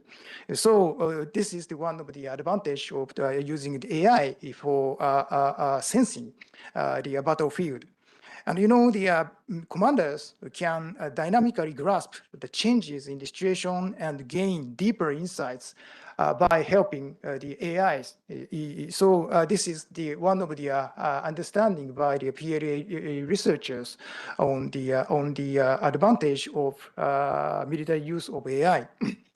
And also they argue that the generative AI can enhance the battlefield cognitions. Why? Because the generative AI is very good at creating the maps or graphs based on the many types of data. So that's why the AI can convert the battlefield information into the charts or maps for visualization. So AI can visualize the situation, the battlefield situations into the situational maps, which is much easier for commanders to understand or grasp the real-time situations on the battlefield. So this is one of the advantage for the military use of AI, which the Chinese PLA researchers put emphasis on. The next, the advantage for using the AI in the battlefield is that the AI can enhance the operational planning and also the decision making by the commanders. So one PLA researchers argues that the AI can serve as an intelligent staff officer to the commanders. The AI can generate the multiple plans, war plans in a very short time, based on the analysis of the vast volume of the battlefield informations. But not only these informations, but also the AI can integrate or analyze for example, the historical experience or the very classical military theories and so on. So, the AI can integrating the many useful information to create the war plan for the commanders. The human staff officers need a lot of time to create the 1 or 2 war plans to the commanders, but AI can do it very short time, possibly in seconds. And also the AI can propose the innovative options that commanders might otherwise overlook. The human, the capability of the humans is very limited. So the commanders tend not to figure out the creative plans, but AI can assist to that. That's why the operational laboratory to conduct a mock, they argue that they should create the operational laboratory to conduct the mock confrontations and test new tactics, and also they refine the operational concepts. So they argue like that. And also the AI plays a crucial role in commanders' decision making. So AI is also useful for better decision making.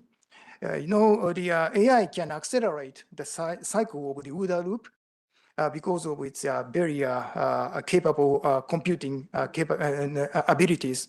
And also the AI can deeply analyze the enemy's behaviors to simulate the adversary commander's thought process. So, the AI even can understand or analyze the way of thinking by the enemy's commanders. So this is going to be very helpful for the commanders to make decisions. And the generative AI also function as a second brain to the commanders, so which can provide the innovative support. So, so these are the major, the discourse among the PLA officers on the advantage of the military application of AI. So, sorry, yeah, this one. The PLA researchers also discussed that what is the best or desired relationship between humans and AI. According to them, the human faces physiological limits.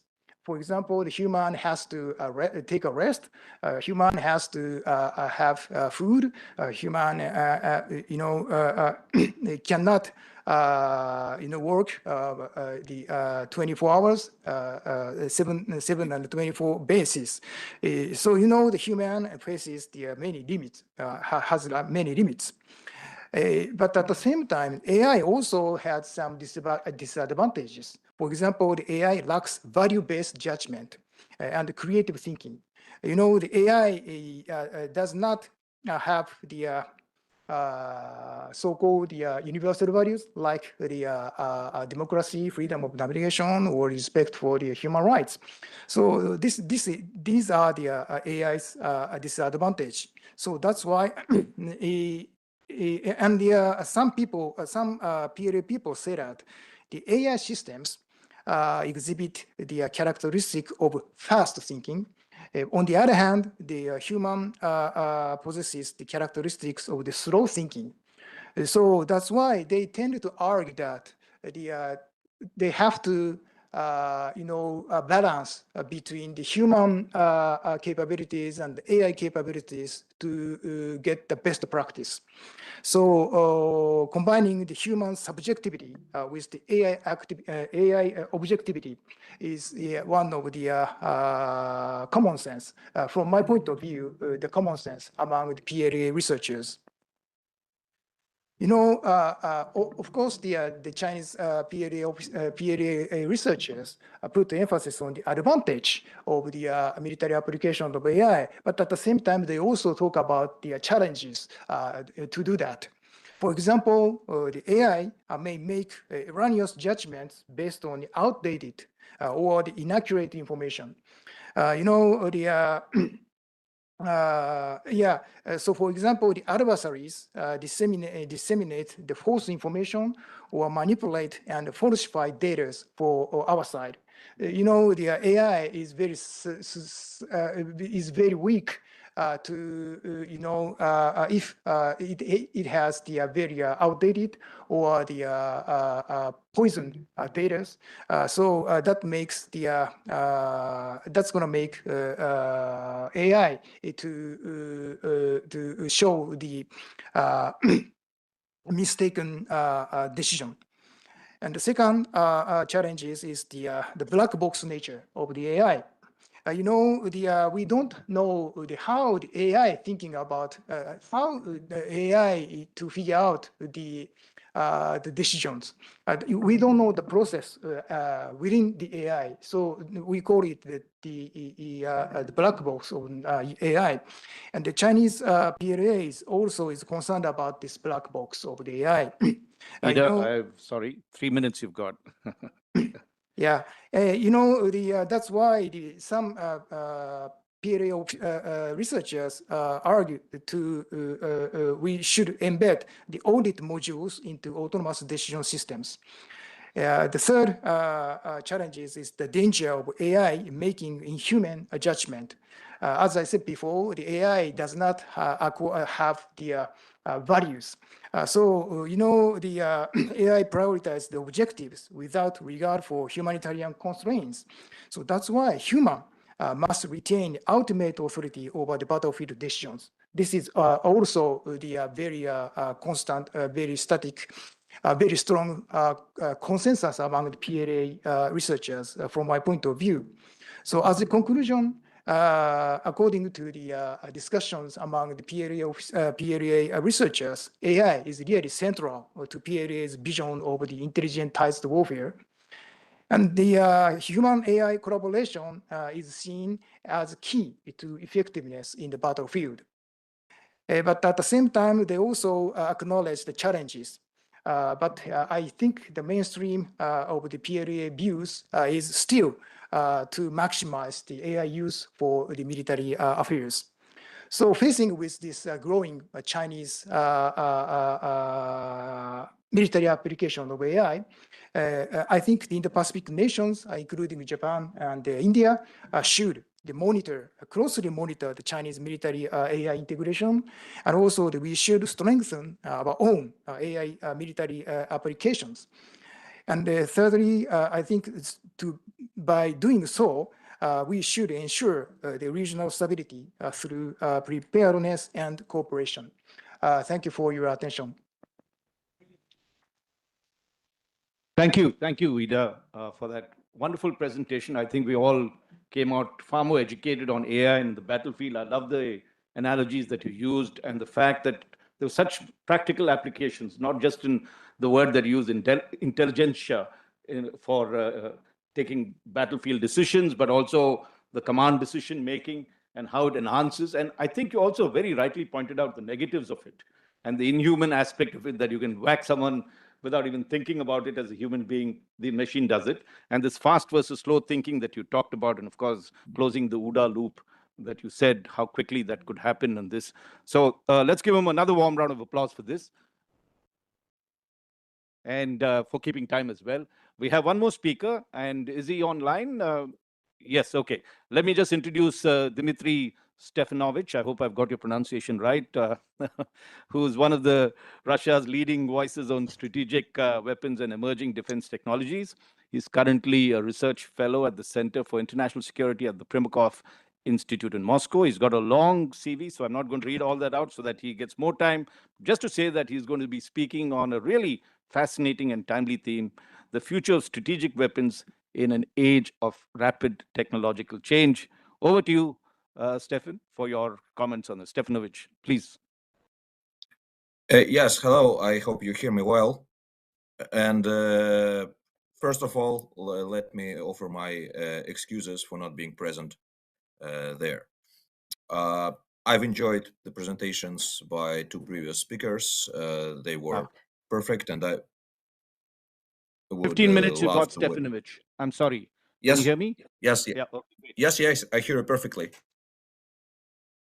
As I have only 15 minutes, I would not share my thoughts on BrahMos and on AI, but I would love to chat more about it. So I will focus on the topic of my presentation, planning of the strategic weapons development under uncertain conditions. First of all, strategic weapons are significantly different from other types of weapons, not only because of their ranges and destructive power, but also because their development, testing, production, deployment cycles are significantly longer and much more resource consuming. And we know that current state of global affairs, especially global military political affairs, are very challenging. It's very fluid. And we also have a concern about emerging and disruptive technologies, not only being developed rapidly, but also proliferating very rapidly. This complicates long-term defense planning, especially in the field of strategic weapons. The solution to this challenge is to have mechanisms for long-term planning in place, as well as procedures to adapt military development programs to emerging challenges. This requires a core of high-quality analysts, decision-makers, engineers, and also bureaucrats working in concert, not to mention great support from the scientific and expert communities. In Russia, it is partly achieved by the work of the so-called Military Industrial Commission and also Science and Expert Council of the Security Council. The essence of the Russian long-term planning in military affairs and military procurement is the so-called state armaments program, which covers periods of about 10 years. It's constantly updated. And right now we're in the process of developing a next state armament program, which will bring us to the 2030s. There is also a regularly updated evaluation and forecast of military political environment. And similar forecasting work is being done by the Russian Academy of Sciences in the field of technological and scientific developments. One of the most important examples of such long-term planning with far-reaching consequences is the emphasis on missile defense penetration and evasion capabilities and continuous development of the so-called novel strategic delivery systems in Russia over the last several decades, with the first significant push initiated by the Ronald Reagan's Strategic Defense Initiative. Then the second push happened when George W. Bush withdrew from the ABM Treaty. And the third one is what we see right now, the Donald Trump initiating the Golden Dome project. So this is the main reason why we actually over the last several weeks see a lot of news about Burevestnik and Poseidon, the nuclear-powered unlimited range cruise missile, and also nuclear-powered uncrewed underwater vehicle. But even more importantly, the hypersonic weapons, Avangard and also Kinjal and Zircon. Not to mention the continuous upgrades to more traditional ICBM and SLBM designs involving shortened active part of the trajectory, missile defense penetration aids, and all sorts of other countermeasures that we can discuss separately. The effort, and it is an extremely focused but also astronomically expensive effort, is aimed to ensure that under any possible future scenarios and technological breakthroughs, the capability to deliver nuclear payloads to continental United States is retained, including for so-called deep second strike capability. The goal is to ensure both survivability of such weapons, but also ability to penetrate and/or defeat adversary missile defenses. Another important case of a probably less strategic but still highly important nature is the proliferation of precision weapons, long-range precision weapons, and specifically the return of ground-launched intermediate-range missiles that used to be banned by the INF Treaty between Moscow and Washington. Of course, it was never the case, the banning for other countries, including for India, but from the Russian perspective, this is a huge change directly affecting Russian security. The trends were clear for a while, and the hedging was carried out in two dimensions, in developing a technological basis for relative establishment of a similar capability, but also by investing in defensive measures, especially the theater missile defenses. Now, as of autumn 2025, we see that, unfortunately, all Russian initiatives, including the so-called post-INF moratorium initiative, were not supported by the US. And what is even more important, US allies on our western and eastern borders are investing heavily in intermediate-range cruise and ballistic missiles. But Russia is kind of ready for such change of events, although, of course, we have other military priorities at the moment. Finally, I want to emphasize that no planning process, no procedure is perfect. There is always a lack of data, there are always technological surprises, and theory rarely matches the realities, especially the realities of high-intensity armed conflict.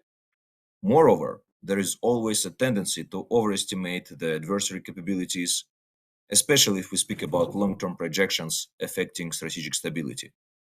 One of the ways to achieve greater confidence for such planning is to engage in strategic arms control. However, it is also not in the best shape these days. I want to emphasize that arms control and risk reduction is not something you do as a favor to your adversary or partner or for the good of all mankind. This is actually a good tool to ensure your national security. And the cases of strategic weapons, I hope, provided a number of reasons to actually engage in arms control. What else to say here? I would want once again to draw your attention. Why strategic weapons are highly important here is because they're extremely resource consuming. And I'm not speaking about only like financial resources. They consume a lot of engineers. They consume a lot of things that could be employed to address other goals of national development, including military development. That's why the planning is of paramount importance here.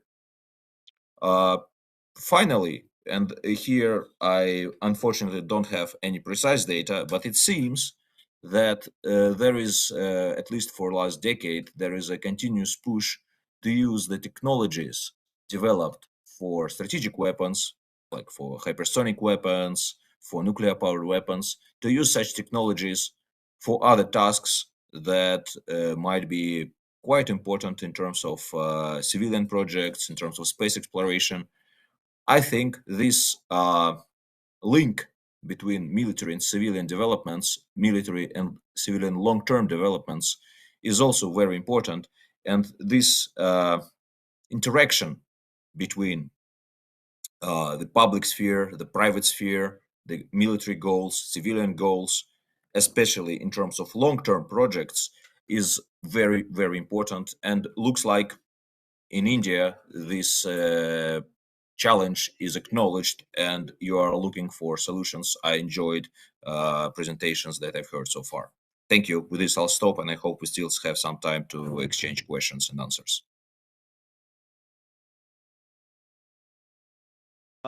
Thank you, Dmitry Stefanovic. That was brilliant. And I think you not only kept your time, you gave us a couple of minutes for question and answers. And I do like this is a very important time that you've come online, given the fact that Russia has tested some of its latest nuclear-powered missiles that are there, that is likely to change the warfare. And so I've got about a couple of minutes for these questions. And I'm going to start with you, Atul.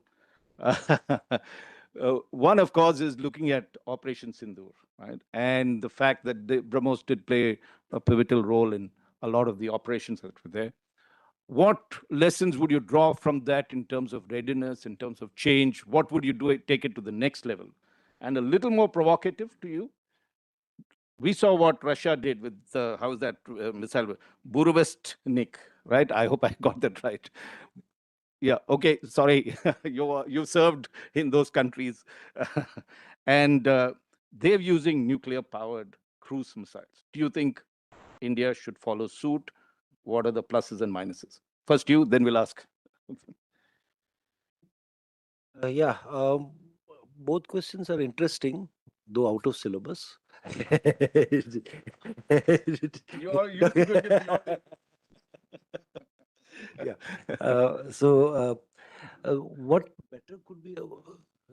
It's on, but it's sort of, yeah. What better could have been done for Op Sindoor? Well, you see, even though it sounds so exciting that BrahMos was used, to use a weapon, it takes a lot of planning. So I would say, I mean, that feedback has to come a little later on, and that has to get back into the whole system. What were the pitfalls or what were the difficulties in planning and execution of the operation, and how could that be made easier? Maybe using the AI tools which are now getting involved also. Mind you, AI is a buzzword like nanotechnology was. It has been used over the years. It is there already in many of our systems, not openly as talked in that way, but it's there. So maybe we'll just need to get the feedback and seeing how it can be. Before Op Sindoor, it was well known that BrahMos has every nook and corner of that particular nation under our range. So there was nothing more to which one can do for that. But if you're looking at something larger, then we have to look at better capabilities in terms of ranges. Surprise factor, that is something which we will all have to work on very, very carefully. About the Burevestnik or a nuclear-powered missile, for that, a lot of work needs to be done. And will we have that sort of a capability? We are still struggling on the capability for our large submarine. So will we reach such a stage to be it on such a smaller carrier? Let's put it as a lot of work needs to be done. But yes, once we work on that, you say I will take it off as a requirement of the armed forces and a strategy or a war gaming. But at the same time, think of the spin-off. I'm just looking at the spin-off, massive spin-off. A small plant, if then we can carry this into the mountainous regions of Leh or those areas, then they would have power 24 hours. So we're looking at a necessity to look at this technology, Whether we use it for warfare, so be it, if it's necessary to move it faster in that direction. But then we should look at it also as a civilian application. What Stefanovich talked of dual use technology that's there. Ida Masafumi, I'm going to come to you. And since you've analyzed the entire Chinese AI strategy, and brilliantly at that, and where it is headed to, can you do for us where America stands in comparison, where Japan stands in comparison, and where, if you've studied India, where do we stand with the AI technology and capability that China has developed? Are they ahead of the curve, or are we ahead of them? Raj, thank you for your question. I'm not quite sure the level of the U.S. AI capabilities, the Japan's AI capabilities, and the Chinese AI capabilities. But according to the Chinese discussions, the Chinese people are really eager to. It's a very they learned a lot. The situation in the United States, especially. The China is now trying to follow the AI development situation or level of the United States. They are trying to learn the lessons from the U.S. experiences or the Japanese experiences to apply AI to the military affairs. So I think they are trying to achieve the leapfrog advancement in the AI application to the military affairs by using the experience of the researches or the experience or failures or by the especially the United States. Quick follow-up. What can Japan give India if we had to collaborate with you? Which areas you think on AI and military warfare that we could work with you all? Yeah, I'm not quite. I don't know much about the technological aspects of the AI in Japan, but it is widely recognized that Japan is very lag behind the level, the U.S. level of the U.S. AI technologies. So I think that Japan cannot offer a lot of much about the AI technologies to the India side, but probably the Japan is very good at the applying the AI technologies to the weapons or the equipments. The adaptations process is one of the advantage for the Japanese side, I think. So that's why I think the Japan and the India can cooperate within the applications of AI, not developing the AI itself, but the application of AI to the military affairs. We can do a lot in cooperation. We look forward to that. And Stefanovich, I have a question for you in the sense, we talked of the nuclear-powered, nuclear-tipped cruise missile as well as the drones that are there. Can you tell us, the timing is the most curious thing of this decision to test at that particular time. We saw the reaction from US President Donald Trump, who said we are returning to testing, and that seemed to be a trigger directly from what the Russians had done on this. There is a lot of controversy among missile scientists as to whether you really require a nuclear-powered missile and the dangers of that. And of course, the fact that there's a technological advantage. So would you take us through 3 or 4 reasons as to how you view this whole business of demonstrating this, and why did Russia do it at this particular time? Yeah, thanks. It's an important question. And again, I can only share my own perspectives on this. About whether it is actually needed, of course, there are doubts. And as I've said, it seems to be like a hedging technology in case we will see some sort of technological breakthrough in terms of missile defenses in the US. Because clearly, yes, if you can attack your adversary from any direction and you can keep your delivery systems in air at all times, it can be seen as a somewhat required capability. But also at the same time, it is clear that it is extremely expensive and there won't be like hundreds or thousands of such missiles. I think it will be like dozens or something like that. And also, as it is definitely a new type of strategic weapon, it will have a lot. It will see a lot of challenges to get it deployed and operational and maintained. And judging from the official comments, it seems that there are already some works underway to think about other sorts of nuclear propelled cruise missiles with greater speeds, like supersonic or even hypersonic. Although personally, I don't see how the same technology can be used for different circumstances, but we'll see how it goes, because clearly the small, extremely small nuclear power plants have a lot of uses. Now, to the political side of that, I see two relations. One is the overall destruction of strategic arms control, and maybe it is just like a reminder that, well, yeah, if we don't have any limits, if we don't have any strategic dialogue, Russia can also can show technological surprise to the adversary. But at the same time, as Russia have another unilateral initiative on the table, the announcement that we will comply with the total limits or ceilings of New START after New START treaty ceases to exist next February, unless US carries out actions that we will see hugely destabilizing, whether it will be missile defense or anything else. So we demonstrate that we have a capability against any missile defense you might think of, and probably US can think twice about engaging in such huge missile defense projects. But I have doubts that it can work this way. Also, I would remind everyone that these are not projects that came out of the blue. At least about Burevestnik, it was publicly announced in 2018. Poseidon was publicly announced or leaked even earlier, and they had been under development for decades and, of course, consumed a lot of resources.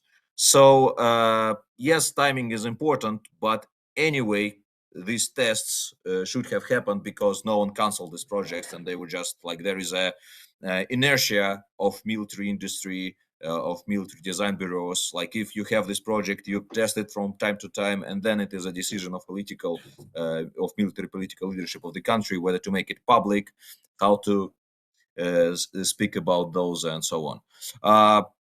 I hope I've answered at least some of your questions, but that's all I have to say right now on Yes, this thank you. subject. Thank you. And we are not seeing, I mean, we're hoping it could be called a Sputnik moment, but that depends on the dual use that Atul also talked about on this. We've got questions, just time for one, the DG says. And you've already asked, so I'm going to give Ambassador, forgive me. We're old friends, but the gentleman there. Can you hear me? Yeah. My question is for Mr. Ida. Sir, can you highlight how the PLA commanders, particularly at the operational tactical level of warfare, how are they focusing on this role of AI to basically to enhance their philosophy of mission command? And second is for Mr. Atul. So you have highlighted the BrahMos case as a fine case study, as a classic case of defense planning. I want to understand if you can highlight some of these best practices which can be emulated from the BrahMos model and could be emulated across the the larger defense planning framework. If we try to put it in a form of let's say a systemic planning approach to defense capability building and planning. Thank you. Then you'll have the last word. Yeah, thank you for your question. As far as my understanding, the discourse among the PLA researchers, the AI is very good for the theater level commanders for decision making or for the grasping the battlefield situations and making the war planning. But at the same, on the other side, the problem would be the unit level commanders. Recently the PLA is seeking for so-called mission command type of the commanding systems. But the AI needs the central, very heavy AI centers to calculate, to analyze the data. But it is not easy for the central data centers to provide the AI conclusions toward the unit level commanders. So that's why the PLA put emphasis on the AI application to the military affairs. At the same time, they also put emphasis on to enhance the communications among the commanding post and the unit level commanders. So that's my understanding. Thank you.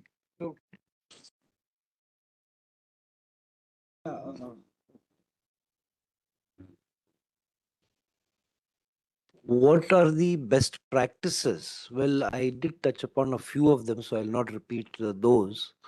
But what I would like to first say is identify the critical technology which needs to be indigenized, Please, let's be, not everything, the particular critical technology. Because there may not be a business case in making a fastener today. We could make this fastener after another 10 years. So let's concentrate on what we need today so that we don't get choked. For example, though we keep saying that the sanctions across because of the geopolitical things, nothing has happened. There's not much of a worry for India yet, but we have been facing this over the years. So we need to, actually brainstorm and get out what are those few small items by which we could get choked, and that is what we need to concentrate on first. And so use a march time method and start with the most important now and do the least important later. But what normally is happening now is start with the easiest now and do the more complicated later. This is an absolute lesson we have learned from BrahMos. I must tell you, it's a bugbear where we are sitting at this moment in the case of BrahMos as of now. It may be a successful project, but we are sitting with this small, the last piece of the puzzle is missing. And we have left it a bit too late? The other is, I believe that the private industries, our partner industries and the newer ones which are out there, they need to mimic the whole idea of whatever capital generation is there. BrahMos never made much of capital or is not making much of capital because it gets plowed back into the R&D. This is what the industry should also mimic. Rather than moving their share value upwards, please take that profit and push it back into the R&D. This is something I've been shouting at the industry from a podium, not while I meet them, that please invest more in your R&D. Because don't think that DRDO is the final guru of R&D. There are smaller gurus and better gurus outside, but you have to find them and use them and fund them and get them to do work. This is another massive experience which I feel we should learn from that. Let people mimic this one small thing.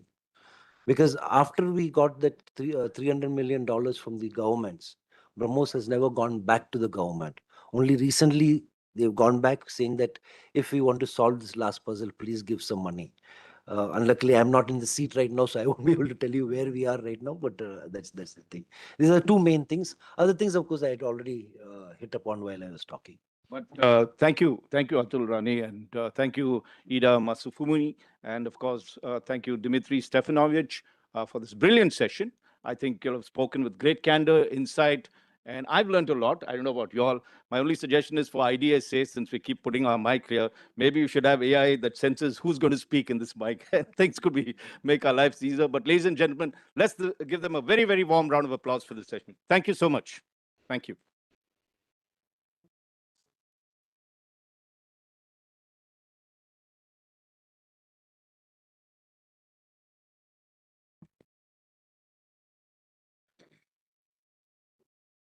Thank you, Chair and speakers, for a very enlightening discussion. I now request you all to join us for a short tea break for 15 minutes. Thank you.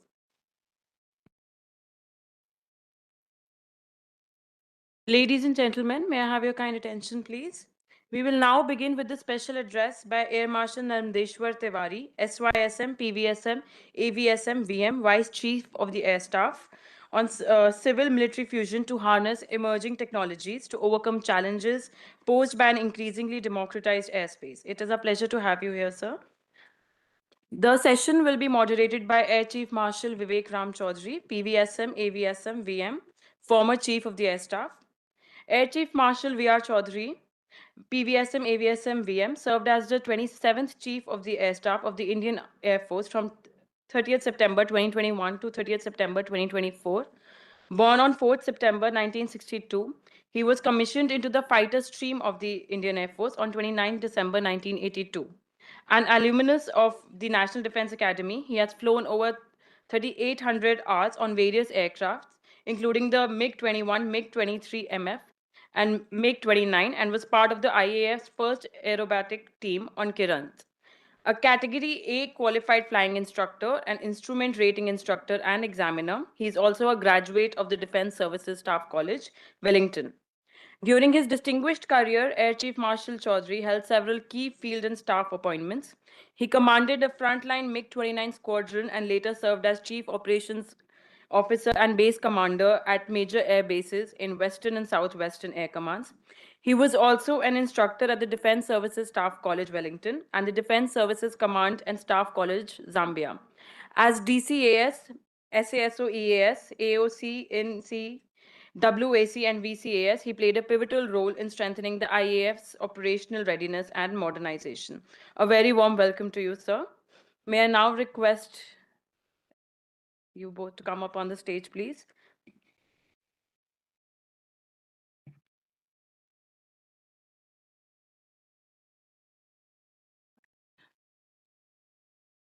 Thank you, sir. I now request you to take over the proceedings, please. Thank you. Ambassador Shenoy, Sri Baba Kalyani, senior officers, ladies and gentlemen, very good evening to all of you.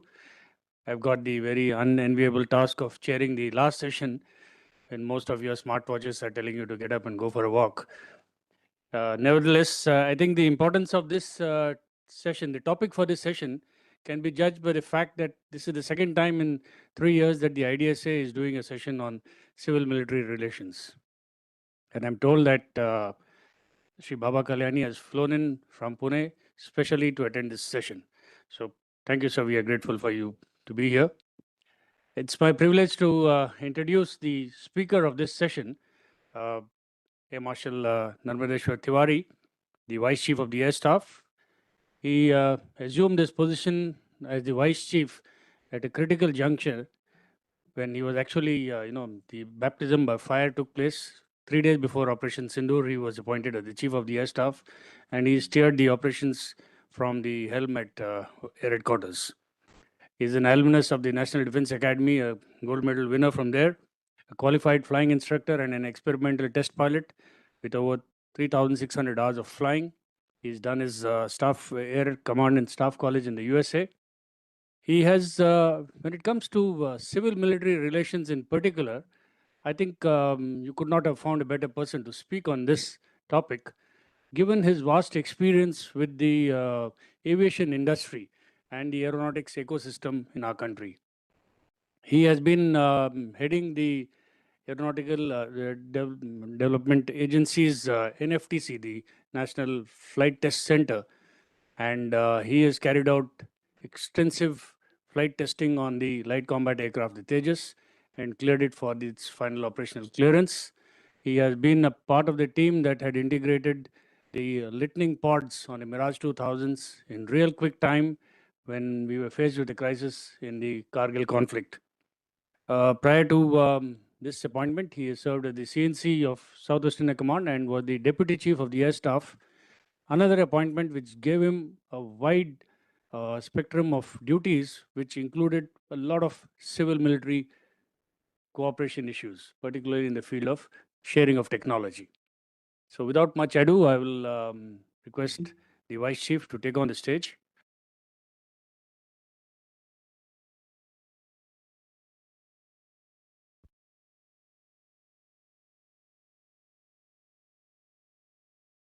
Good afternoon, ladies and gentlemen. First of all, like our former chief said, it's a very unenviable task to stand as one of the last speakers of a session post-lunch and tea. So I will try to keep you engaged and occupied. So that's why I've got a presentation here so that it is just not droning and talking, something to show on the slides. When this topic was given to me, I was a little flummoxed as to, what do I need to speak, especially 15 to 20 minutes on such a topic. So I said that while democratization of the airspace is largely dealing with, the proliferation of drones and the challenges of airspace management in this, I thought that I would, step out and take a more holistic or a larger view of, how we in the uniform look towards civil military fusion. So it is not just about airspace management, and there is a whole heap of things where we can work together. And I think the complementarities that come with that, especially the skill sets with the civil world brings out, is very, very important as we go forward in the future, which is going to be data driven. So when I look at future warfare as a uniform personnel, I think three things stand out in terms of components. You will have largely many autonomous systems because AI is going to be embedded in it. So AI, machine learning, quantum technologies, all this will come in a big way. And a snapshot of that was seen during Sindoor. Yesterday, I was at another conference where we were discussing about network security and things like that. So I did mention the fact that during Sindoor, what was different from previous operations is that we had our integrated air command and control system. We had a complete situational awareness of the entire country. And this is quite a thing to say because when the IACC's project started, the backdrop was actually the Purulia arms drop in 1995, where we had, huge chunks of our country and airspace where we didn't even know that aircraft were flying and dropping weapons. So from that time, we have come a long way and largely developed indigenously. Of course, there have been challenges along the way. But this getting together of sensors, systems, equipment, and whatever weapon systems into one common networked analogous picture of what we call the common air situation picture has been largely possible because we had this vision that at some point of time we have to get networked, and that is the way to go forward.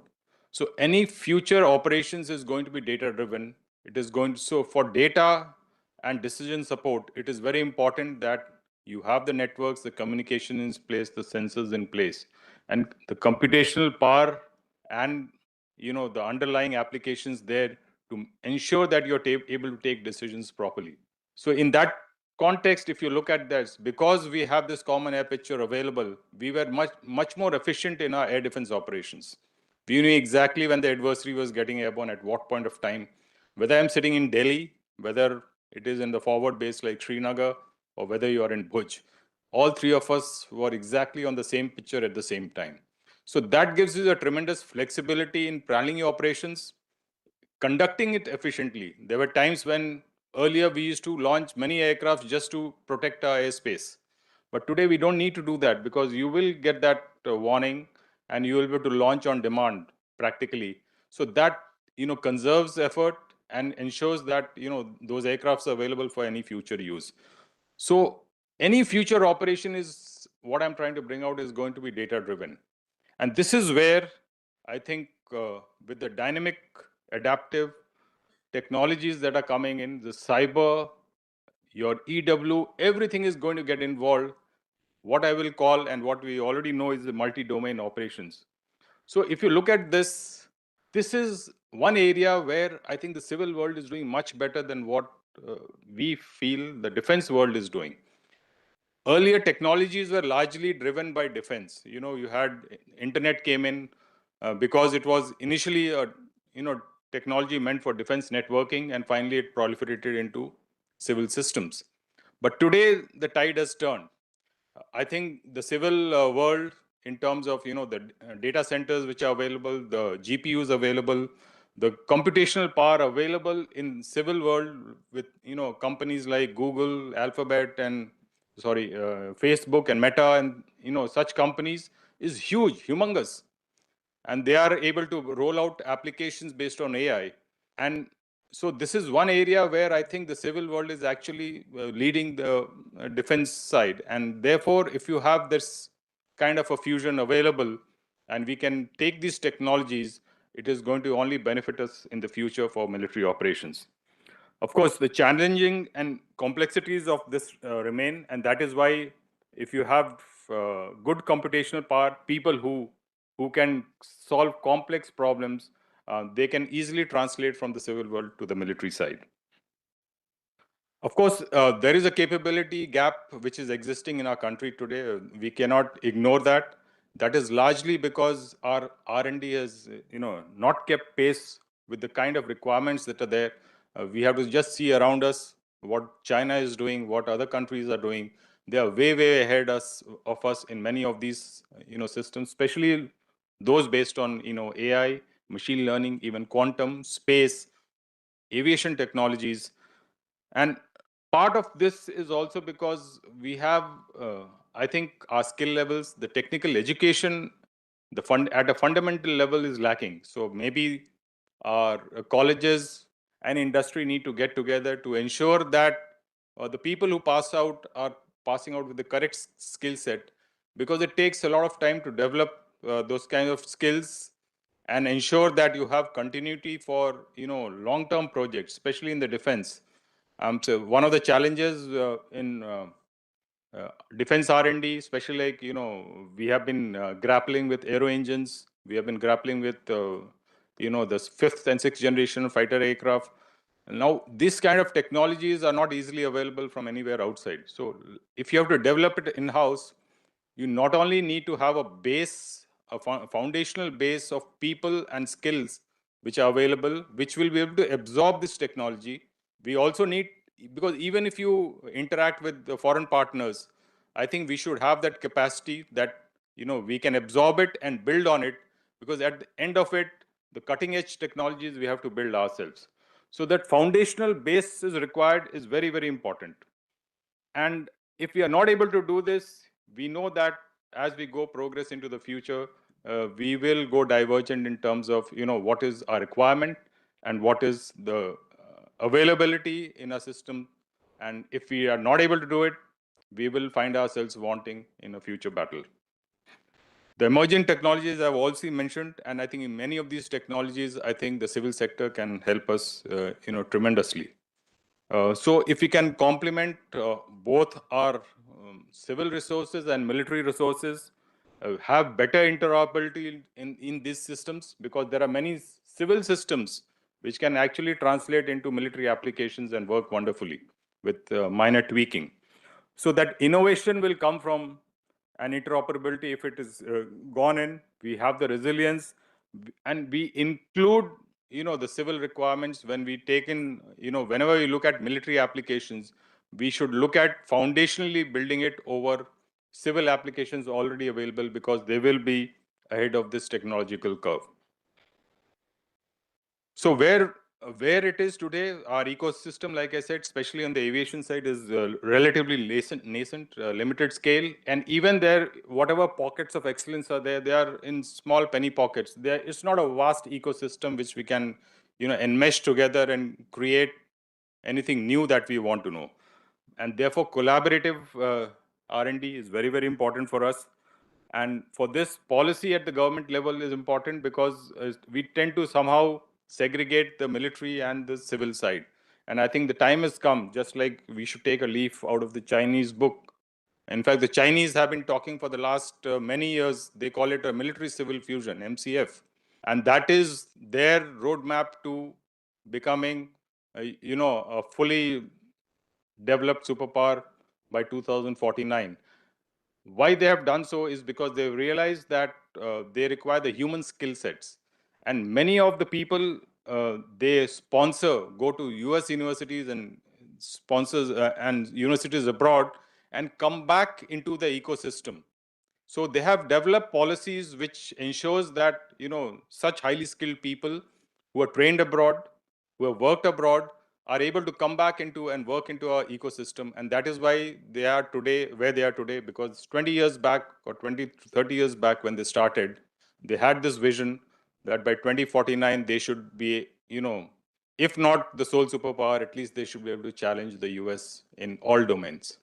And certainly they have come a long way. So I think those enabling policies and creating ecosystem is very, very important for us.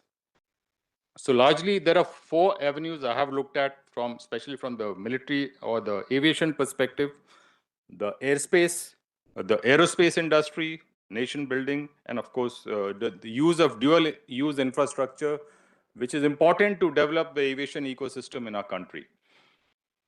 In nation building, of course, the Air Force, just for everyone's information, we have involved in many projects which probably is under the radar for many of you, but it is a fact that even in places like Gaganyaan, not only are we, giving the aircrew or the pilots who are going to be the astronauts or Gaganauts, but we also are involved heavily into the testing of the systems. Whether it is the space capsule, the recovery capsule, and things like that. And even the inside the suborbital capsule development of that, we are very, very closely involved. Of course, HADR missions and things like that. But we also support infrastructure development especially along the border areas, the ALGs. Many of the, front villages and small towns in our countries are largely supported by the ALGs, which are provided by the Air Force. So there are many such areas where we have a direct connection with the civil world. Airspace is, this is a map which you can look at how dense is our airspace. Almost 3.5 million flights we are looking after every year. And identification, segregation of this, ensuring that our, airspace remains inviolate is our 24/7 job. We have fighter aircrafts on ORPs. We have weapon systems ready on the go. And this is a job which is practically, probably no one is aware of it, but this is what we do. And this is another area where you can see how civil and military fusion has worked very well. All the ATC radar, all the civil radars are actually integrated into our, along with our military radars to give this common air picture. And this is, I will talk about this a little later when we come to, democratization of the airspace that we are talking of. Dual use infrastructure. We provide a lot of airfields where the civil flights land, and we are making it happen, especially under the UDAN scheme. Many places we have flexible use of airspace is ensuring that it is more efficiently used, especially in border areas in the northeast, where spaces, airspaces are limited. Both military and civil aircraft have to fly. So we have worked out procedures where both it is possible, and therefore we are able to, further the cause of civil aviation and connectivity. All new airfields that are coming up, especially on the civil side, we are now going ahead as a future, keeping the future in mind to get a defense enclave so that it can be utilized in case of operations or in case of HADR and such like facilities. So case like the new Mumbai airport, which has come up, we have got a small pocket of land there, which we are going to develop. And similarly, any such big new airports are coming up, we are asking for this as a future development plan. We are very much connected into the PM Gati Shakti so that all our airfields are available as logistics node in case it is required in the future for logistic connectivity. As far as the domestic aerospace systems goes, in fact, the UAV and the swarm UAV technologies have largely been driven, thanks to the Air Force. We started this Meher Baba competition, which really kick-started the drone industry in India. And I must say that the first Meher Baba competition has resulted in over 2,100 crores of actual deliveries and productions since then.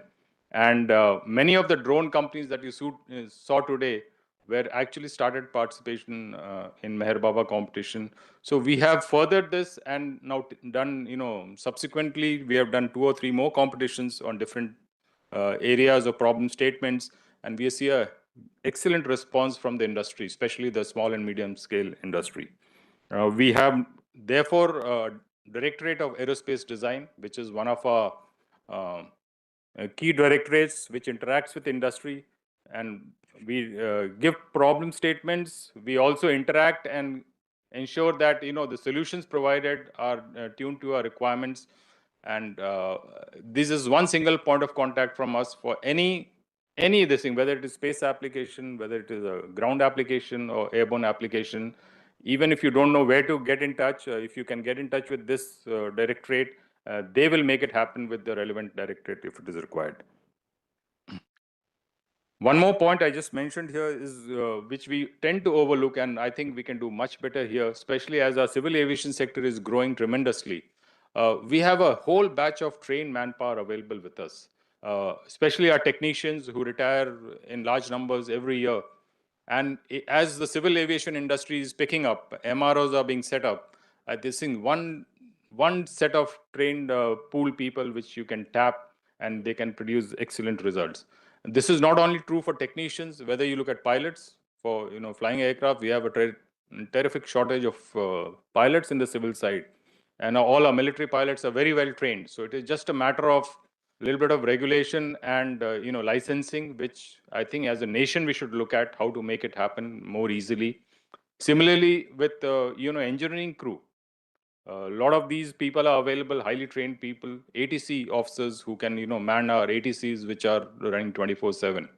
So many of these areas where I think we can do, you can do much more, especially we are able to contribute even on the civil side to ensure that our civil sector grows up. So there are many opportunities. Of course, some challenges also there, cultural differences between the military and the civil side. There is always, we are chary about sharing of assets and manpower, especially where security is concerned. But we can work around this, and the weak aerospace technological base is something I think as together we have to work, both industry, academia, and of course the government and the military services. I think we can work together on this. We can do wonders because there are pockets of excellence, but we need to have the vision and we have to right direction and funding to ensure that we are able to take it to this logical conclusion. And coming to democratization of airspace, which also is one of the key challenges for us, is with the booming civil industry and of course this drone now that has kicked up, a very liberal drone policy. There are, the challenge is coming because we are very difficult to find that, you are operating in the same airspace. You have military aircraft, civil aircraft, and the drones. And the way it has been designed right now, because we want to ensure that, the commercial exploitation of the drone happens, and we shouldn't be too restrictive. It is also resulting in areas where you may have a little bit of conflict. You have many incidents where GPSs are interfered with. Why they are interfered? Because we want to prevent drones from entering those areas. Now it has unintended consequences, like you had the case in Azerbaijan where you had an aircraft accident being up. Recently we saw, in the news that in Delhi and in and around there have been cases of GPS spoofing, and especially in bad weather or poor visibility, it can lead to actually you can have serious accidents. This is one case. I just want to give you a video of, you see how close encounters with a fighter aircraft by a FPV drone. This was in Ukraine, practically flown over it. You see another case where a drone hit a civil aircraft and it lost a tip of its wing. And this is it's not a doctored video. It is an actual video which has happened. So we have a challenge here, and when you look at drone operations, two things come out. One is, of course, in the legacy systems, we had a lot of time. We took over and over 15 years, we developed a system. But with drones coming in, this technology cycle is shortened to 1 to 2 years. And therefore, with change in technology, if your policy and your procedures are not able to keep pace, then we'll always be out of tune, and possibly you can be in a place which you don't want to be.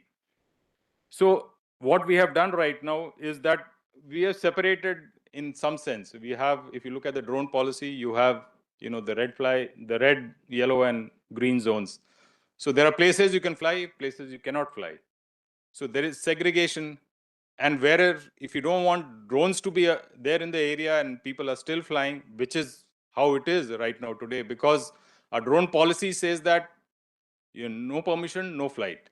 But you find enough drones flying all over. In fact, just today morning, we recovered in one of our bases drone on the runway, practically just at the touchdown point. A small drone has been recovered. So we have these cases every week or 10 days. And therefore, people are using jammers. Now, jammers have their own issues. Because if you are using a jamming, you are not only affecting what is there in and around airfield or the area you want to jam, but also civil networks, even mobile networks and things like that. And of course, civil air traffic. So I think we have to come to this place where we have to look at integration rather than segregation, because that is the way to go in the future if you really truly want to democratize this airspace and ensure that everyone works together seamlessly in this.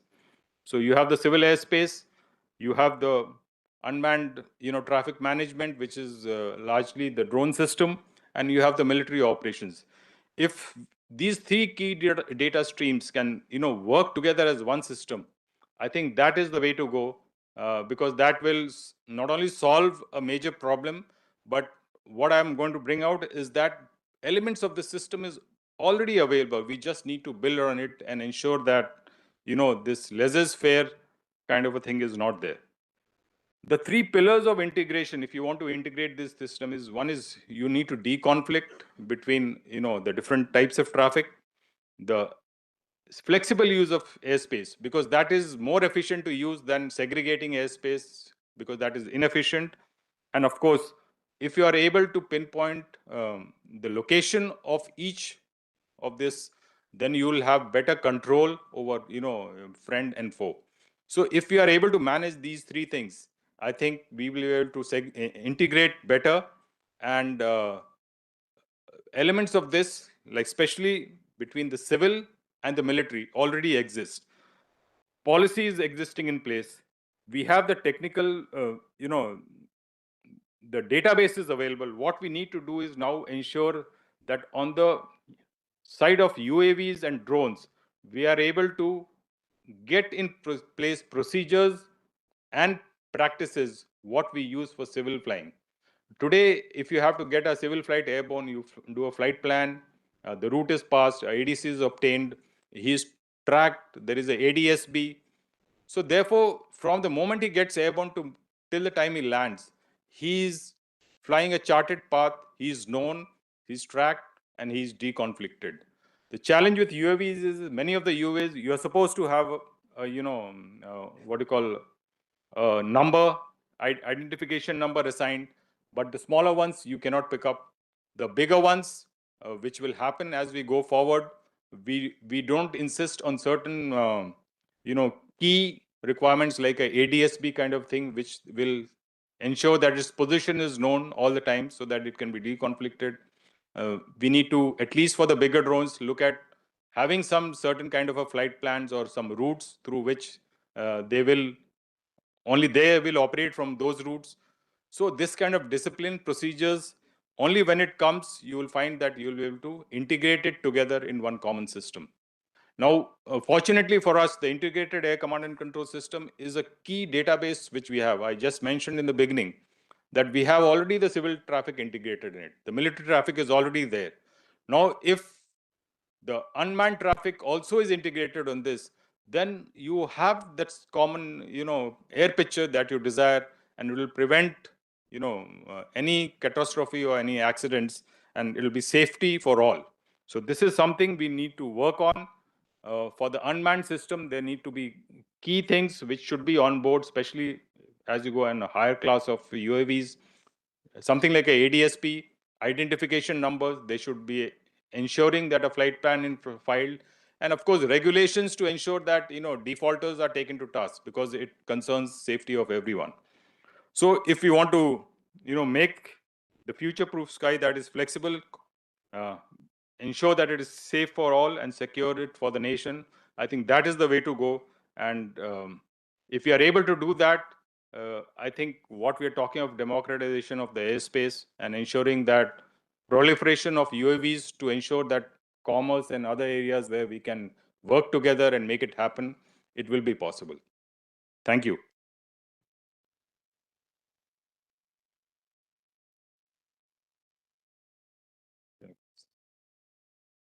Ladies and gentlemen, you'll agree with me. Very crisp, clear, concise presentation and a talk given by the Vice Chief of the Air Staff.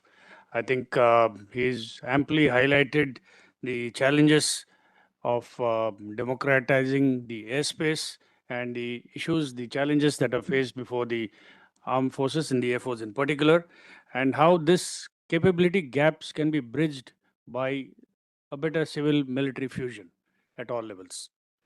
So we all understand that the trajectory of the aerospace industry and the aerospace economy in the country is actually mirrors the trajectory of the Indian Air Force's requirements also to use the same airspace.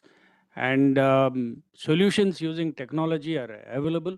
It is up to us to accept that we can find a solution to every problem with the available technologies, homegrown technologies, and integrate not only our facilities, not only the research and development capabilities, but also pulling in of manpower, like the Vice Chief brought out, is a very essential component of this entire fusion. He brought out some very interesting statistics on how many aircraft fly over our country every day.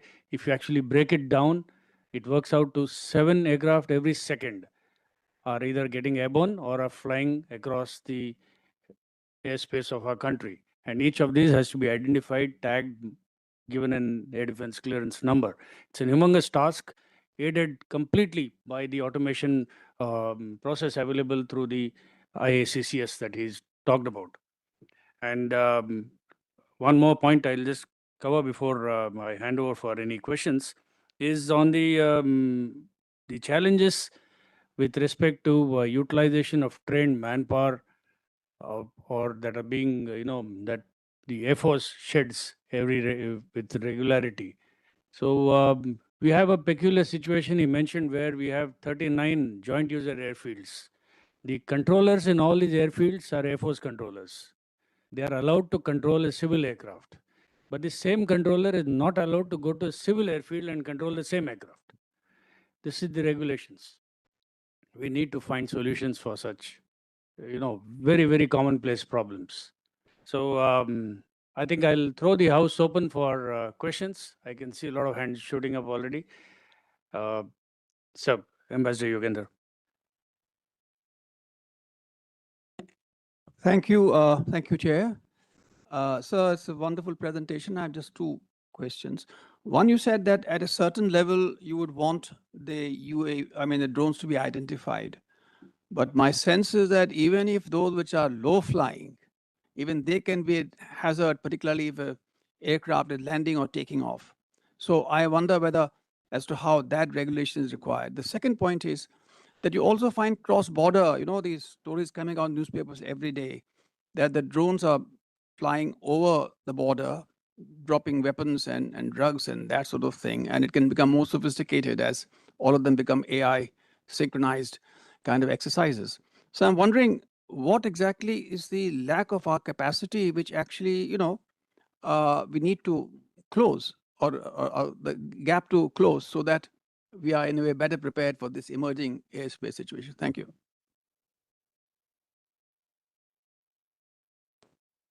So first point about what is the lack of capacity. Today there are challenges, especially with the small drones. They cannot be picked up. I'm saying they are practically invisible to radar, or if they are visible, it is 500 meters or 1 kilometer, which practically doesn't make any use. So today what you have is regulations in place where, especially in these areas where there are aircraft flying, you have it's a red zone. So there is a certain area around the airfield which is earmarked, which there are no drones supposed to fly.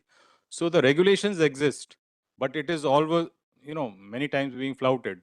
So if you look at the drone policy, it is largely based on trust and everyone following the correct procedure. But unfortunately, that doesn't happen. So that is the challenge. Now, if you're talking of when I gave you this example that ADSB kind of a solution where everyone needs to have a transponder to at least mark his position. It will be very useful for smaller drones because they are the ones which are not being picked up. And of course, large drones, it is required because it is almost like akin to an aircraft.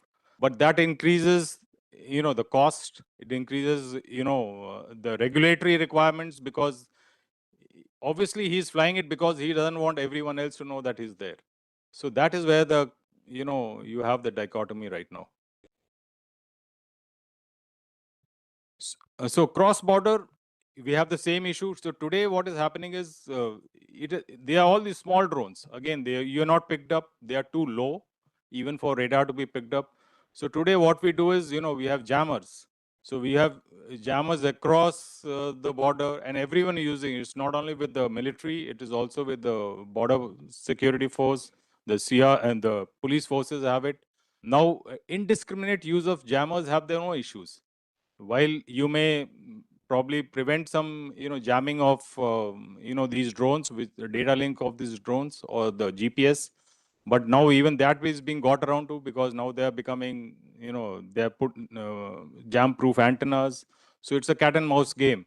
But more importantly, the others suffer. You have issues of mobiles, cannot be used. You have aircraft which are flying in this area, which have jamming or spoofing. So these are all the collaterals that you suffer. So it's not something which, there is no magic solution to it, but we have to look at, how you can use different aspects of it to ensure that we are able to achieve the task. I was heading the aerospace system division in the MOD. I have a recommendation in this regard, and I'll tell you what the ground inputs are. Because I dealt with Ministry of Civil Aviation also, I presented to Air Marshal Sandeep when he was the MA in the NSCS, that are we waiting for a day when the Army Aviation Hepter or the Air Force Me-17 gets hit by a drone? And in fact, instructions were issued by NSCS to MOCA also, but I think the follow-up has not been done. So the real problem is that there's a DigiSky platform, which the Ministry of Civil Aviation is to go. And unfortunately, the Airports Authority of India has been just not doing anything about it.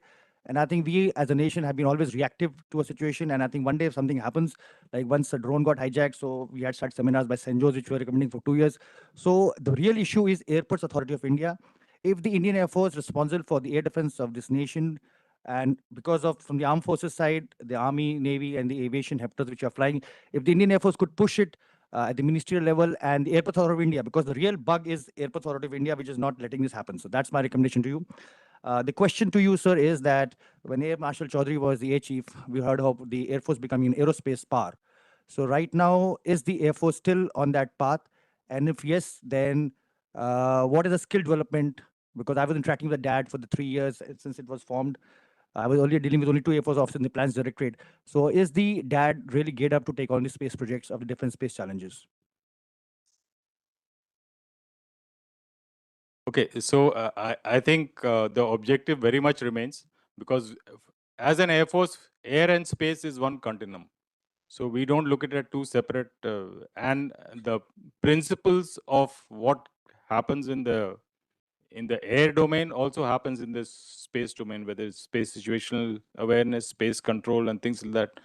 So doctrinally, we are aligned, and all over the world, you find that largely space forces are run by the air forces because that has been the way we have been brought up.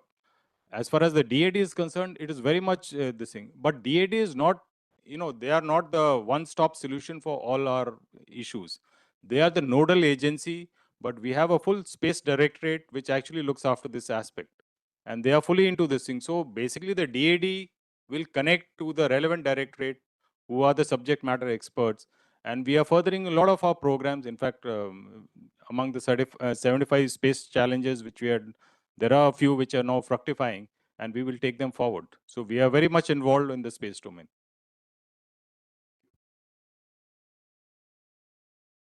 Any more questions? Yeah.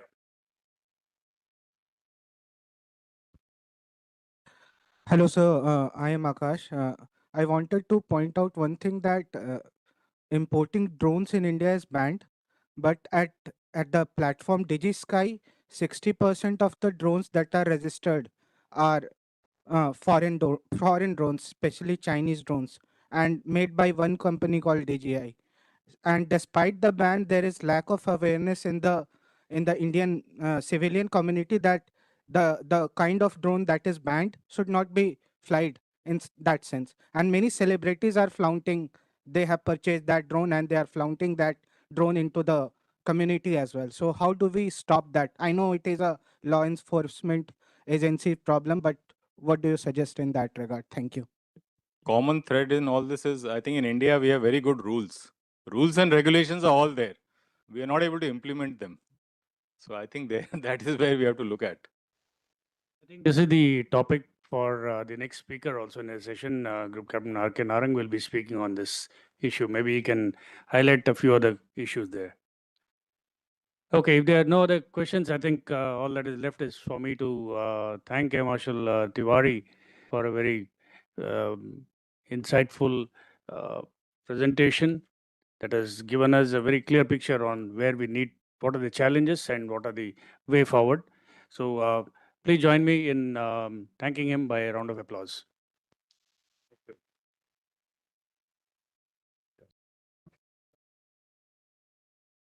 Thank you for a very enriching address, sir.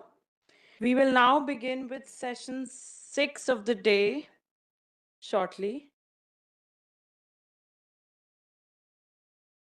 The theme of this session is Civil-Military Fusion, Scope and Possibilities. The session will be moderated by Air Chief Marshal Vivek Ram Chaudhary, PVSM, AVSM, VM, former Chief of the Air Staff. We have two speakers who will be speaking online. Ms. Elsa B. Kania, Adjunct Senior Fellow, Technology and New Security Program, CNAS, and Ms. Katerina Bonder, Fellow, Vadhwani AI Center, CSIS. And we have Group Captain Dr. R.K. Narang, Senior Fellow, North American Strategic Technology Center, MP-IDSA. Sir, may I now request you to take over the proceedings, please? Thank you. Thank you very much. I hope the two speakers online have been logged in. A very warm welcome to all the speakers for this session and to you in the audience. You know, a little over 3 years ago, when the special operations were launched by Russia into Ukraine on 24th of February 2022, the massive armored columns that were moving in from Belarus towards Kyiv actually was, it was so ominous that the fall of Kyiv was probably quite likely with the amount of armor that is what is moving in. You know, almost 40 kilometers long line of tanks and armored vehicles coming along the banks of the Dnieper River from Belarus towards Kyiv. But then what happened that night on the 24th of February? A group of young entrepreneurs, IT professionals, drone hobbyists, a team that was called the Aeroro Zovidka, which means drone reconnaissance by drones. This team went on quad bikes through the forests, launched drones with carrying small weapons, 1 kilo, 1.5 kg weapons, but directly aiming at the soft point of all the armored vehicles, causing a complete breakdown in the lead vehicles of the Russian armored thrust. Subsequently, by dispensing mines, by carrying out pointed attacks, once again using more drones, the entire attack on Kyiv was thwarted in a matter of few days. In my opinion, this is a case of the first war startup that has been, recorded in modern history. A complete civil-military fusion where drone enthusiasts have taken on the mantle of a military commander or doing the roles which a military commander should have executed. Nothing can exemplify it better than this. And after that, of course, there have been many such instances in the ongoing conflicts, both in Europe as well as in the Middle East. And what we find is that new age technologies are not only giving rise to future military capabilities, but all these are very largely dependent on how well integrated the military is with the academia and the civilian industry. And here it is very important that this is not just an sharing of technology or an technology innovation strategy, but it is an operational necessity. It is the basis on which future military plans can be devised based on the rapidity at which technology can be absorbed from the civilian world into the military. So breaking through the barriers of prolonged procurement cycles, breaking through with innovative methods like we had the competition, what the Vice Chief just mentioned of, the Meher Baba drone competition, Shark Tank events like this, giving rise to MSMEs and startups which can be the strong sword arm of the armed forces in future is what this session will discuss about. We have today joined by two members who are online. Let me just introduce them one by one. First, we have Ms. Elsa Kania. She's a PhD candidate in Harvard's University Department of Government. Her research focuses on China's military strategy, defense innovation, and emerging technologies. She's also an adjunct senior fellow with the Center for New American Securities Technology and the National Security Program, where she has contributed to AI and global security initiatives. She's been invited to testify before the House of Permanent Select Committee on Intelligence, the US-China Economic and Security Review Commission, and the National Commission on Service. She was a Fulbright specialist in Australia, and she was named an official mad scientist by the US Army's Training and Doctrine Command. She's going to speak to us on China's national strategy of military-civil fusion and how it has evolved to create an integrated national strategic system that can leverage the synergies between national security and economic development. So without much ado, I will now hand over the proceedings to Ms. Elsa Kania.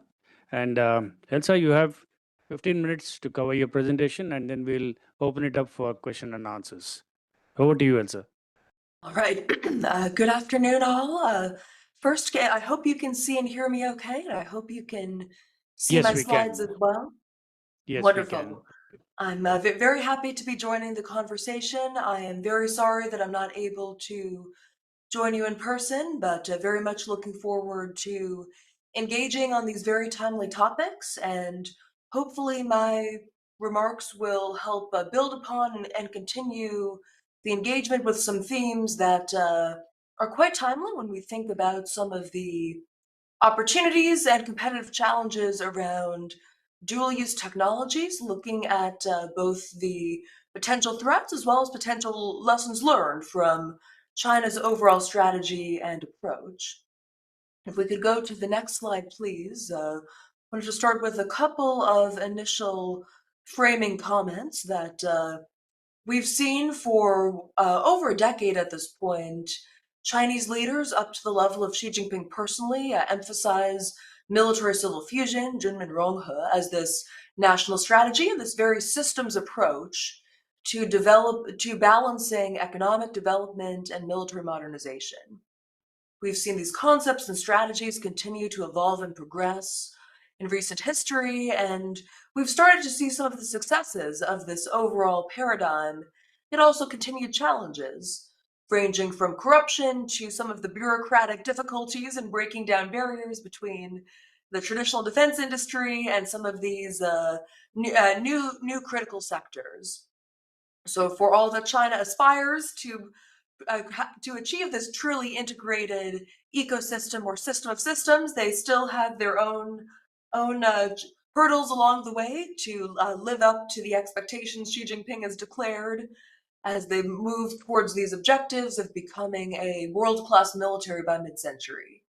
I'll speak in brief today to not only this ambition, but some of the advances in priority sectors, as well as the potential inefficiencies and shortfalls of this approach.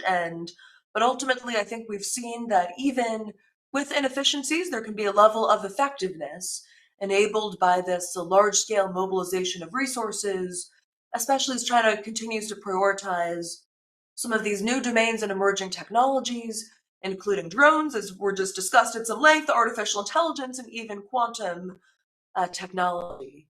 Next slide, please.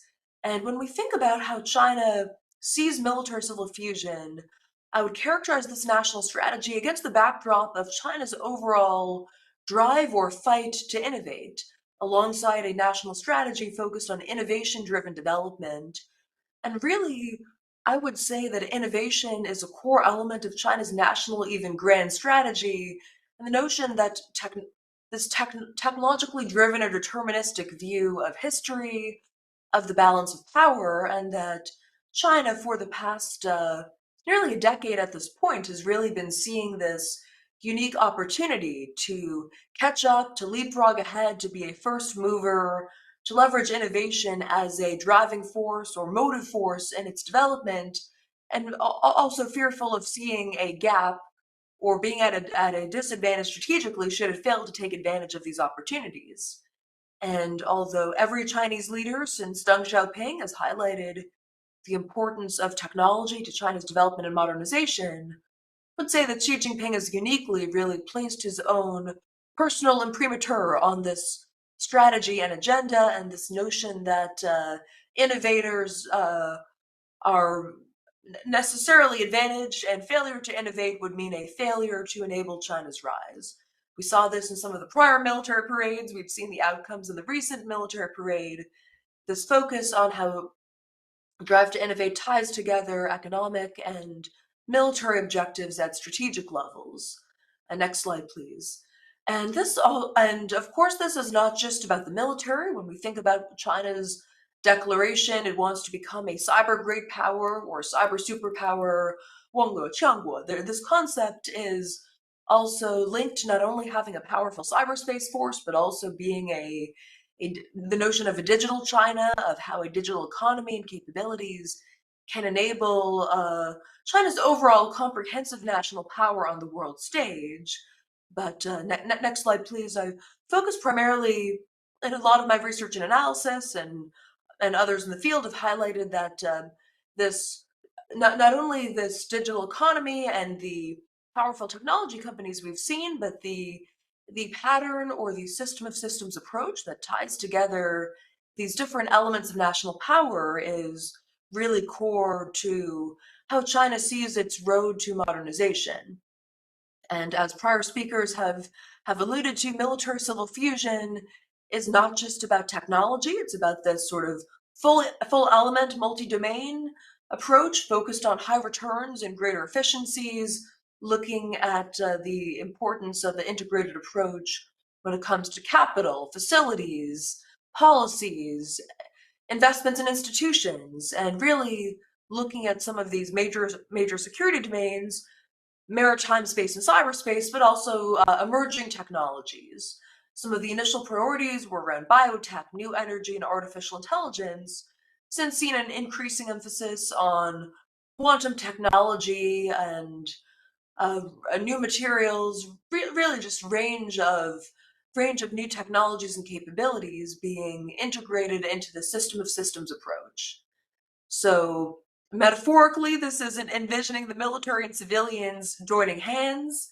From a slightly contrarian perspective, when Xi Jinping has to personally emphasize repeatedly the importance of achieving such an approach, I think that does speak to the initial obstacles and challenges that about a decade ago, China did not have a very high level of integration, or did face a lot of barriers between the military and civilian sectors, and all of this promotion and some of the propaganda was aimed at trying to change attitudes and change incentives and create this ecosystem where there could be both an integration and ultimately a deeper fusion, and really reshaping China's system and approach to development.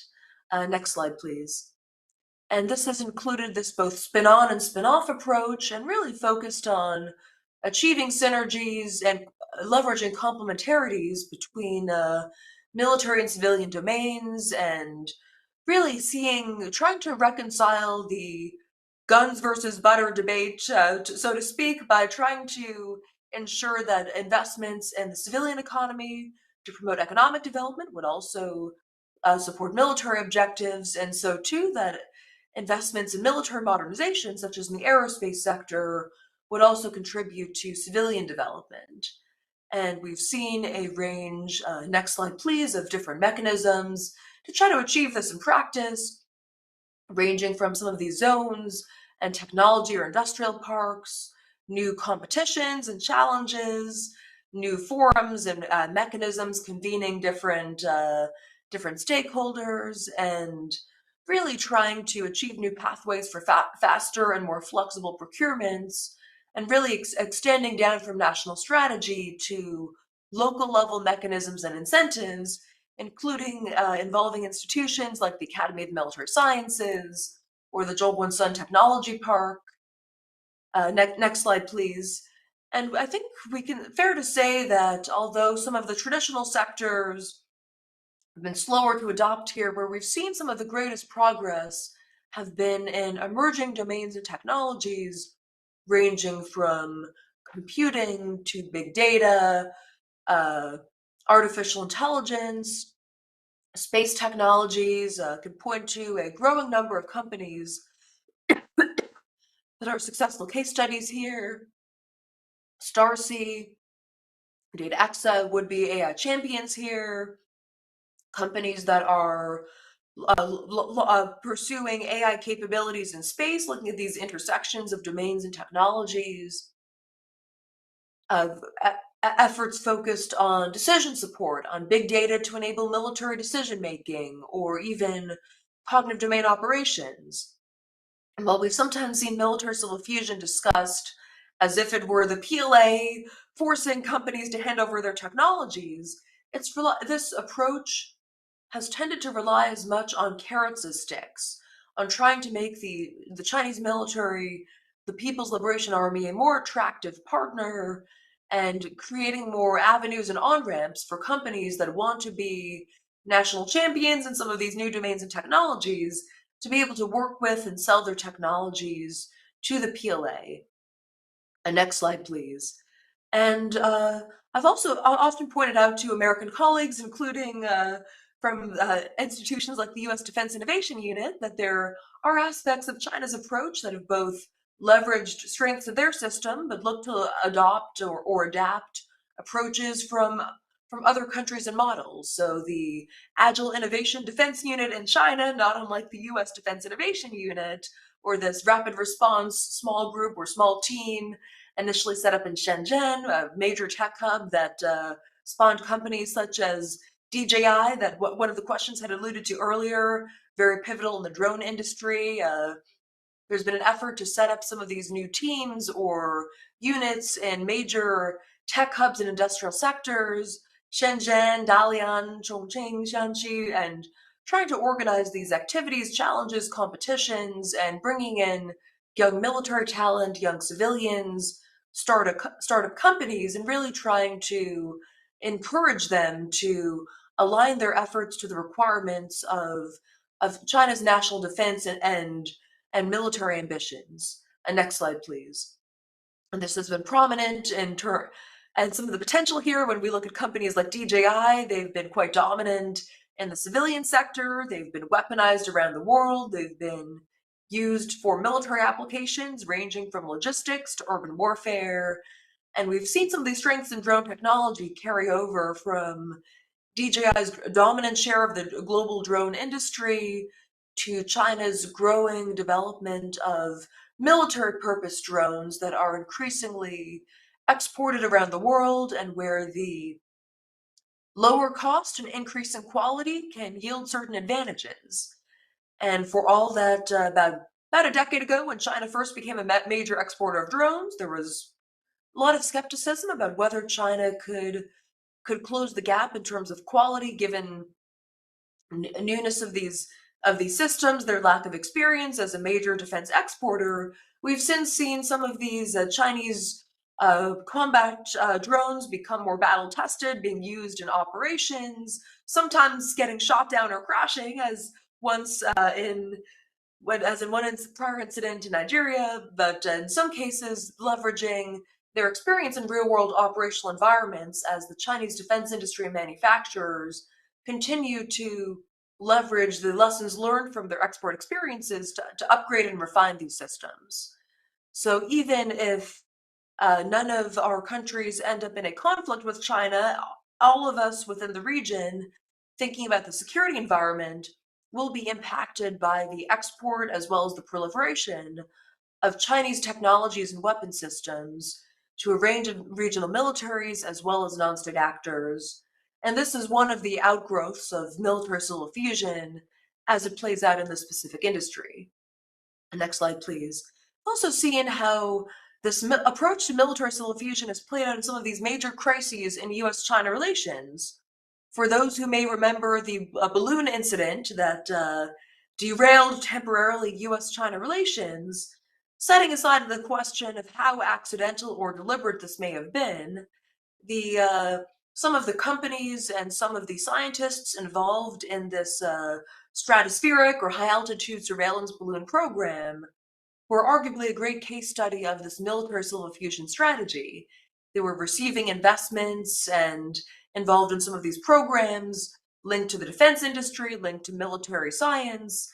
They were actively and aggressively marketing their balloons to different customers in the PLA, probably including potential end users like PLA Military Aerospace Force or Aerospace Systems Department, as it was previously known, and the availability of these technologies, the growing range of actors involved in developing, operating, and providing them can sort of expand the complexity when it comes to new domains where some of these systems are being deployed and being ending up in some of our airspaces, whether deliberately or perhaps truly inadvertently. It's hard to say, but this does highlight the complexity of stakeholders and how some of this complex web of ties and connections can lead to new risks and threats playing out that do allow for some plausible deniability when Beijing decides to utilize it. Next slide, please. And I won't dwell on Elsa, I'm artificial sorry to intelligence. interrupt, I know but there's likely been some Elsa, discussion I'm sorry earlier in to the day, and I interrupt. know I'm short on We're time, running but behind time. Yeah.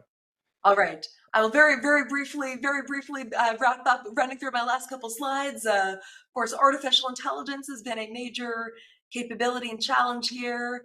Next slide, please. We've seen this emphasis on a range of applications, from swarming to wargaming to some of these initial experimentation. Next slide, please. Seen a lot, of course, these efforts playing out in quantum technology with this national architecture of both communications and computing capabilities underway. And next to the next slide, I think from a policy perspective, as all of us think about how our governments might reckon with these challenges, the greater concern about military-civil fusion has led to its obscurance. So this does highlight the importance of open source research and intelligence to illuminate some of the risks. And to the next slide, this does raise certain policy dilemmas that we can discuss further in the Q&A about how do we approach Chinese companies and technologies, and how do we balance these risks versus the benefits of openness of our innovation ecosystems. And to my final slide, before I turn it over to the next speaker, we've seen this emerging and evolving integrated ecosystem. There are some risks of surprise. There are these policy concerns. I think all of us in the region and beyond have to think about how we are both learning from it and adapting to these challenges. So I'll close there, and happy to take questions now or later in the conversation, and very much appreciate the opportunity to join the session today. Thank you so much. Thank you very much, Elsa. Ladies and gentlemen, you will agree with me. Elsa clearly is a subject matter expert, and a well-researched presentation could actually have been the only theme for this entire session. Unfortunately, we ran out of time. Elsa, we'll come back to you for questions after the other two speakers have finished their talks. So please be online. Ladies and gentlemen, our next speaker, again online, is Ms. Katrina Bondar. She's a fellow with the Vadvani AI Center and the Center for Strategic and International Studies. Before joining the CSIS, she was an advisor to the government of Ukraine, where she was responsible for implementation of reforms in defense, the financial sector, and innovation ecosystem development.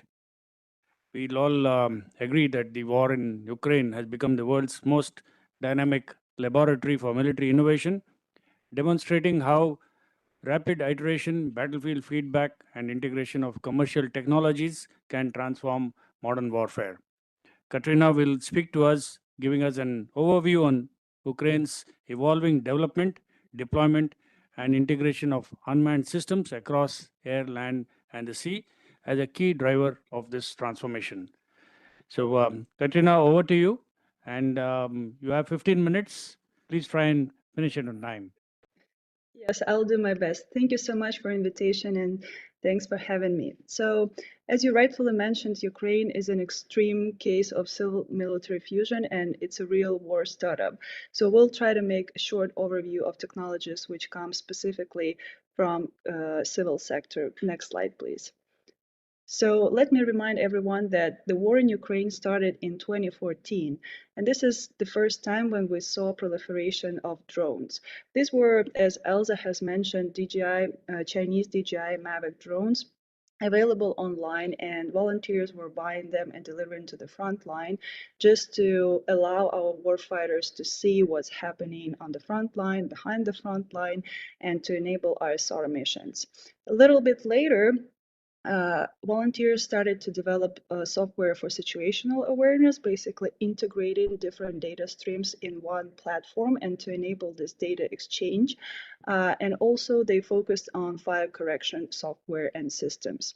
And of course, with the full-scale invasion, we saw an explosion of technology which comes from a civil sector, also developed by volunteers, delivered to the front line. This is electronic warfare, all types of sensors, and AI-enabled software. Next slide, please. So let's stop a little bit more on these three major streams. So software for situational awareness and fire correction has now been officially adopted from civil sector and volunteers by the Ministry of Defense. For example, Delta system, which we will see a little bit later, was officially adopted in 2023. And volunteers make sure that all these different software and systems actually integrate between each other, they talk to each other, and they can exchange data and information. Currently, they start employing and using AI to analyze data faster, and it brings really great results. And I just want to remind that AI and all these technologies come from commercial sector, so they're being militarized, weaponized, and being transferred to the Ministry of Defense. Unmanned systems, let's talk about this a little bit later, as we're short of time. Electronic warfare. So with the beginning of a full-scale invasion, this has become a crucial capability. And that's why the Ministry of Defense of Ukraine created special electronic warfare forces. They focus on three major work streams. This is signal intelligence, it's radio electronic suppression, and protection. Civil society plays a crucial role here as well because they develop all sorts of personal and tactical small mobile electronic warfare systems, which can be brought in a backpack, mounted on a car, in a truck, and brought around along the front line during the fight. And there is a crucial need to effectively manage electronic warfare because it brings down from 30 to 70% of owned Ukrainian drones due to friendly jamming. Next slide, please. So focusing on situational awareness system, the most famous and adopted by the Ministry of Defense is Delta system. And basically its core product is a map where you can see different layers of data coming from all sorts of sensors, from the front line, from within the country. Basically, these are drone footage, acoustic signals, etc., etc. On the bottom right corner, a smaller picture, you see a so-called mission control module. It has become crucial to manage flights of thousands of drones which are in the air on the battlefield because there is a competition for frequencies, there is a friendly jamming issue, etc. So this has become crucial. Next slide, please. So speaking about drones, now they operate in all three physical domains in air, sea, and land. Next slide, please. And starting with land starting with air drones, Ukraine has started developing its own ISR capability in 2014, and it was pretty well prepared for the full-scale invasion in 2022 because these are all examples of Ukrainian-made drones. Next slide, please. And after the full-scale invasion, we saw a proliferation of cheap, small, attritable FPV drones, basically those quadcopters, and they have become a universal platform. What I mean is that you can take a drone, attach different types of equipment, I don't know, a grenade or a bomb, a camera, and it can play a completely different role and mission.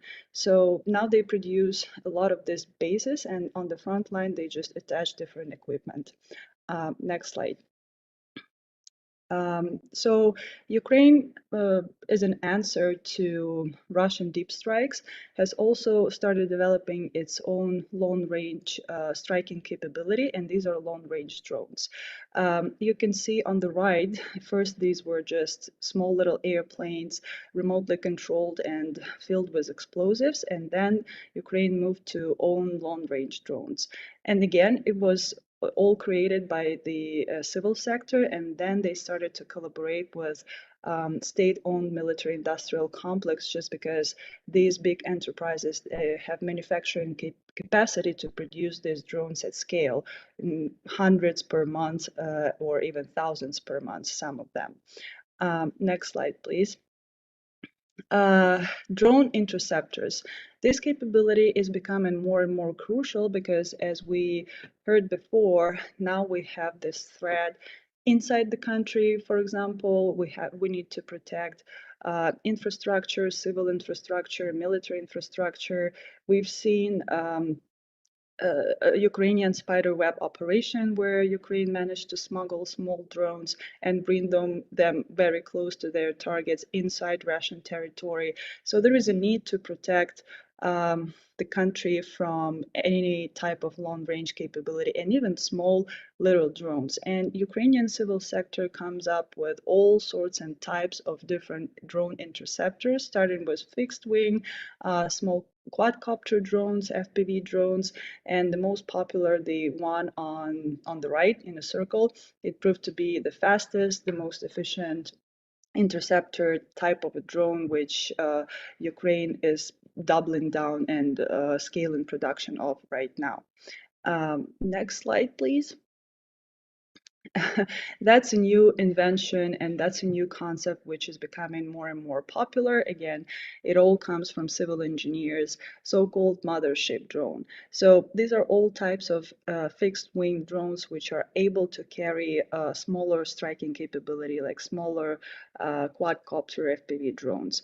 The idea is that these capabilities, like the mothership drone, brings smaller drones to the target, releases them, and then it becomes the relaying system. So basically, it extends the range of small drones and striking capability for tens or even hundreds of kilometers sometimes. And it's just a graphic picture because there are so many types and variations of this system, and we haven't seen a scaled production yet, but it's a very promising technology, and I think that's one of the ways the drone capability will develop.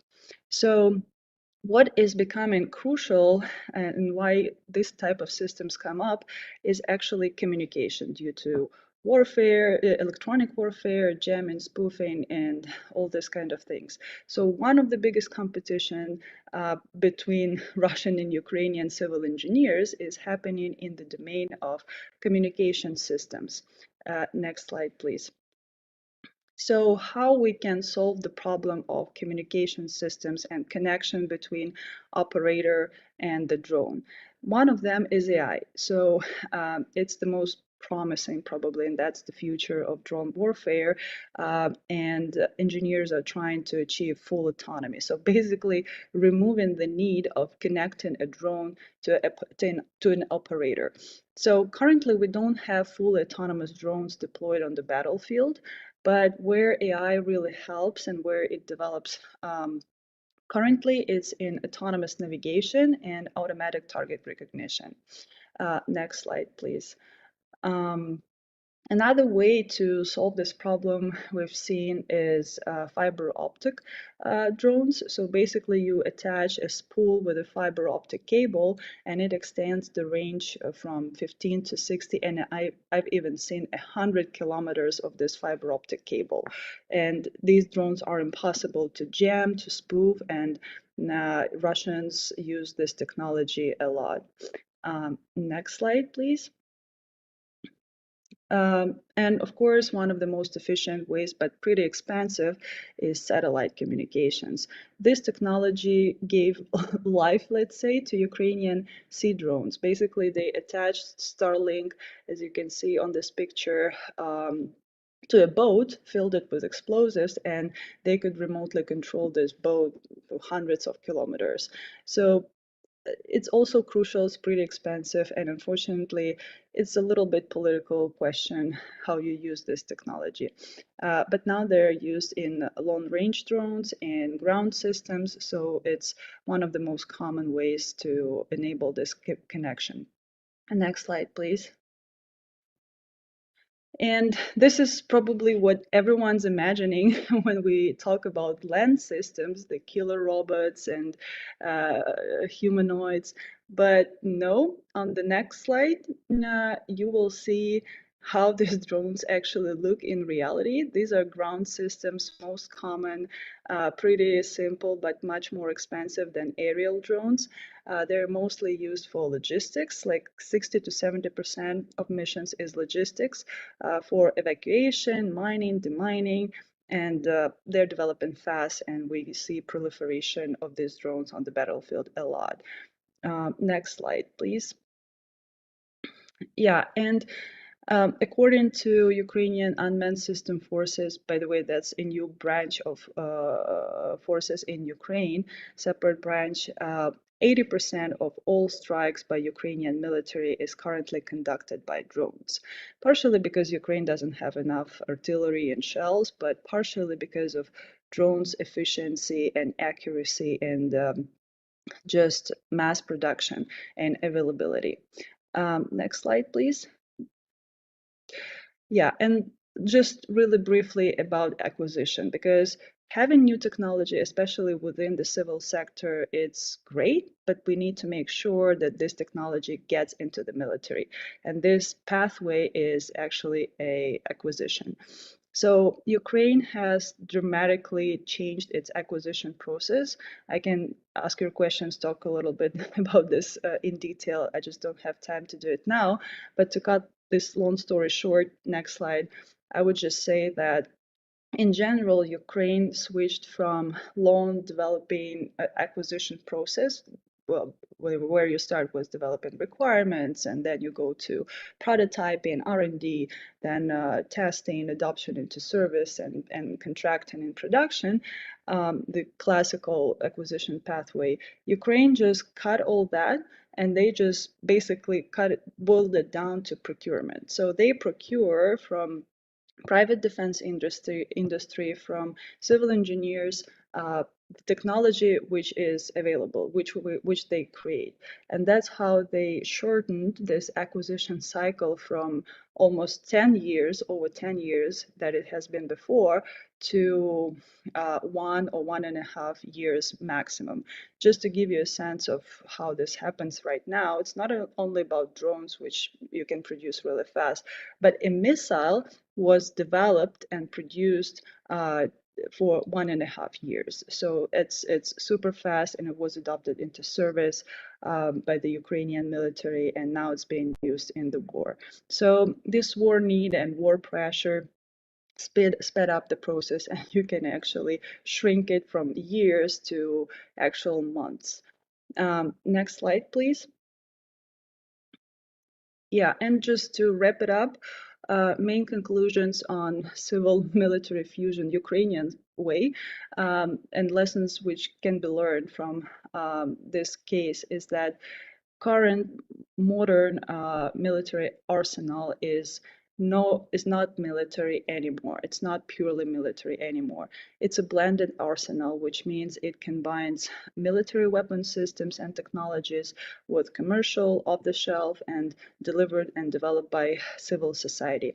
The military just needs to find a way how to better integrate this into military operations. Dual-use exploitation.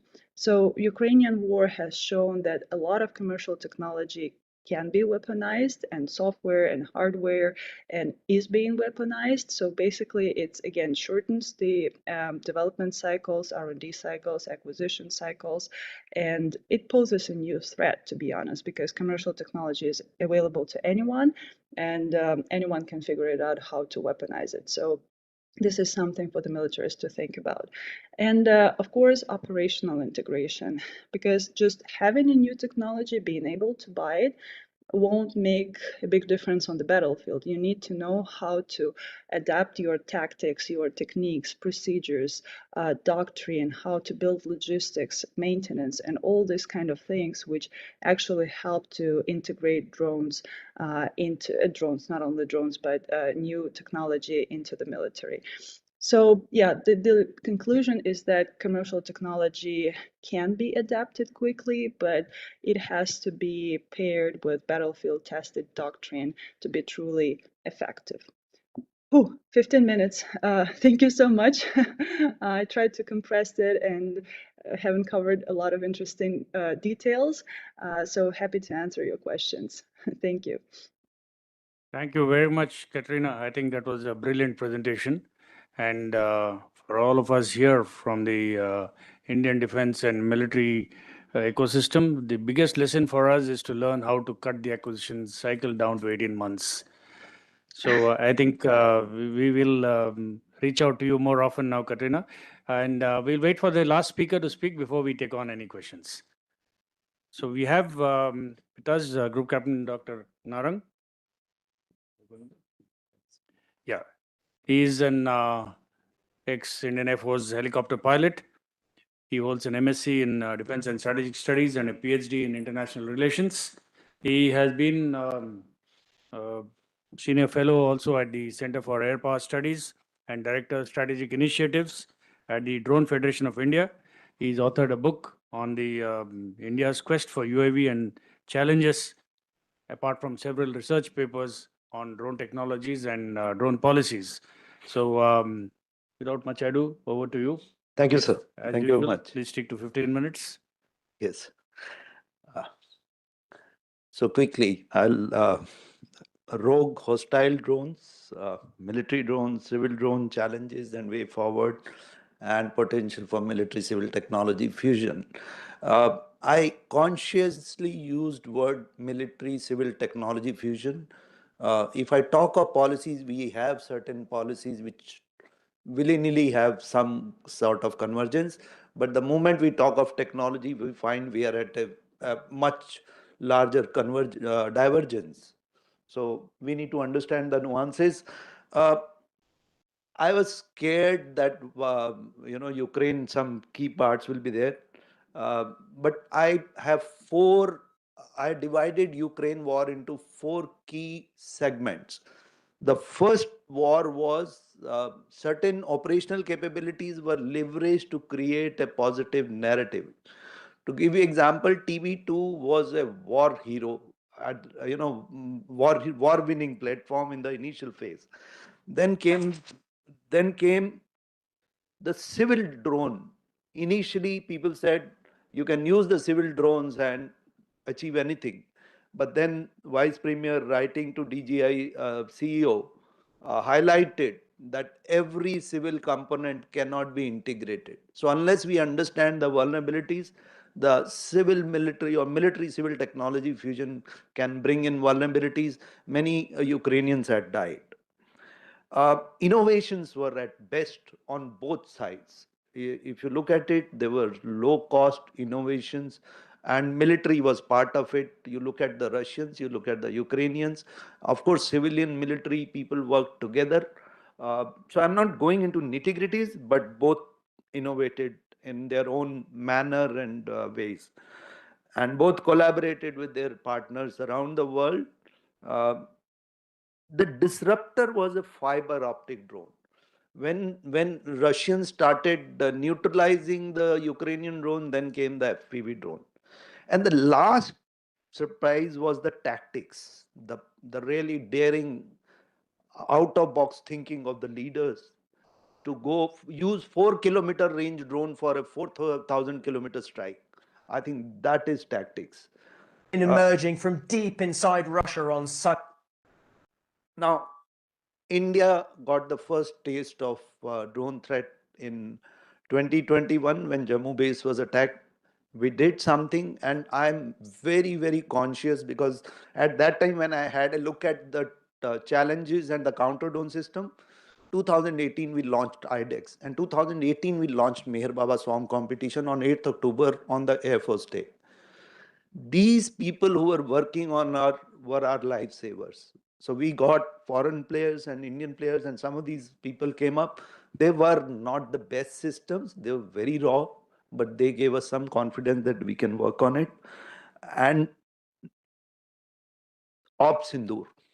Sindoor was actually, we were expecting threat, but I think Sindoor has given us few important reminders that we need to first, let's not understand our adversary's capabilities only based on him. Understand their collaboration partners, and they bring in a delta which we need to cater to. Second, the swarm drone threat is a real. What we saw was a trailer. Next time could be larger, so we need to be a little conscious. We did well, but it's not to become over confident. It's time to work more. AI, ML, autonomy. I think I really understood what AI meant. And I remembered a typical army man statement, ek goli, ek dushman. And then I was thinking on 8th night when I was talking to some people, when I saw those drones coming, I said, my one anti-aircraft gun shot should kill one drone, then only I will achieve the counter swarm capabilities. Now, how can our academia bring in that AI capability to the operational use? What kind of ballistic capabilities or what kind of ammunition we need? I think those are the small things. How can we use these capabilities on our existing system, and how can we plan it on our future system? We have to put our heads together and cater for a counter swarm capability in a low cost manner. It also brought in, where do the CAPF stands? Where do the civil drones stands? And remember, Sindoor is still not called off, and you have these challenges simultaneously at that time and now happening. This is an issue which also brings in integrating the local police, the local civil drone. What kind of protocols we need to do, what kind of segregation we need to do. I think these are the real world challenges. And also, I think it is time for CAPFs to become technology savvy. They need to understand the significance of the networks. They need to understand the integration of drones. They need to understand the integration of counter drone system. And I think that we need to do some sort of real-time assessment. I'll not go into it because there are more key issues, and chair has given me some limitations. These are only samples. There are many more innovators working in the field. There are limitations, but mark my word, there are some companies working on core technologies. Similarly, counter drone, these are some examples. There are more people who have come up. This I will not play. I would rather play civilian drone capabilities. Civil drone rules we have seen, we are very happy about the civil drone rules, but my worry is not about the civil drone rules. I wrote a paper called Anusandhan-led Atmanirbhar US Industry in India. I found the research done by Federal Aviation Authority, China's Civil Aviation Authority of China, and IASA were working on developing enabling technologies for integration of civil drones in their national airspaces, which was an asset for their military capabilities.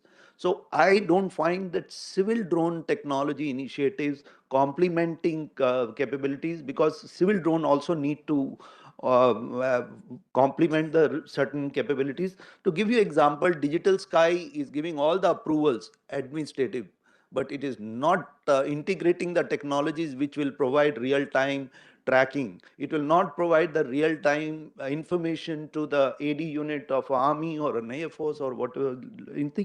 I think those are the areas we still have a point to work. The issue raised about DJI drones, I showed you the DJI drone letter.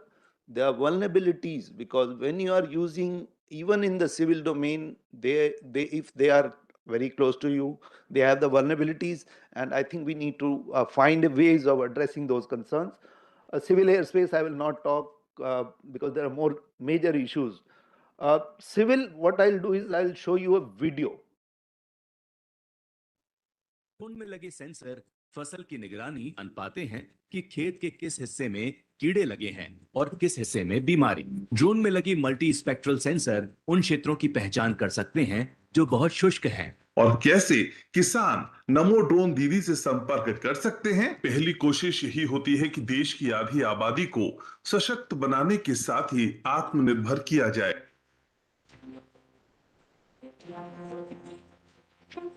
In Himachal, reaching a vaccine, a blood unit, or even a biopsy sample on time could mean the difference between life and death. Drones lost their way in the mountains. Batteries drained too fast. Wind shear tossed payloads. Drones flew over forests, cities, rivers. Vaccines arrived faster. Science didn't just fly drones. It flew hope. Third largest startup ecosystem in the world. Thousands of Made in India drones grace the evening sky in the national capital, talk to commemorate 75 years of India's independence. With this, India has become the fourth country in the world to have indigenously developed such a technology. The modern passenger, powerful connector of our time. The rise of drones has opened up new horizons in commercial applications.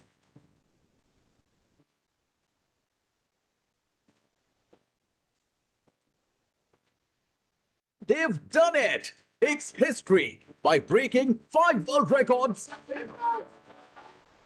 When they land, at that time it strikes you that you've achieved it. So these are the capabilities. The last company which was showing you Swarm was a Meher Baba one participant. They were, taken out beyond a certain level, but they continued developing. The learnings were useful, which are helping today. And now they are working on a small drone, which is more or less indigenous. A lot of subsystem they are developing. The issue is every drone company will not produce indigenous components. Every drone company will not address critical vulnerabilities. So as people who want secure drones, it is our responsibility to identify the right people, make the right databases, identify the critical component, put it in your QRs in the requirement, mark my words, and give them time. These are 4 or 5 steps you take. Most of the challenges will be except few which I become aware.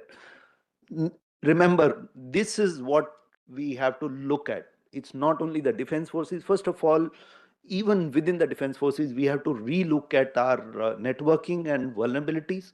Then amongst, in between the defense forces and then CAPFs and the civil, and there are other operators.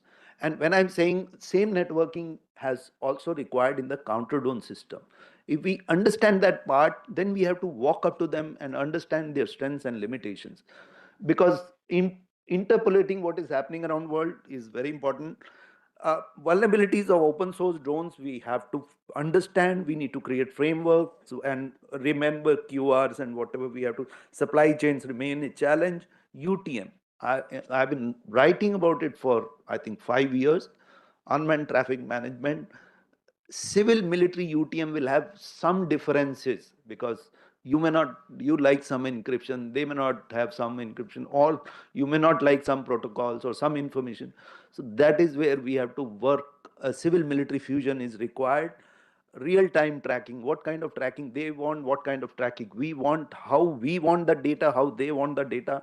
And unfortunately, here the civil aviation R&D is a gap which we need to address. cyber vulnerability, safety of people, which is, I think, safety of people will be taken care. I'm not concerned as much because I'm privy to the system being followed. Man-unmanned collaborative operations. So I'm not even talking about military. My concern is even in civil airspace, when defense helicopter is operating, there are civil helicopters, civil drone operating. It should be secure and it should be technology based, not procedural based. Technology based will give us more freedom, and we have to work on technology, and that requires, that's why I call military civil technology fusion. uh, Few areas I will just list out, about 9 points, not much time.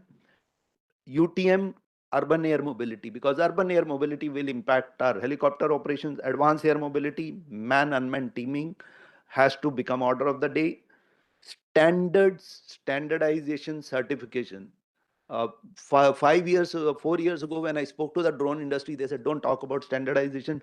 Today, they themselves are talking about standardization. Uh, so when I look at the West, there are entities working on it. In our case, we have the procedures and the designated entities, but they are not formulating trial-based standards. So I think there's a difference which we can talk. Testing infrastructure, even today, fixed wing testing infrastructure, what Samir also said, is not easily available, and we can talk about it. Collaborative and non-collaborative detection. Imagine collaborative is the easiest one, and we have not yet implemented collaborative detection by putting chips or taking a feedback from GCS. We need to standardize those mechanisms. A counter swarm capability. I think one more area we need to look at is the airborne counter drone capability. We need to look at some platforms like LCH, HTT. Let's do I'm not saying these are the ones. I'm saying these are the indicative ones. IJT. Civil drone, indigenous content certification. Morning, I asked a question. Uh, uh, Ministry of Civil Aviation, for Kisan drone, they have come up with a policy on dividing the drone into components technology wise. So I think that part needs to be studied by the military and see we can adopt it, so that we are not talking by cost, we are talking by technology.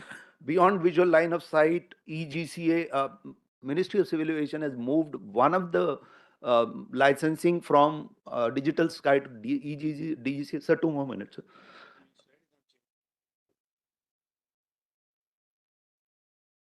I have added a lot of these points which I'm covering. This is the last slide.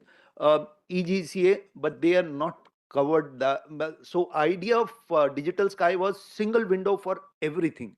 And I remember when we were talking about it in 2017, 18, and iSpirit was talking, lot of effort had gone into bring, and now again they're moving out. I think this part we need to analyze whether that single window will be a good idea for AD and as well as for civil operations, and it does not get siloed within the Ministry of Civil Aviation. Remote tracking, R&D structures. I think one of the major reforms, I think 2026-27 should be reforms in Ministry of Civil Aviation, because we have seen so many technology gaps in the civil technology sector. It's a very important part. Draft drone bill has just been published. There are a lot of observations. I think people should study it. Military civil technology fusion in aviation and drone is extremely important. It is required if India has to meet our thing. MCTF will give us economies of scale, synergy in drone R&D, integration. World over, people have a drone integration and airspace integration plans, and we need to really look at civil military future air traffic management, which has an unmanned traffic management plan, not only at 400 feet but at a high altitude unmanned system with having a onboard system, so that it can fly with manned aircraft, not by separating. That is the future of it, sir. And as regards to collaboration, I think there are 4-5 international mechanisms we have. Similarly, the other countries will have. Let's look at collaboration in those areas which are complementary to each other. BrahMos was one example, but I keep saying BrahMos should not become Maruti, where we had a 51% stake and now we have a 26% stake. We should be thinking of such more capabilities. Thank you, sir. Thank you very much. Very passionate about the subject that he's got mastery over. And I think we're completely run out of time to take on any questions. So, okay, we have two quick questions. So I'll ask somebody at the back. Two quick questions, please. My question is to Ms. Kania, being a fellow researcher in science, technology, innovation. How does personality factor fits into China's science, technology, and innovation strategy? Because we have to move beyond military-civil fusion to look at China. Rather than military-civil fusion, it is a national integration strategy. And time and again, call is given by top Chinese leaders who are engineers themselves. Xi Jinping is an engineer, chemical engineer from Tsinghua University, Zhu Rongji, Wen Jiabao, Hu Jintao. So how do you see this techno-nationalism flowing from the top being an autocratic state, and how does it impact China's STI, China's ecosystem being STI dominated? Thank you. Okay. Elsa, you can take this on. Sure. That's a great question, and I definitely agree that there's this tension between the emphasis from leadership and the repeated attempts to develop this national integrated ecosystem to enable strategic capabilities relative to the limited progress we've seen and some of the continued inefficiencies and challenges. I think it does speak to the scope and scale of what China's trying to do, and that the ambitions of leadership, when they encounter the realities of trying to achieve change at this scope and scale, are inherently challenged. But this could be a much longer conversation, but given the time, I'll leave it there, and happy to circle back offline to continue the conversation sometime. Thank you, Elsa. Okay, I had one more hand here.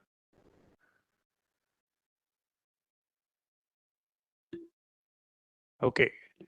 I think there are no more questions. So once again, yeah. Okay, so the last one. Actually, it was from Ms. Gania, and I'm talking because there's a Carnegie paper which actually has mentioned that the Chinese are integrating AI in the command and control system for the nuclear weapons. So I was wondering as to how that is being seen. And one question to Group Captain Narang, and this is regarding, we talked about drones, but what about the US Raptor, for example? And they talk about the, unmanned aircraft. So, I mean, what is that scale and range in terms of, let's say, our civil military fusion? Thank you. Elsa, you may take on the first part. You've got a question? Yes, great question and topic. I think there are definitely reasons for concern about the intersection of AI and NC3. This definitely is an issue where Chinese researchers are exploring how the PLA rocket force could leverage AI to enhance ISR, including for early warning, as well as to improve targeting.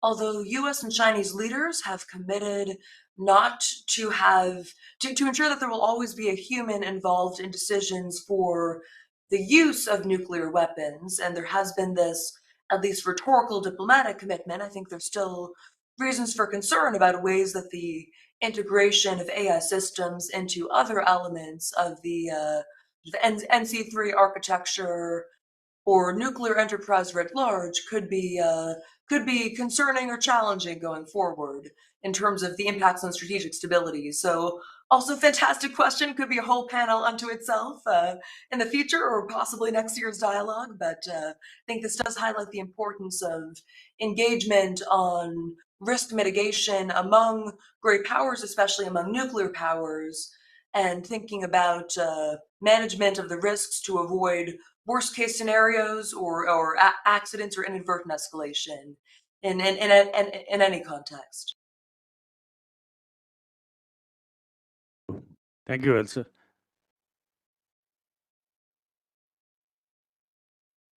So basically, when we are talking of unmanned operations in the civilian airspace at a medium or high altitude level,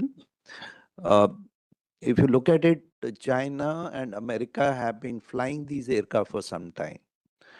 And if you have to fly within a segregated airspace, it's not a problem. Problem is if they have to fly with the lesser segregation, and if possible together. And if you see, US HAL has been operating for thousands of miles. It has to cross civil airspace. For that, you need first is assurance of autonomy of that capability. And for that, you need trial and validation. So HAL is doing some trials, and if we can really, here the military civil technology fusion becomes important. Again, the question comes, does Ministry of Civil Aviation, or who will be the entity which will take this initiative? So that question about reforms is important, and important to validate some of the technologies which are existing. And futuristic, of course, you do trial based, and that is also important for standard formulation and certification if we have to really make a presence in the global stage. Thank you, sir. Okay, thank you very much. I think we have completely run out of time for this session. So all that is left for me is once again to thank the panelists for their excellent presentations and talks. I also request Elsa and Katrina to keep their videos on so that we can get a picture with you.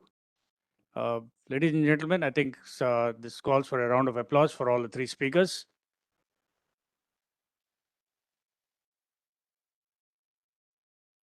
Thank you very much, all of you.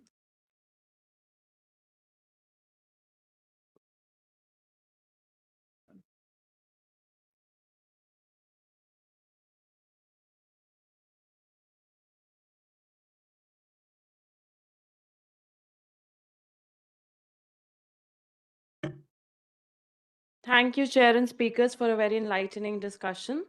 We will proceed with valedictory session shortly. Please remain seated. Thank you.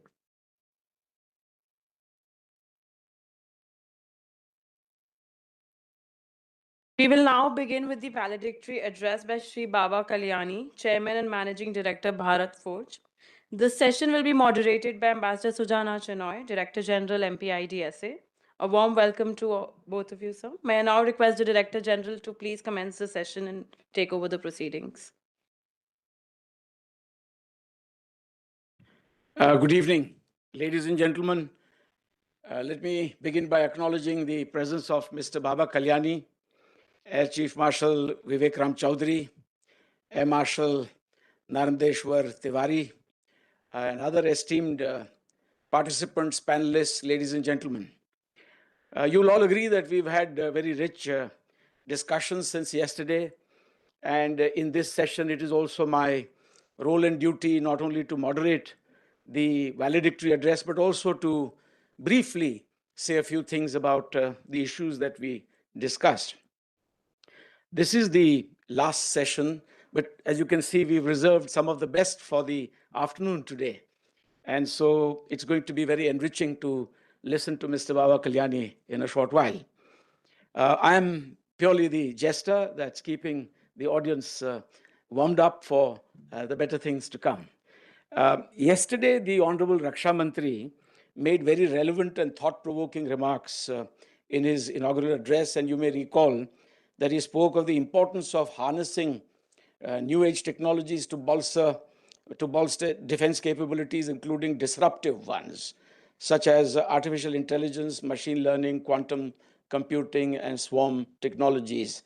And these have also come up frequently in the course of our discussions. And a number of ideas have been proposed by a very large number of our eminent speakers, particularly through the special addresses that they have delivered here. What is amply clear, however, is that harnessing new age technology for defense capability development is an objective that cannot be achieved without building up domestic research and development capabilities, as well as defense manufacturing locally in India. It also cannot be achieved without better civil-military integration and developing even closer links between academia, research institutions, end users such as the armed forces, the paramilitary forces, and others. Even more importantly, you will agree that there should be closer collaboration between the public and private sectors. I think a great votary of that is in fact here with us today. The private sector, in my view, should be supported and encouraged to excel and also compete with the public sector to give the public sector a run for their money, a run for their technology as well. And this will ensure that there are better outcomes overall. So the time is over when a distinction can be made between the public and private sectors in favor of the public sector. I mean, that era is over, as we've seen from the presentations also. Friends, what we need today is obviously multi-domain and a whole-of-nation approach to harnessing new age technology. And one of the key takeaways for me of this two-day conference is that unless new age technologies are absorbed quickly and made use of through indigenous manufacturing in a time-bound manner, they run the risk of also being confined to the laboratories and perhaps becoming obsolete rather quickly. Therefore, the process of translating technology or technological advances into a manufactured deployable product needs to be curtailed in terms of timelines. And that also applies, as was mentioned by Chief Marshal Chaudhary, to the acquisition process also. But that's a separate issue. We've been reminded at this conference that profit is not a bad word, and that technology has a better chance of success if it takes on a certain business identity as well. At the same time, it is also clear that when the private sector is not capable of making its own investments in critical defense technologies, for whatever reason, the government must step in with flexible funding and accommodate failures too in the learning curve of startups and MSMEs with a long-term strategic outlook. So for a country like India, it is difficult to reinvent the wheel in each sector and each technology in order to keep up with the best in the world. This is not feasible. And that is why Atmanirbhar Bharat, in my view, in defense manufacturing, retains a great deal of space for international collaboration as well. And self-reliance certainly does not mean, it does not amount to self-sufficiency, but it does require a much greater push towards local value addition and indigenous dissemination, possession, dissemination of IP and relevant critical technologies. The role of the private and the public sectors in India need to be complementary, collaborative, and competitive too for better outcomes, as I said a while earlier. And if sufficiently large domestic orders are not placed, the nation runs the risk of a withering away of indigenous technologies and capabilities, as even a formidable defense giant manufacturer such as the United States has discovered to its peril with regard to its current capabilities vis-a-vis China in terms of the number of missiles or aircraft or ships that it can produce in a year. We keep seeing these startling statistics that are compared. On the other hand, we can see that a country like China is strongly supporting its private startups and companies to develop dual-use technologies, which are then being increasingly absorbed in the armed forces. And I've seen this virtually every time I visit China, whether it's AI parks or other technology hubs. In India, when we look at leapfrogging, we perhaps also need to look at the balance between linear, spiral, and block development of various technologies. And there has to be a proper discerning look at what exactly we wish to do in this space, linear, spiral, block. There may be scope to devise flexible models based on the criticality of technologies or the need for certain futuristic technologies for the battlefield. Friends, much is being done today to provide impetus to the military-industrial complex in India, and much more remains to be done. Today, the nation needs a common understanding and a common purpose for developing new age technologies. So there has to be a vision, basically, at the very top, and it has to percolate down. Technologies need to be identified well in advance for the next 15 years. And those that deal with technologies the best must deal with technologies and confine themselves to dealing with that type of research and development, and leave the manufacturing and the rest to others that know it better.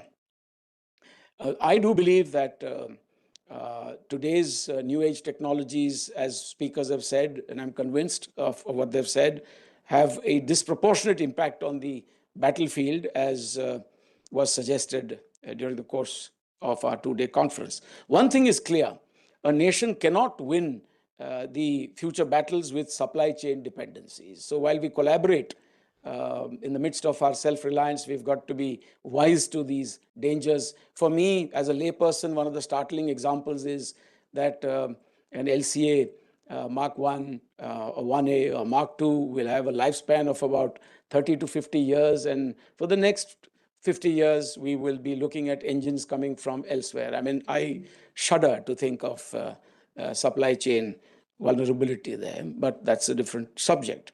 Now, I'm very glad that I have been given this privilege by, may I call you my friend also of many years standing, Mr. Baba Kalyani has really agreed to come at short notice.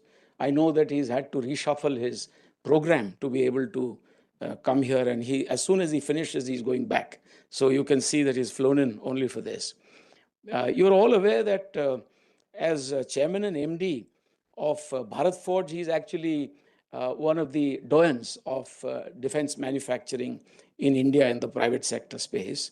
Bharat Forge's entry into this space began over a decade ago, if not more, when it showcased its first indigenous artillery gun, 2012 exactly, and that marked a turning point, I should say, for the private sector to participate in defense industry in India.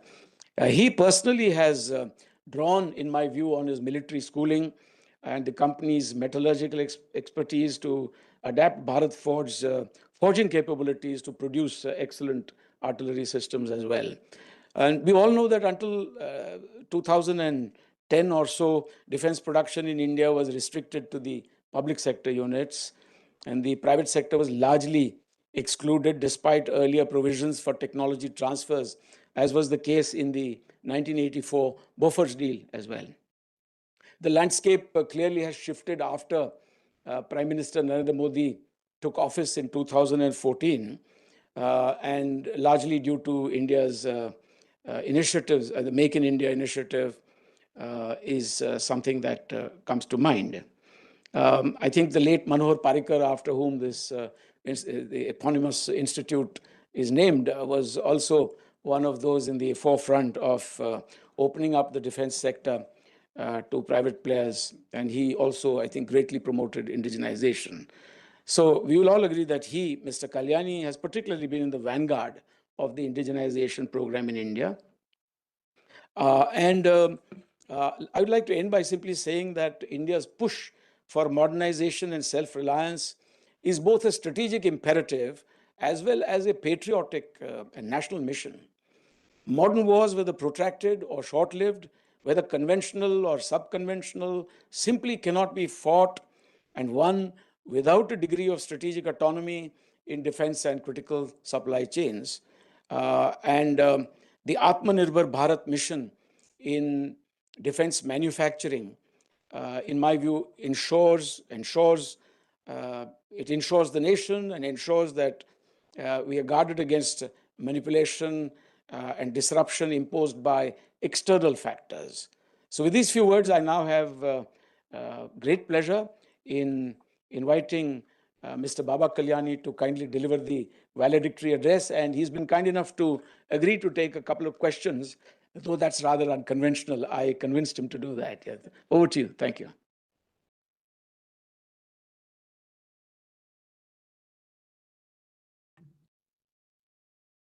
Thank you, Ambassador Chinoy. Air Chief Marshal Chaudhary, Air Marshal Tiwari, distinguished members of the Armed Forces, Services, Administration, and distinguished guests, ladies and gentlemen. You know, after hearing for the last about 1.5 hours, starting with Air Marshal Tiwari's address, what he talked about in terms of creating a network of a service that can recognize what's flying in our airspace, after the 1995 Purulia, arms, whatever happened. That's extremely impressive and I feel very safe flying in the Indian Air. So, it's amazing what people can do if you are challenged. We heard the lady from Ukraine talk about how the transition in the Ukrainian war happened from 2014 to 2022 and from 2022 to now. And there are a lot of lessons about this that we have to learn. Last Monday, the 3rd of November, we had the Viksit Bharat session in where the Honorable Prime Minister was there and gave a speech about how his vision of Viksit Bharat can be achieved. And we had a small panel, 7 of us. I was one of the panelists in that. And I was asked, we had 3 questions that we all had to talk about for 3-4 minutes each. It wasn't long speeches. But the last question was, in one word, can you explain what is required to be done in India to make this happen? So when my turn came, I said trust.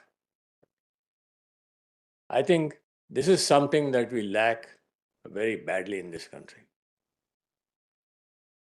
Let me talk a little more about it. I don't want to talk about my company and what we do. We do a lot of things, not only artillery guns.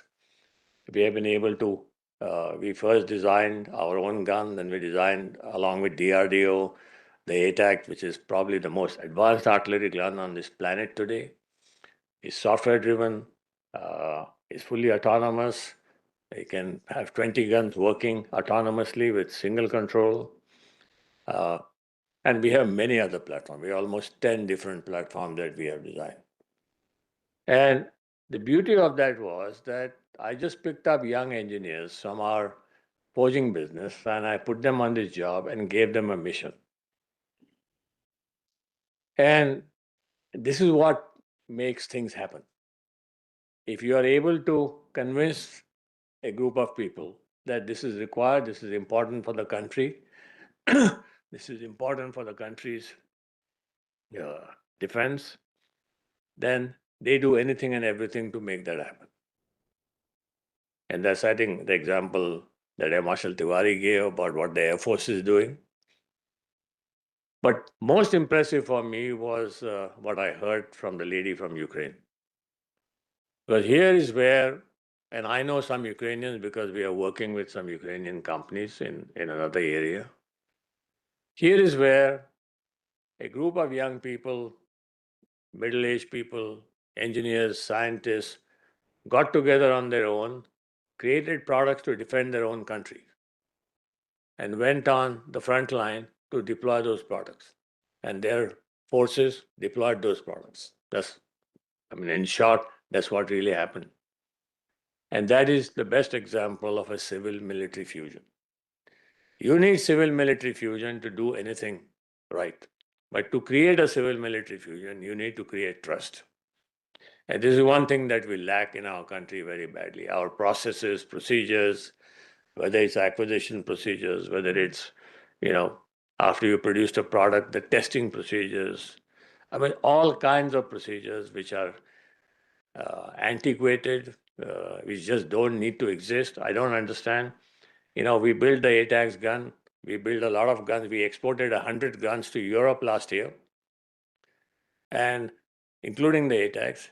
And now the Army wants us to get our ATACS tested on the FOPM. And the FOPM definition in India is, after you get an order, then only you can place orders for raw materials that you require. You cannot buy your raw materials before. How antiquated is this process? You don't have trust in a company that is doing your work. We have worked with the MOD and the Indian Army for this for the last 8-9 years. Is exactly the data that was shown in the Ukrainian system, 120 months. to get product certified and bought, which was then reduced to 22 months. So we got to get rid of these things. And the underlying theme behind all this is lack of trust. And we got to get this lack of trust out of the system. The second point is that what is Atmanirbhar? I mean, Ambassador, I talked about Atmanirbhar. I think there was a lot of discussion from what I have seen. I watched some of the sessions yesterday online. And we discussed this even when the Honorable Prime Minister addressed us in Bharat Mandapam on last Monday. What is Atmanirbhar? And what is Viksit Bharat? The Honorable Prime Minister has given a call that India needs to be a fully developed nation by 2047, India at 100. Now, to be a fully developed nation, he's also put some targets. We need to take our GDP to something like $30 trillion. Okay, we may be plus minus 5, it doesn't matter. But from where we are today, 4 trillion to 30 trillion, we're talking about a big jump. How is this going to happen in the next 22 years? We have 22 years more to make this happen. We are just about putting the policies in place for all the things we should have done 20 years ago. Whether it's the policy of creating the AMCA, the 5th generation fighter. And I was really happy to hear from you, Air Marshal, that you have a lot of technical people from the Air Force, and we have also bid for the AMCA. And if we ever get that program, that's where I'm going to go to get your technical manpower. Because you need this. Everywhere in the world, it is the military that works with industry to create whatever products you want to create. It's only in India that, there's so much of distrust that nobody wants to work with industry to create this. And I think we got to get this distrust out of the system. The second thing I want to talk a little bit about, I'll give you an example of Nokia. You heard of Nokia. Nokia was the first company that created the smartphone before 2007. The entire smartphone technology was with Nokia, which nobody else had. Apple didn't have it. Google didn't have it. None of those people had it. Now, why did Nokia fail? There's a very nice article by a Harvard professor, which has come in the Harvard Review, as to why Nokia failed. And Nokia failed because the CEO of Nokia started distrusting his own people. And the morale of his organization went down very rapidly. As a result of which, he had people who were only yes men, who were telling him things that he liked. There was nobody who was telling him what is wrong with the organization. It was a matter of 2-3 years that Nokia lost all the advantage that it had in smartphones. If you look at what makes a program successful, it is 5% strategy, it is 95% execution. Now, what is execution? Execution is all about people. It's not about technology. It's 5% technology. It's 95% people. People who are passionate, people who are ready to do things, people who are ready to make things happen. Now, in our company, we started with artillery guns. Then we went on to naval systems. I mean, today we build ships.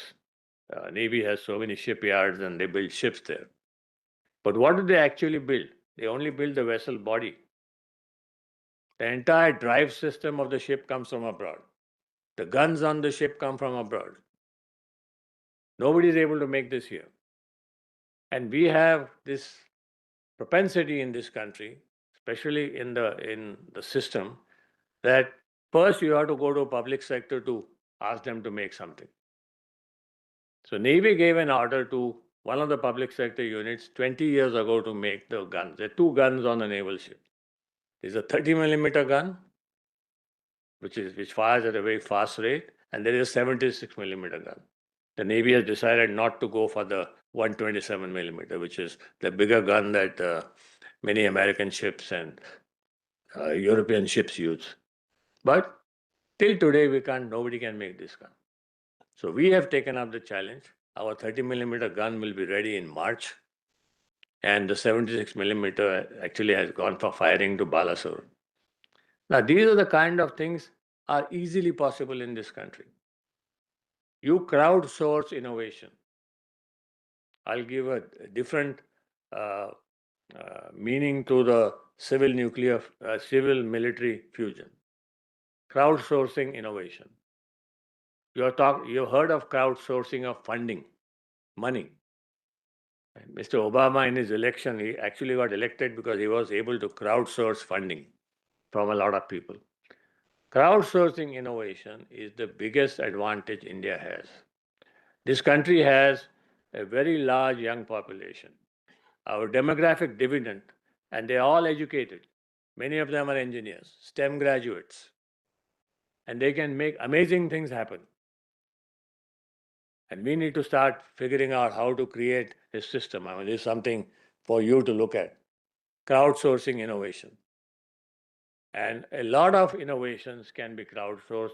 I mean, drones is a good example. All these thousands of drones flying in formation. These are all young people who are able to create that technology. It's not simple to get 5,500 drones flying in formation. So look at India, believe in India, believe that you can do it. That is Atmanirbharta.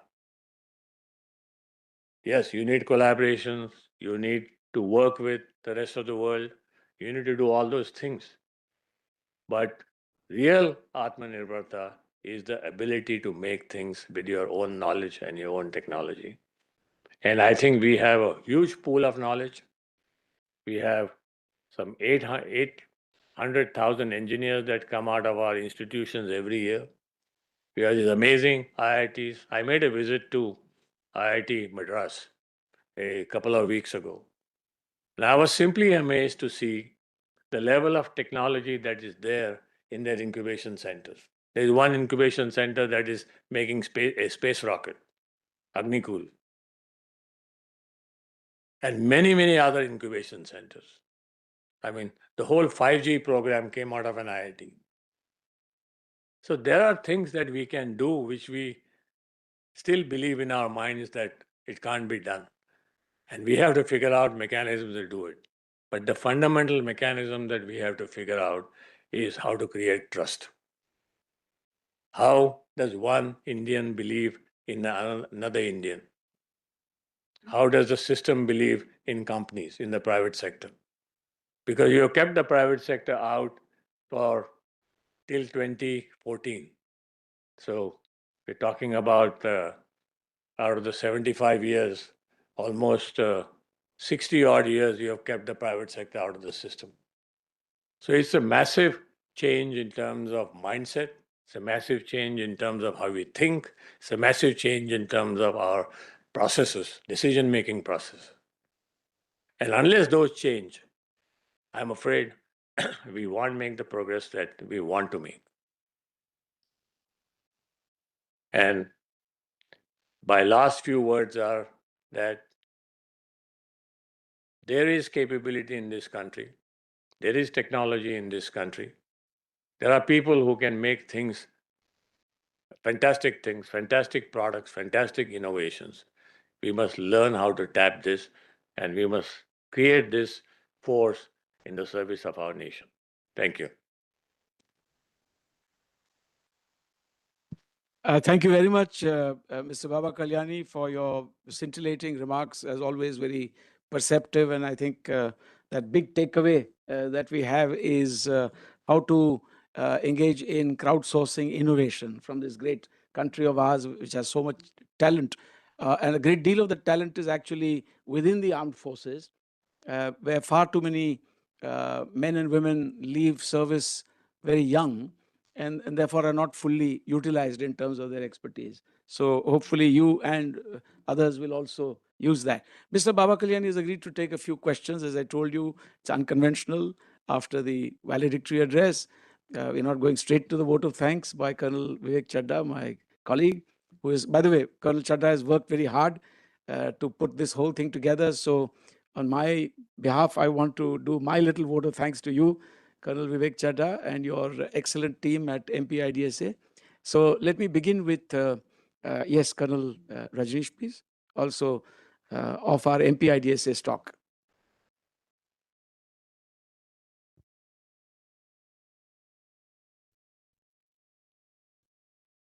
Sir, in the United States, they have recently announced that CEOs of 4 top defense companies would be appointed as lieutenant colonels in the army, and they would bring certain expertise to the government. Assuming that you are also appointed as in that particular position in the MOD, what is it that that's why I prefixed it by assuming that you get a similar position in the MOD and the services. What is it that we can expect that you would deliver, sir? And also, second part of the question is, what is that enabling environment you would expect the services and the MOD to give you so that it's a win-win situation for both? Twist it around, not Lieutenant Colonel, Field Marshal. So now let's get his views. Let me answer this another way. I have a lot of friends in the US in the defense business. And many of them, matter of fact, we are working with almost half a dozen companies. That's part of the collaborative process in many systems. We are doing a lot of undersea systems for the Navy. Very sophisticated, very complex. But since we have a large coastline and we need to defend our coastline and underwater systems because there are a lot of nasty guys running around our coastlines. And 2, 3 of these companies, one has an admiral who is the CEO, a retired admiral as a CEO. One has a general who is a CEO. So there are, in the US, it's a very common practice that retired service people go and set up businesses. And because they are the ones who have tremendous knowledge of what is required and how to make it happen because they've been handling all those equipments. They know what the next steps have to be. And it's amazing what they do. This is a company in Connecticut. And, Connecticut coast has the largest shipbuilding yards of the US Navy, the submarine yard, the warship yards. And they make this equipment, it's called Sea Picket, which puts an array, radar array on the ocean floor and gets signals from there and then transmits the signal via satellite to a station which we are creating now in Vizag, where data will come in, and then we have to send that data to a particular place in the NSCS and analyze that data ourselves. So this is the kind of technologies we are all working with. And they are these people who bring this knowledge into the system. Now, bringing a civilian like me with a whatever badge, title, or whatever you want to call it, is not going to work. I think I'm good at where I am. I'm doing a job where it needs to be done. I can make products for our nation to keep it safe to whatever extent we can make. But I think that's the wrong concept, in my opinion. The best people suited for the job are here, right here. But perhaps it could work for startups and younger people who own their own businesses and not the likes of you. I mean, I'm talking about a younger crowd, but we take your point. Already enough platforms that have been created. For example, there is a Prime Minister's PM STAC, Prime Minister's Science, Technology, Innovation Forum committee. I am a member of that committee. I've been for many years now. I'm the only industry person who is the member of that committee. And there are many secretaries to the government. There are some professors from the US, Indian professors who are settled there, who are on that committee. And today that committee is headed by Professor Ajay Sood. But they do remarkable work, and we do remarkable work in the committee. All this thinking, long-term thinking, strategic thinking of what is required to be done. Nothing to do with defense, but at a national level. Ambassador Yogendra Kumar? Mr. Kalyani, you actually been a trailblazer as we have been following, the trajectory of the growth of your firm and your own leadership.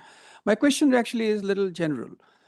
You keep hearing, it's a common thing, we talk about Viksit Bharat and whatnot, but our investment as a proportion of the GDP is very low in R&D. And most of it actually is government-funded R&D. So where do you think the private sector, and some of our private sector, actually they are MNCs, the MNCs of global import and global heft. Why is it that our industry leaders, why are they not actually putting, comparable amount of money as is being put in the US? Thank you. I agree with you. I have no disagreement on that. But I am not part of that system. Okay? I've been investing in R&D for the last 15 years, defense R&D. And I still haven't supplied one single item to the Indian Armed Forces. All right? My entire defense business today is exports.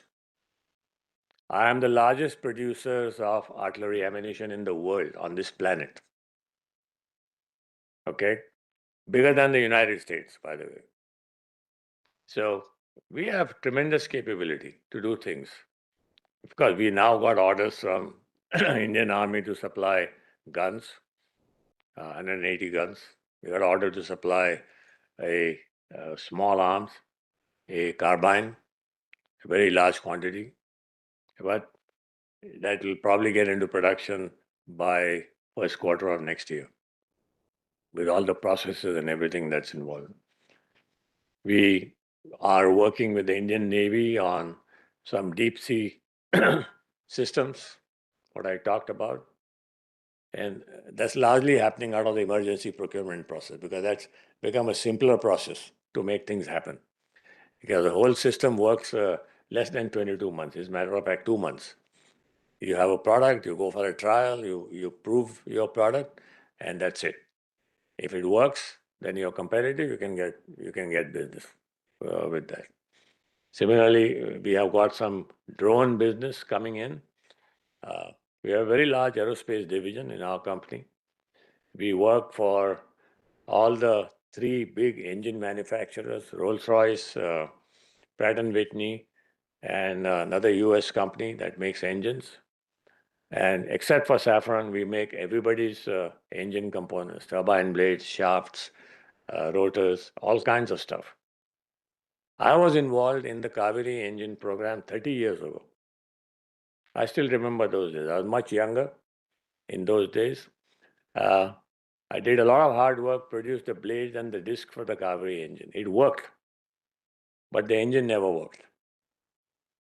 And that's a sad state of affairs that we have not been able to develop an engine. If it was given to the private sector 30 years ago, today you wouldn't need to import engines from General Electric. Sorry, let me add to that query. So now do you think that it's possible to have a new afterburner to be added to the dry Kaveri engine? Is there any such permutation combination possible? I don't think you can do that. It's not as simple as that.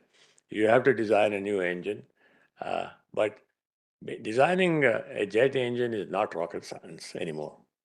We are developing small engines. We actually just developed a 45 kg thrust engine for applicating on our drones, long-range drones. So we can make drones that can go 800 to 1,000 kilometers with that engine. So this is now approved by ADA and Semilac, which is one of the steps that you have to pass, anything to do with aerospace or aircraft. So it is very simple to do that. But then you got to, the issue here, what is missing here? Trust. Why wasn't the private sector given this job 25, 30 years ago? Why is it today that the government is saying that the 5th generation fighter should be made only by the private sector? And what are the reasonable chances of India actually having its own fighter aircraft engine? Because the Prime Minister has spoken about it on the 15th of August from the ramparts of the Red Fort. And therefore now it's supposed to be in mission mode. And so how do you see it? It is not happening because we have contracted with Safran to develop the engine. Again, lack of trust. I have never seen a session, a valedictory session, the last one, that's actually ahead of time. So when I look at the clock here, we actually have a few more minutes and his esteemed presence still with us. I'd like you all to make full use of it. And so if there are others, especially the younger ones who are attending this event, please raise your hand and pose your question. I mean, here's your chance. We have so many people at MP-IDSA itself. Interns, any one of you curious about something? I want to thank you also because there was a deft handling by former air chief that made sure that we ended that other session on time. It comes with precision flying, I guess, force of habit for you. Yogi, you are really in your elements today. Yeah, go ahead. Yeah. Go ahead. Yeah. Oh, let me give him a chance. Yeah, Groupie, you worked very hard too, sir. So aeronautics, unmanned aeronautics is not taking off. We made Panchi, we made Nishant, Rustam 1, Rustam 2. No, my issue is we have been closing many indigenous projects. I studied HTT 34, Marut. We have a history of giving up at certain stage. I've watched this happen for a long period of time. The same thing happened with artillery guns. The first indigenous artillery gun made after we acquired those Bofors gun in 1984 was a gun called Dhanush. You look at the record with the Indian Army on those, they don't want it anymore. It falls apart, the barrels burst, soldiers have died. I mean, this is the history of our system. But nobody has the guts to say it is not good. Only the army has said it's not good. The army chief has said, they have all said we don't want it anymore. And now they are working with the private sector. And things will change. Now, if this had happened 20 years ago, 30 years ago, things would be very different today in India. Yeah, Yogi, and then to take this conversation forward. But you find, on the other hand, when let's say the government sector is challenged, like ISRO, for example, or our nuclear program, these are all developed through literally, we pulled ourselves by a bootstrap, so to say, or strategic metal, these kind of things. The supercomputer, I mean, when it was denied to us, we actually got it, cryogenic engine. So the point actually that there's something which is missing in the normal run of the PSUs, whereas some of these other, let's say, government-run bodies, I think they delivered amazing results. I'm wondering, how do you interpret this? Thank you. This exactly amplifies what I say. Now, what is ISRO? ISRO was created by Dr. Baba, taking a rocket on a bicycle, to a launch. Now, that kind of motivated a lot of young people, scientists, people like that, to join ISRO. And ISRO has tremendous autonomy. Nobody interferes with ISRO. Now, which PSU has tremendous autonomy as ISRO? Now, if you have autonomy, ISRO is like a private sector organization. Now, they have created InSpace, which is run by a good friend of mine, Dr. Goenka, who used to be running Mahindra & Mahindra making automobiles. He runs InSpace, which is an arm of ISRO, where ISRO technology is now given to private sector to launch rockets. And these two guys who have come up from that, Agni Kool and one more in Hyderabad, and there are many more coming up in this area. They are going to use, and they're going to be the next, what you see in the US, Elon Musk and Jeff Bezos and everybody launching their own rockets. So it is easy to make this happen. It's not very difficult. So can we do to DRDO what has been done to ISRO? Do you see any parallels there? Don't underestimate DRDO, please. I have worked with DRDO for almost 30 years. They have tremendous capability. They have tremendously intelligent scientists. They have great knowledge. Again, the problem is this, system that is controlled by a system on top of it, and you have something called GFR. Now, you put a GFR on a scientist's head or a scientist's back, he can't do science. He has to worry more about, how many rupees he has spent where and what, how do you account for it? Now, the first time, after repeatedly telling the Honorable Prime Minister, he has now made this, somebody talked about R&D in the private sector. He has now created a R&D fund of 1 lakh crores only for the private sector. Okay? And there is no GFR. And the procedure of how to access that fund was just announced last Monday. So we are moving ahead, and you will see tremendously fast progress with all these things happening. The blue ocean strategy that was unleashed with creating a shipping industry in India, the AMCA strategy to create the 5th generation fighter, and the Army's got the next generation FICVs, tanks, everything happening. A lot of things are happening in this country. Just pose one more question. I'm kind of, curating this more like a fireside chat now with your indulgence. Yes, of course, yes. Just a quick thing about what took us so long to actually create, an infantry assault, rifle for ourselves. The problem is DRDO designed a rifle called INSAS. It's a very good design. But then they gave it to the ordnance factory to make it. Have you ever gone to an ordnance factory? The permanent workers in most of these ordnance factories don't work there. They give their job on contract to somebody else. How can you expect to make products?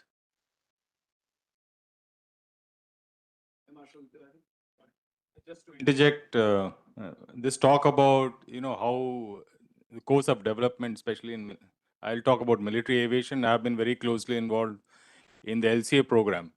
And looking at what China is doing in the aviation sector, they have a long-term focus and they have perseverance. We failed on the Kaveri project, but there were a lot of things we had learned which we could have taken forward, which we didn't.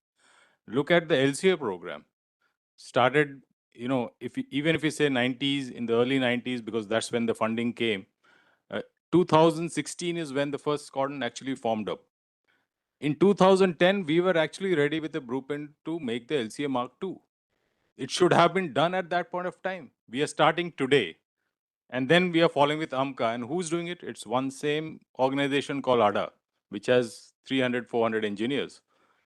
It is just not possible to hack. So even if private sector gets involved today, it will be largely in manufacturing. So this is where the talent of the country, which needs to crowdsource, and actually we need to beef up such organization, give them independence. Then only we need not to follow sequential processes. It has to be a parallel process. Then only we will reach where we want to go. That's what I wanted to add. Question, and keep it brief, please. That's the very last one. It's not a question, just a compliment. Baba and I, we go back to 3-4 decades. Every time I met him, he looks younger. Nice way to. But the program for 1 week, Well, we're almost at 6:35, and I can simply say that it's been an oh, there's a hand going up now. All right, you got 30 seconds to pose your question, please. So the Kalyani Group has delivered ready-to-fill shells to the OFB for a while now. Do you think you would ever produce high energetic materials on your own, given the strict Explosive Act policies that India has? Your first assumption is incorrect. We have not given OFB ready-to-fill shells. We only gave 100,000 shells during the Kargil operation because Indian Army ran short of shells and they had no way to get it. So the chief scientific officer of the Defense Ministry came to my office suddenly one day and said, I want you to make 100,000 shells. And here is the order. You put your price and I will sign the order. And in 8 months, we made 100,000 shells and delivered empty shells.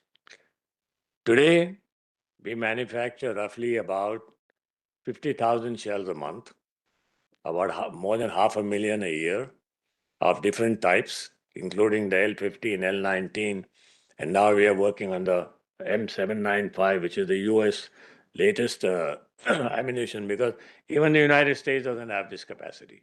They are finding it very difficult to build capacities. So we export 500,000 shells all over the world. It goes to Europe, Italy, France, Germany, UK, in many countries. Of course, we know where it lands up in the end, so that's a different issue. But that's what we do. We are now setting up an energetics plant, which will make explosives, TNT, RDX, propellant in Andhra Pradesh.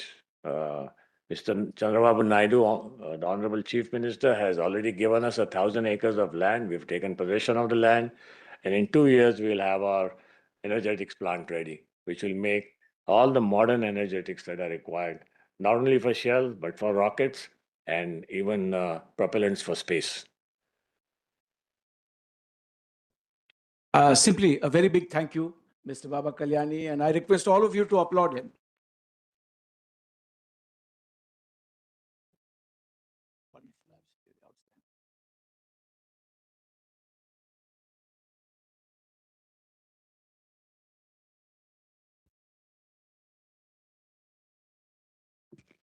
Thank you, sir, for a very enlightening address. I think we all have gathered a lot of knowledge and insights over these 2 days to ponder upon. I now request Colonel Vivek Chadha, Senior Fellow MP-IDSA, and the conference coordinator to deliver the vote of thanks. Thank you.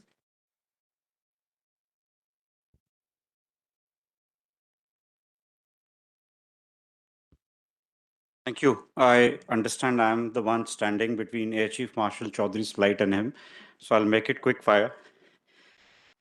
Ladies and gentlemen, it gives me great pleasure to deliver the vote of thanks at the culmination of the second edition of the Delhi Defense Dialogue.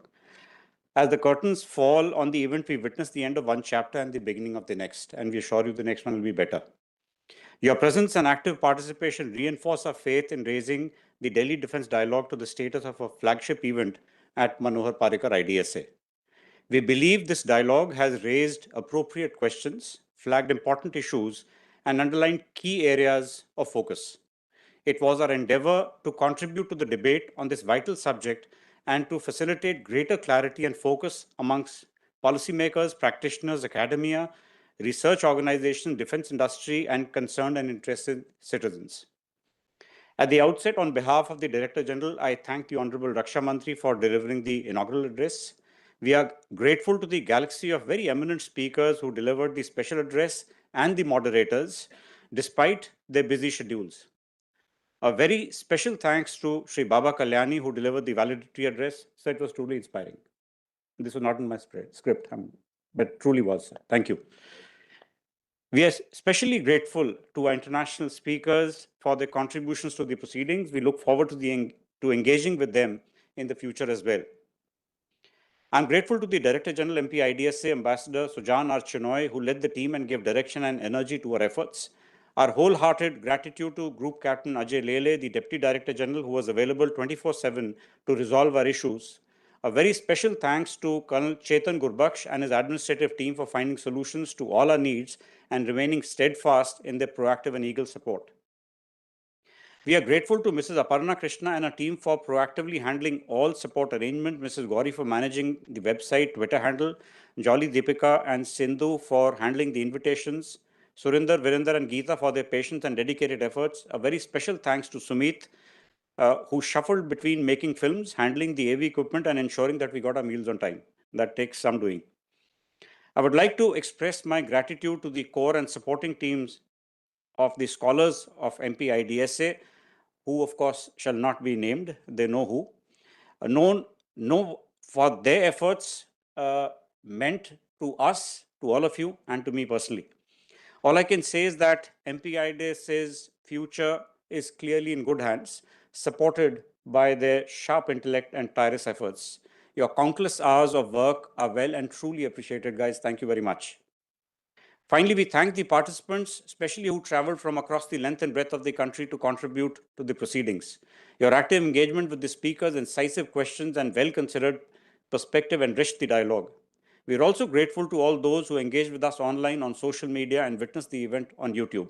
Finally, I would like to thank Diary of a Publisher, especially Shivam, for his steadfast approach and for hooking up his podcast with speakers from the event venue.